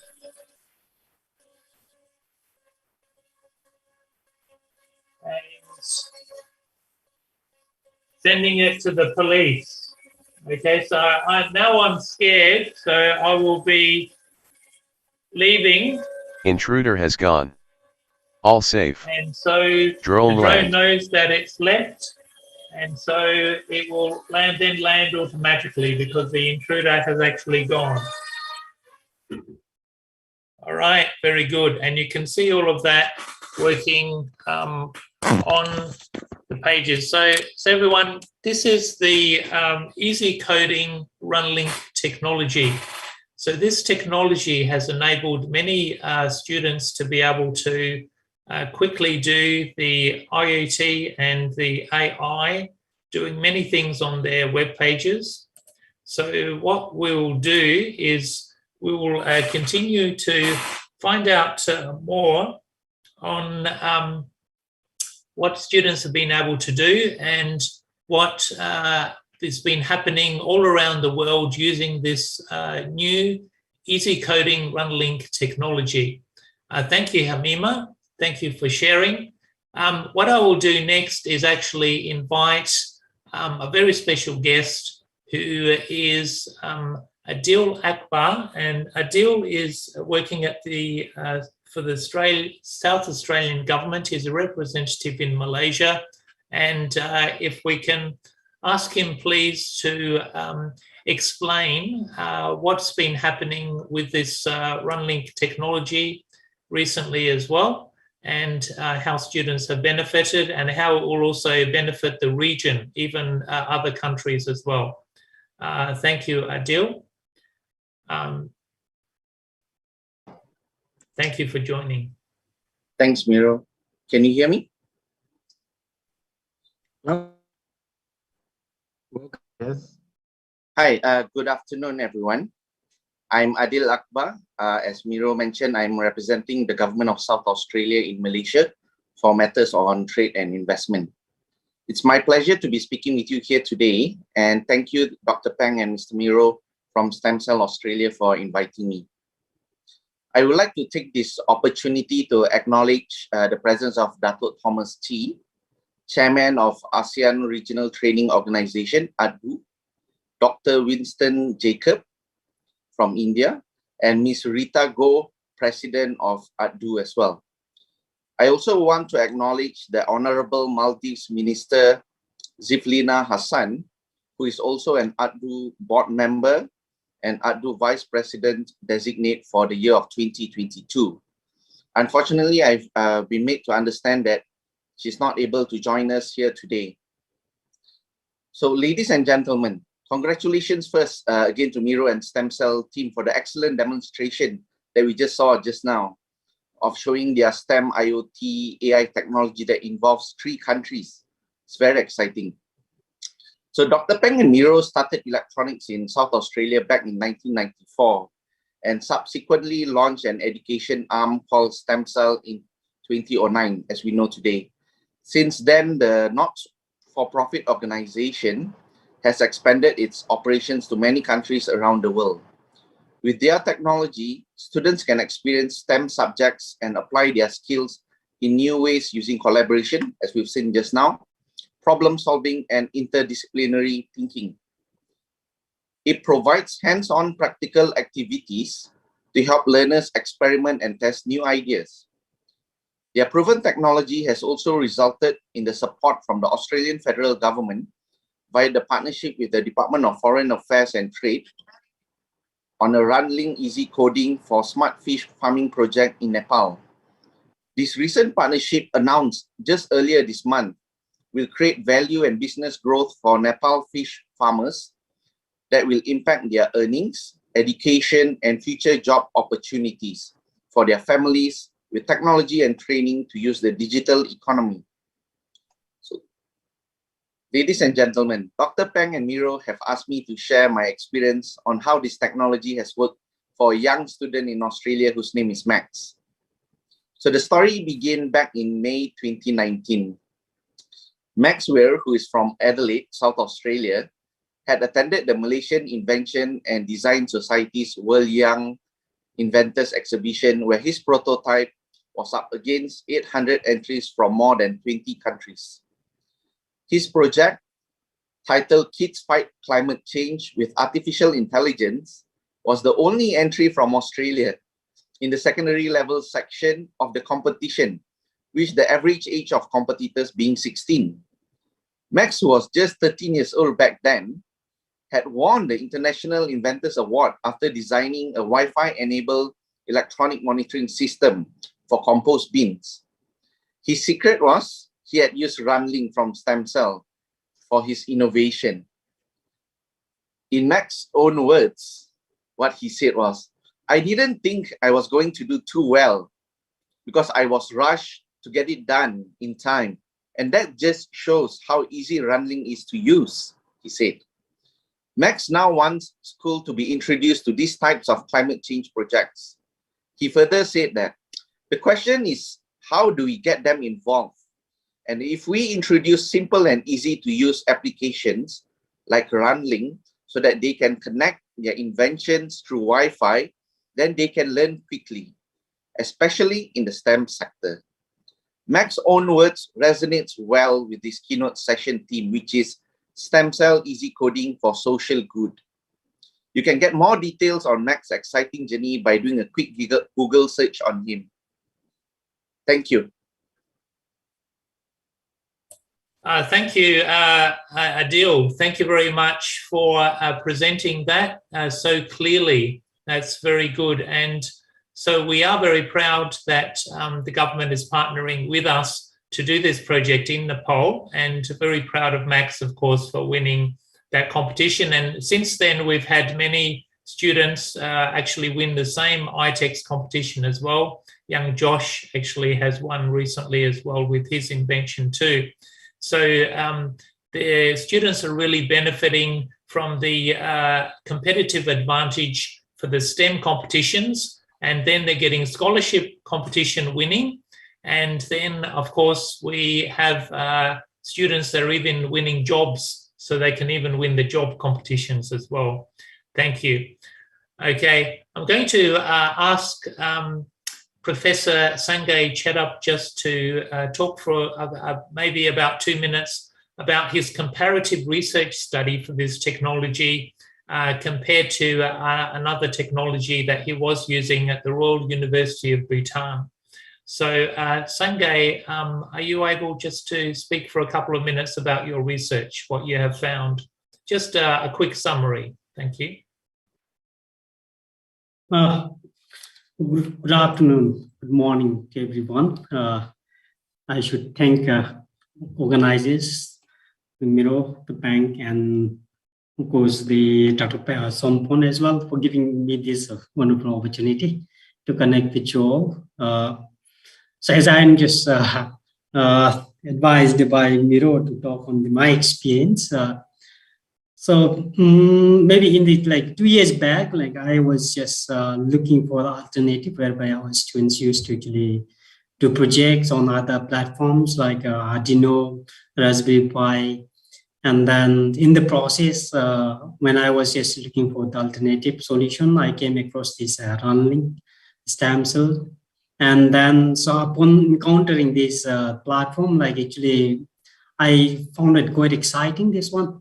So, and then it was personally found to be easy to doing the coding as well as implementing some of those IoT and AI automation applications. So in the process, I carried out a simple case study, or otherwise the comparative study, whereby I tried to actually just, of course, this scope of the comparative study was just limited to Arduino and then the stem cell based runling, whereby I would just compared by applying developing few basic applications on automation, IoT and AI, and in the process just to create the on off button on the web page. Using this runling, it just requires just 2 lines of code, whereas if you go to use other platforms, particularly Arduino, I found that it requires more than 100 lines of code, so that it obviously becomes quite complex and difficult for the students to use. So likewise, so because of this, since then we started using this runling technology, of course, and then we also continue to use other platforms, but we always try to check this, which one is actually has a better advantage, or the better scope of learning. So, and then since then our students started actually working on the projects like smart greenhouse, weather monitoring, IoT and AI based using this Runlink.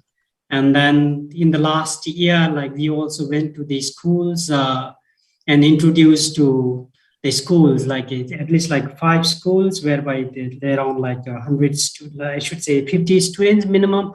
And then like around like 5 teachers were actually introduced to this Runlink technology, whereby they found it's very interesting and then easy to do the coding, as well as, of course, come up with those like very basic applications. And then, of course, like they can always actually work on the advanced applications. And then the next in line that our college, like we are planning to actually doing this winter vacation, like we will be going to 9 schools. We are trying to cover around 9 schools into as winter STEM camps, whereby we will be actually using this Runlink stem cell, as well as, of course, other like platforms, so that we actually always try to give the platform for these students to option for the students to explore. So in the process, like we believe that like giving access to such technologies can only enable our kids and the students to actually develop interest in STEM education. So that's actually in the planning, like in the December to January, that we will be actually going to the schools and then conducting the workshops and giving the platform for the students to actually come up, use their creativity and innovative ideas and come up with the applications. Thank you. Okay. Thank you so much. That's very good. Yeah. So thank you, Sanjay, for sharing that as well. And we thank you for your, congratulate you on your research paper, which was also published in Springer magazine as well, to show this comparative study. So that was excellent to show that as well. I think we should also give a round of applause to Sanjay Chedup's promotion from head of department to be now the Dean of Engineering of Royal University of Bhutan. Well done. Yes, congratulations, Professor Sanjay. That's excellent. Okay, I'm going to ask Tasneem now from Qatar to give her experience on the Runlink and what the young students inventors are doing there.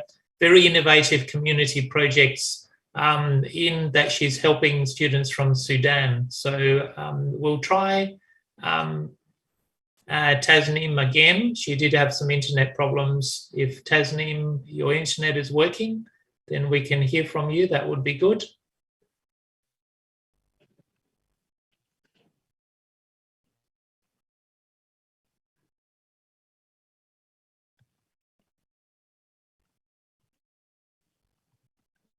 And I thank all the people behind the scenes helping with this. It's not easy to juggle so many people on a platform like this. So thank you very much for the organizers for helping us with this.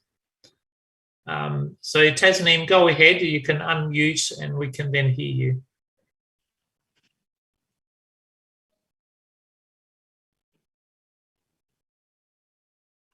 All right, we seem to have a difficult, the technical problem again. So maybe we can try to jump to the Q&A. We have some questions coming in from the audiences. Sorry, we still have quite a few other speakers before we do that. So we'll just go to the next speaker. So if I can ask, we have someone very patiently waiting in USA, and it is very late in the morning there. So if we can ask, please, Jay Bagley to give his experience in USA of what happened when he also saw the drone demo, and then he was able to get some of his own students in USA involved. So Jay, thank you very much for, I know it's very late in Philadelphia in USA, but thank you for joining us. Well, good day, everyone. I'd like to thank you all for inviting me into the meeting. And I'd like to express that we had fun learning at the same time. I was introduced to Myro and Ping this summer, where we had the summer of 2021, where we had a Mission Possible to Mars summer camp, which is for the IoT. And it's enthusiasts where we do robotics, coding, experimentation, and we fly drones. So the grades 6, 7, and 8 were shown how to fly the drones from America in Australia in the first session of the Mission Possible to Mars summer camp. And it was led by Mario and Ping and myself and John. So we had a second session. And the second session of Mission Possible to Mars, we had grades 9, 10, and 11, and they were able to fly the drones as well from America in Australia. And they also continued to do robotics, and they used Runlink, the stem cell experiments. So the group had the opportunity to fly the drones in Australia from America as well, but they also went through the pages of the online categories that were provided. So in October, the American Association of Physics Teachers, Southeastern Pennsylvania, were all physics teachers that had a workshop fall meeting, which involved teachers in the southeastern part of Pennsylvania in America. The opportunity to see the drones being flown in Australia from Thailand. This experiment gave American students in high school and university professors opportunity to see the STEM technology, which can provide opportunities for people to go from poverty, scholarship to the workforce. So we shared the impact of the Runlink easy coding versus the difficult coding and the making of the IoT STEM, because many of the teachers had also tried the difficult coding. So I'd like to say thank you to everyone, and it's a pleasure joining in this meeting. Excellent. Thank you very much, Jay. And I look forward to seeing your students again for the international workshops that we've been doing as well. So that's fantastic. Thank you very much. Jay. Yeah. Yeah. Thank you. Thank you very much. Yeah. So you're late welcome.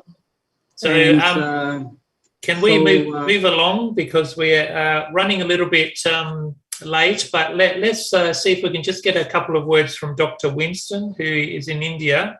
He's a member of the British Empire, and he has been a very strong supporter. So Dr. Winston, thank you.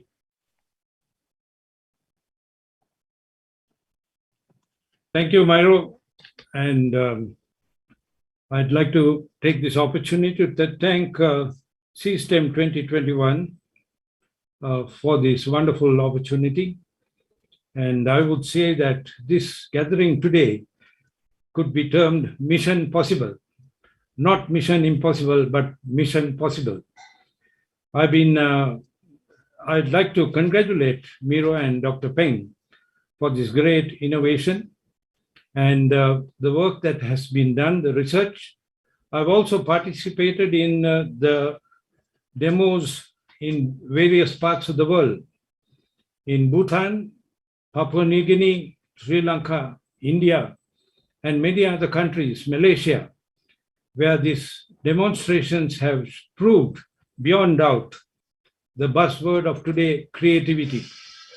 And we are moving into a new generation called the Gen Z. The future leaders of the world are going to be the youth of today. And the sooner we can educate them in this new technology, the better. To get them out of all the villainy that's going on, the nasty things that are going on the web, get them interested and molded into the new technology of stem cell. Artificial intelligence in the direction of Mission Possible today. Congratulations to all who are gathered here today. Thank you. Thank you very much, Dr. Winston. Yes.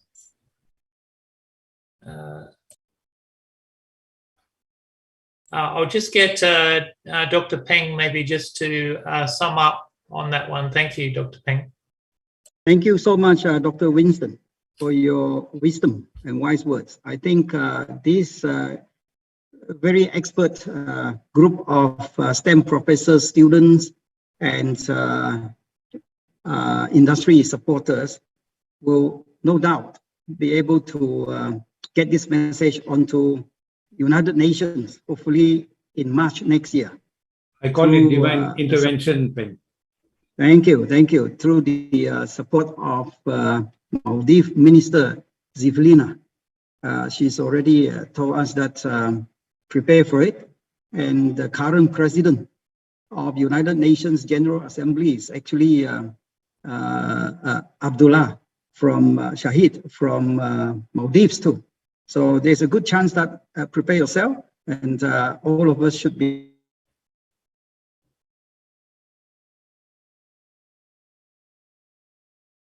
able to express these wonderful experiences at United Nations. Yeah. You're muted, Miro. Okay, all right.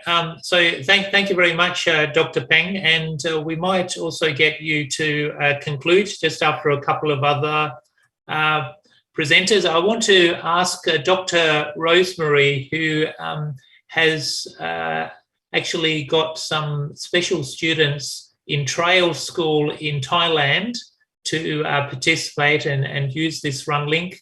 So I would like her to present the importance of this, because she is actually a STEM specialist teacher. So Dr. Rosemary, we would love to hear from you. Thank you very much.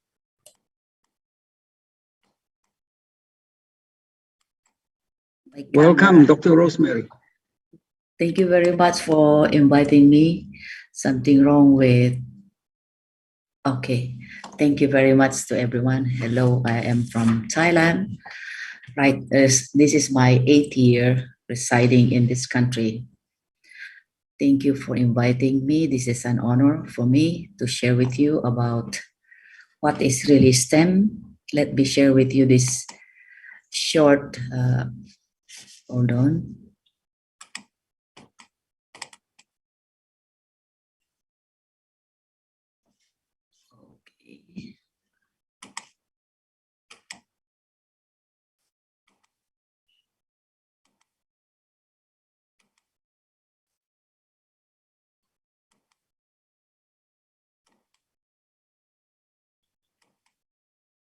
Can you see this screen? Can you hear me? Can you hear me? Yes, we can hear you well. Okay, thank you very much. Thank you. Now, we are always talking about STEM since 1999, since 2000, when I was still in Brunei. We're always talking about the STEM. STEM is the future. What is really STEM? Everybody knows what is the acronym of STEM. Science, technology, engineering, mathematics. STEM is a curriculum based on the idea of educating students in 4 specific disciplines: science, technology, engineering, mathematics, integrated interdisciplinary approach to learning. So relevant learning experience for the students. It should be hands-on. Now, what is the importance of STEM education?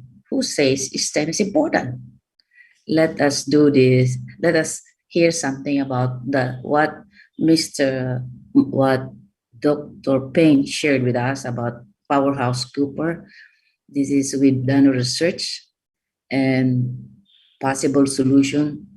Why the students declining taking up STEM courses, and possible solution as well regarding about this run-link technology, use disruptive STEM technologies, competitive advantage, and how to combat digital addiction right now that is going on at present time. Even my young students, I observe them that they are using technology in such a way that they are diverting, not into bad, but discouraging them to learn more, especially the hands-on. They depend on the machine most of the time. Why is STEM education important? As this is the link that you can get if you want to check more about this research that we have done, me and Dr. Peng, regarding about this 57 billion in the case of Australia. They are shifting now to 1% of workforce to STEM jobs. to increase the economy, to alleviate the economy of a country.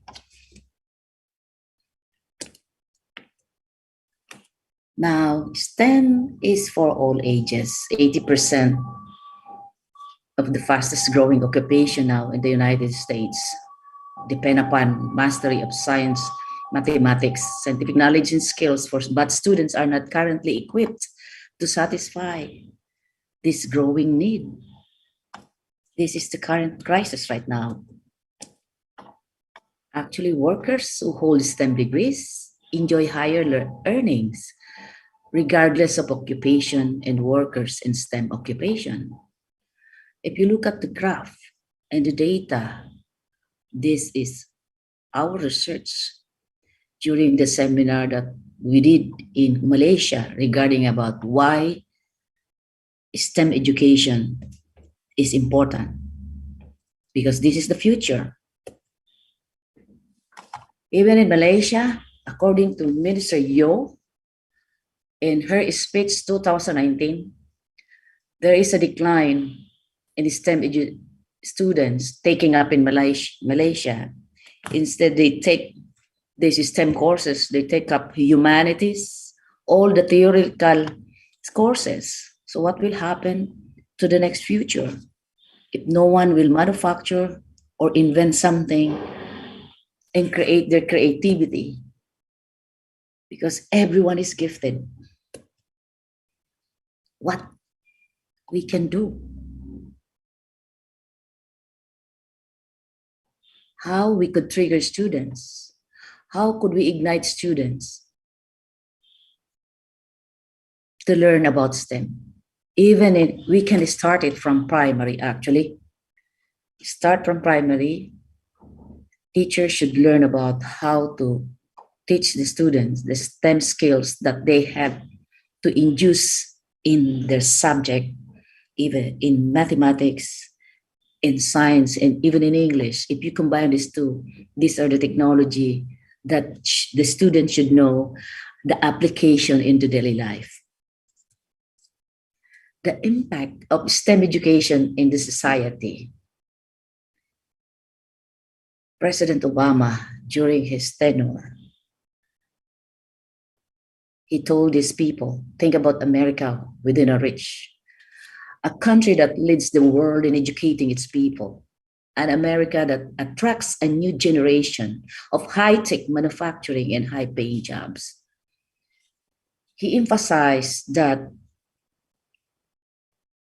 the situation in education, they should create an armor of skills-trained teachers teaching STEM subject. Sorry, Dr. Rosemary, your slides were not moving, so not moving. We can't see your slides moving. Okay, is it moving now? No, it's still not moving. No, is it not moving? Is it moving now? Are you clicking on the other slides? Yeah, I'm clicking on the slides. It's not showing. Okay. Okay, now it's moving. Okay, it's moving. Yeah. Now, possible solution. Okay, I will. Is it? Could we see now? Yep. Okay. Yeah, now, if you could just do the concluding slides, that would be good. Thank you. Okay. Now, in my school, I started this easy coding Runlink technology with the help of Dr. Miro and Dr. Peng. And this we are right now doing easy coding inventions for social good projects. And we are doing it after school because this customer children using Runlink to make every house a smart home. This is one implementation of this United Nations Sustainable Development Project, quality education, gender equality, good mental health, and smart farming prototype, which is going on now in Thailand, the smart farming. So we have to create another project so that everybody will benefit, not especially the indigenous children. Everyone anyway is gifted. Creativity has no boundaries. as we say in physics, all physics teachers, energy cannot be destroyed. Creativity is a form of mental energy. Creativity is equal ideas. Imagination is thinking. NASA creativity, the NASA itself in US creativity research shows rapid decline now at this present time. In fact, creativity, as I've said, has no boundaries. If you can see it, you can make it. That's why here in our school, I started it with the trailing student, year 9, and they did this AC coding invention. We are trying to make a magic stick for the blind people. And we are doing it right now with my year 9 student. And this is the possible solution. And I always tell them, no STEM, no money, no security. How could you make a secure home if you are outside your own place? This is about STEM, science, technology, engineering, and maths. Let us embrace, let us ignite the student, how to embrace, how to be interested in these subjects. Thank you very much. We are doing it right now. Thank you so much for... Thank you. I'm sorry for the technical problem. No, that's okay. Thank you very much, Dr. Rosemary. We thank you very much for that. Yes, very much appreciate your inspiring talk. And we do note no STEM, no money, no security. That is actually a very good point. Excellent point about that too. Very good. So we'll just go to the next speaker then, if we can. Thank you very much, Dr. Rosemary. Thank you. So I'm going to invite next Ravi Gopal, and he is a lecturer at IPGK Batu Lintang in Malaysia, and he very much is involved in STEM, especially to train teachers. So just like you, maybe please, Ravi, to just explain just for a couple of minutes before we let some other students to present. Thank you. Thank you very much, Miro. Also to Dr. Pang for inviting me to share some of my thoughts. If we look at Malaysia, we are from the Ministry of Human Resource. The statistics in 2021, it shows there are 16 million workforce in our country, and only 35% falls under the high skill category, and the balance 65% is under medium and low, which eventually we believe they will face major challenges for future job market, because most of it will be replaced with technologies, right? So this is, if you look at the IoT, Internet of Things, I saw some of the questionnaires there. What is IoT? IoT is one of the 12 clusters of technology which has been listed in the World Economic Forum. And IoT will be connecting the system to sensor, and the run link with IoT can be developed with easy coding to ignite STEM interest via design and technology subject in elementary level in our country, and continue with STEM syllabus in secondary level. So the basic education is very important before we go into the job market, etc.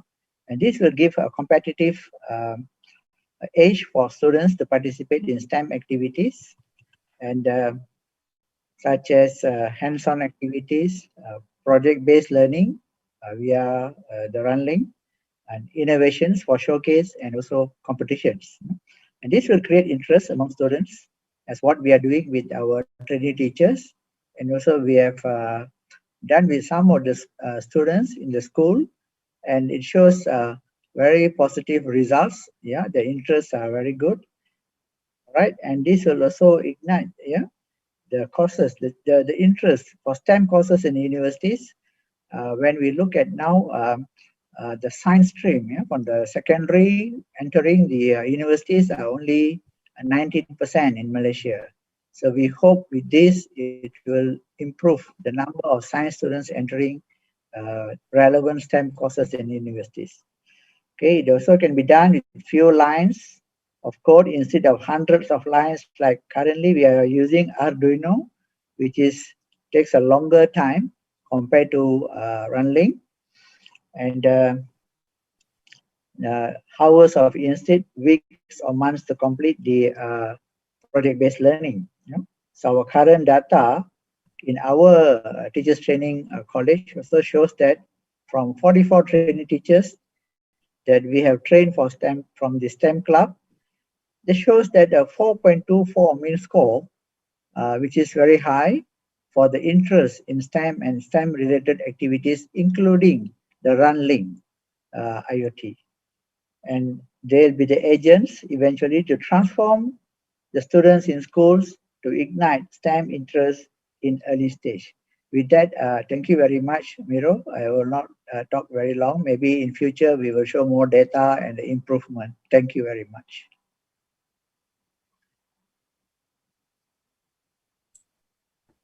Okay, thank you very much, Ravi, for sharing that as well. And we know that you're doing some very innovative things over there as well, helping the teachers to realize about the STEM and how they should be doing the hands-on there as well. So that's excellent.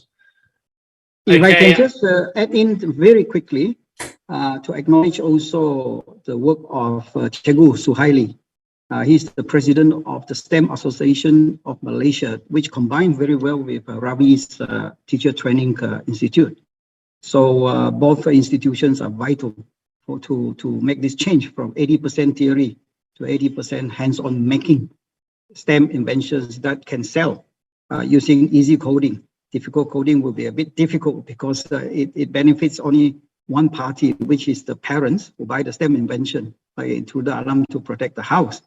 But with easy coding, the intruder alarm can protect the house. At the same time, the children in the house can be learning in homeschool environment how to make STEM invention for social good, just like what Dr. Rosemary has said.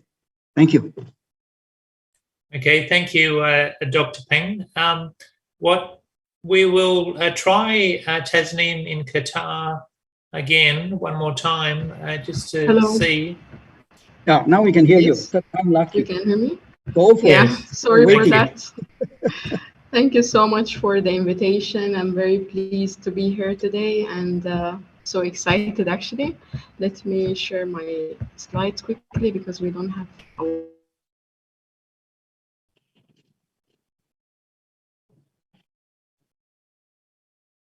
lots of time.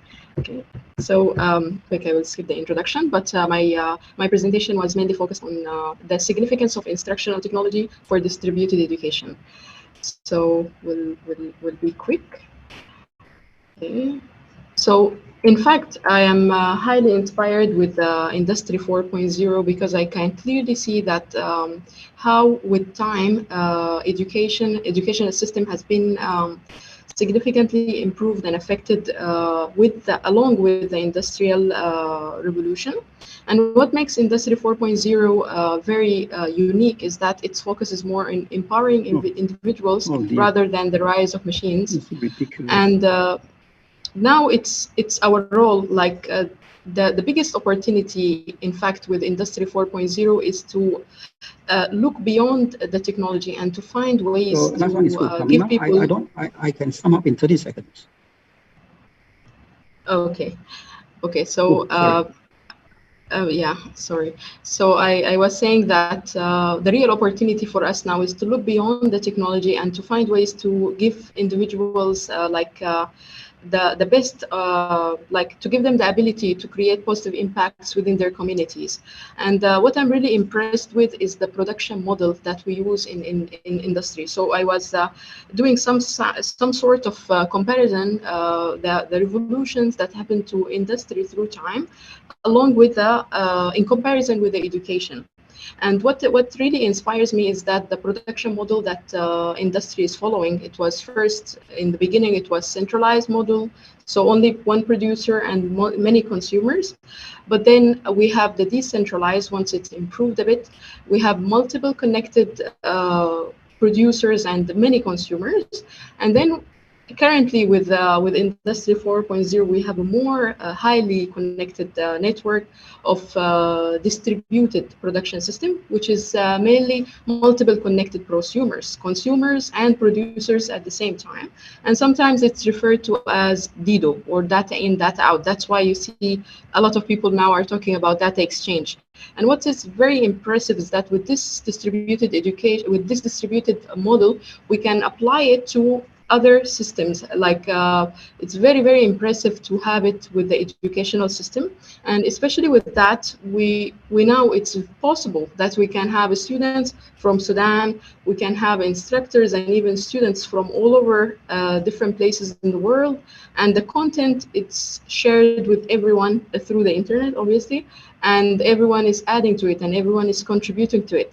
So that's what makes distributed education highly powerful, in fact, I can say. It's completely impressive to see the powerful effect of distributed education globally. In fact, I believe it's the right environment to nurture STEM maturity, and it actually derives those young kids and young inventors to create and real impact in their communities. And this actually this slide actually I will skip because it was highly emphasized, and it's very clearly demonstrated now and illustrated that STEM inventions, you can, in my point of view, those young inventors now they have the key, because they have the key to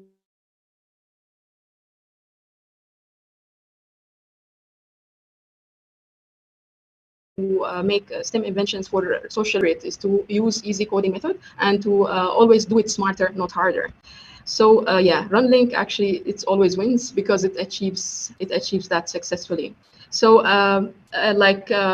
in conclusion, unemployed graduates in using easy coding to make STEM invention that can sell and export to make money.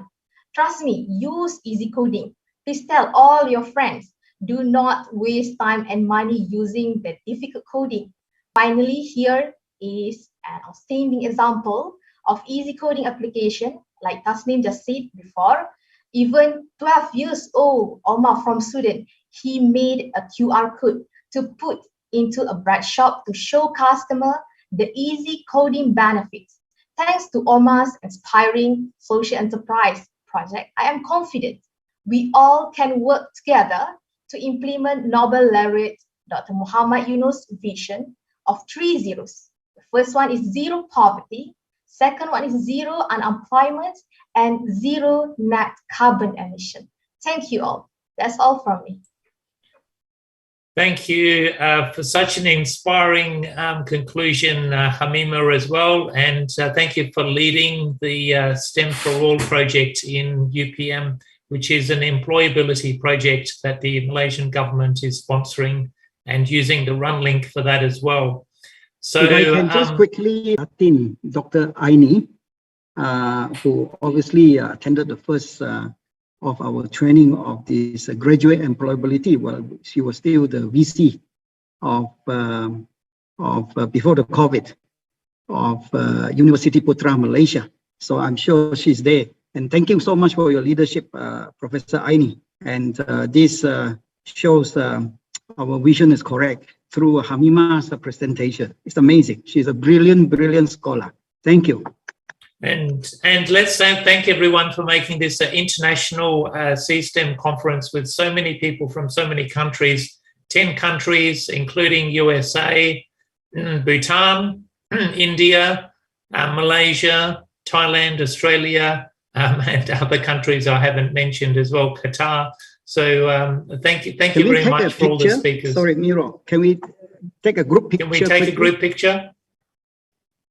That would be good. Okay. And for a few seconds, can everybody turn on your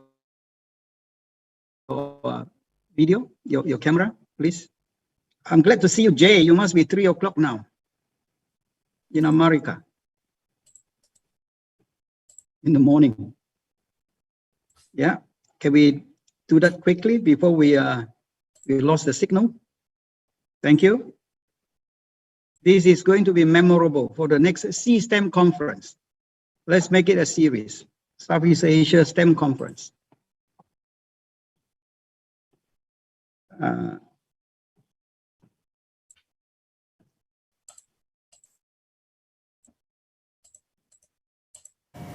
Thank you very much, Mr. Miloslav Korsteki and your team for the wonderful talk. That was such a wonderful atmosphere from the keynote talk number 5. I really like the way that they have like so many, like the phrase, no STEM, no money, no security. And there's a lot of questions that we hope that our keynote is going to look down your questions after this. But unfortunately, we are running out of time for this slot. So what we are doing next is that we will have a few minutes break.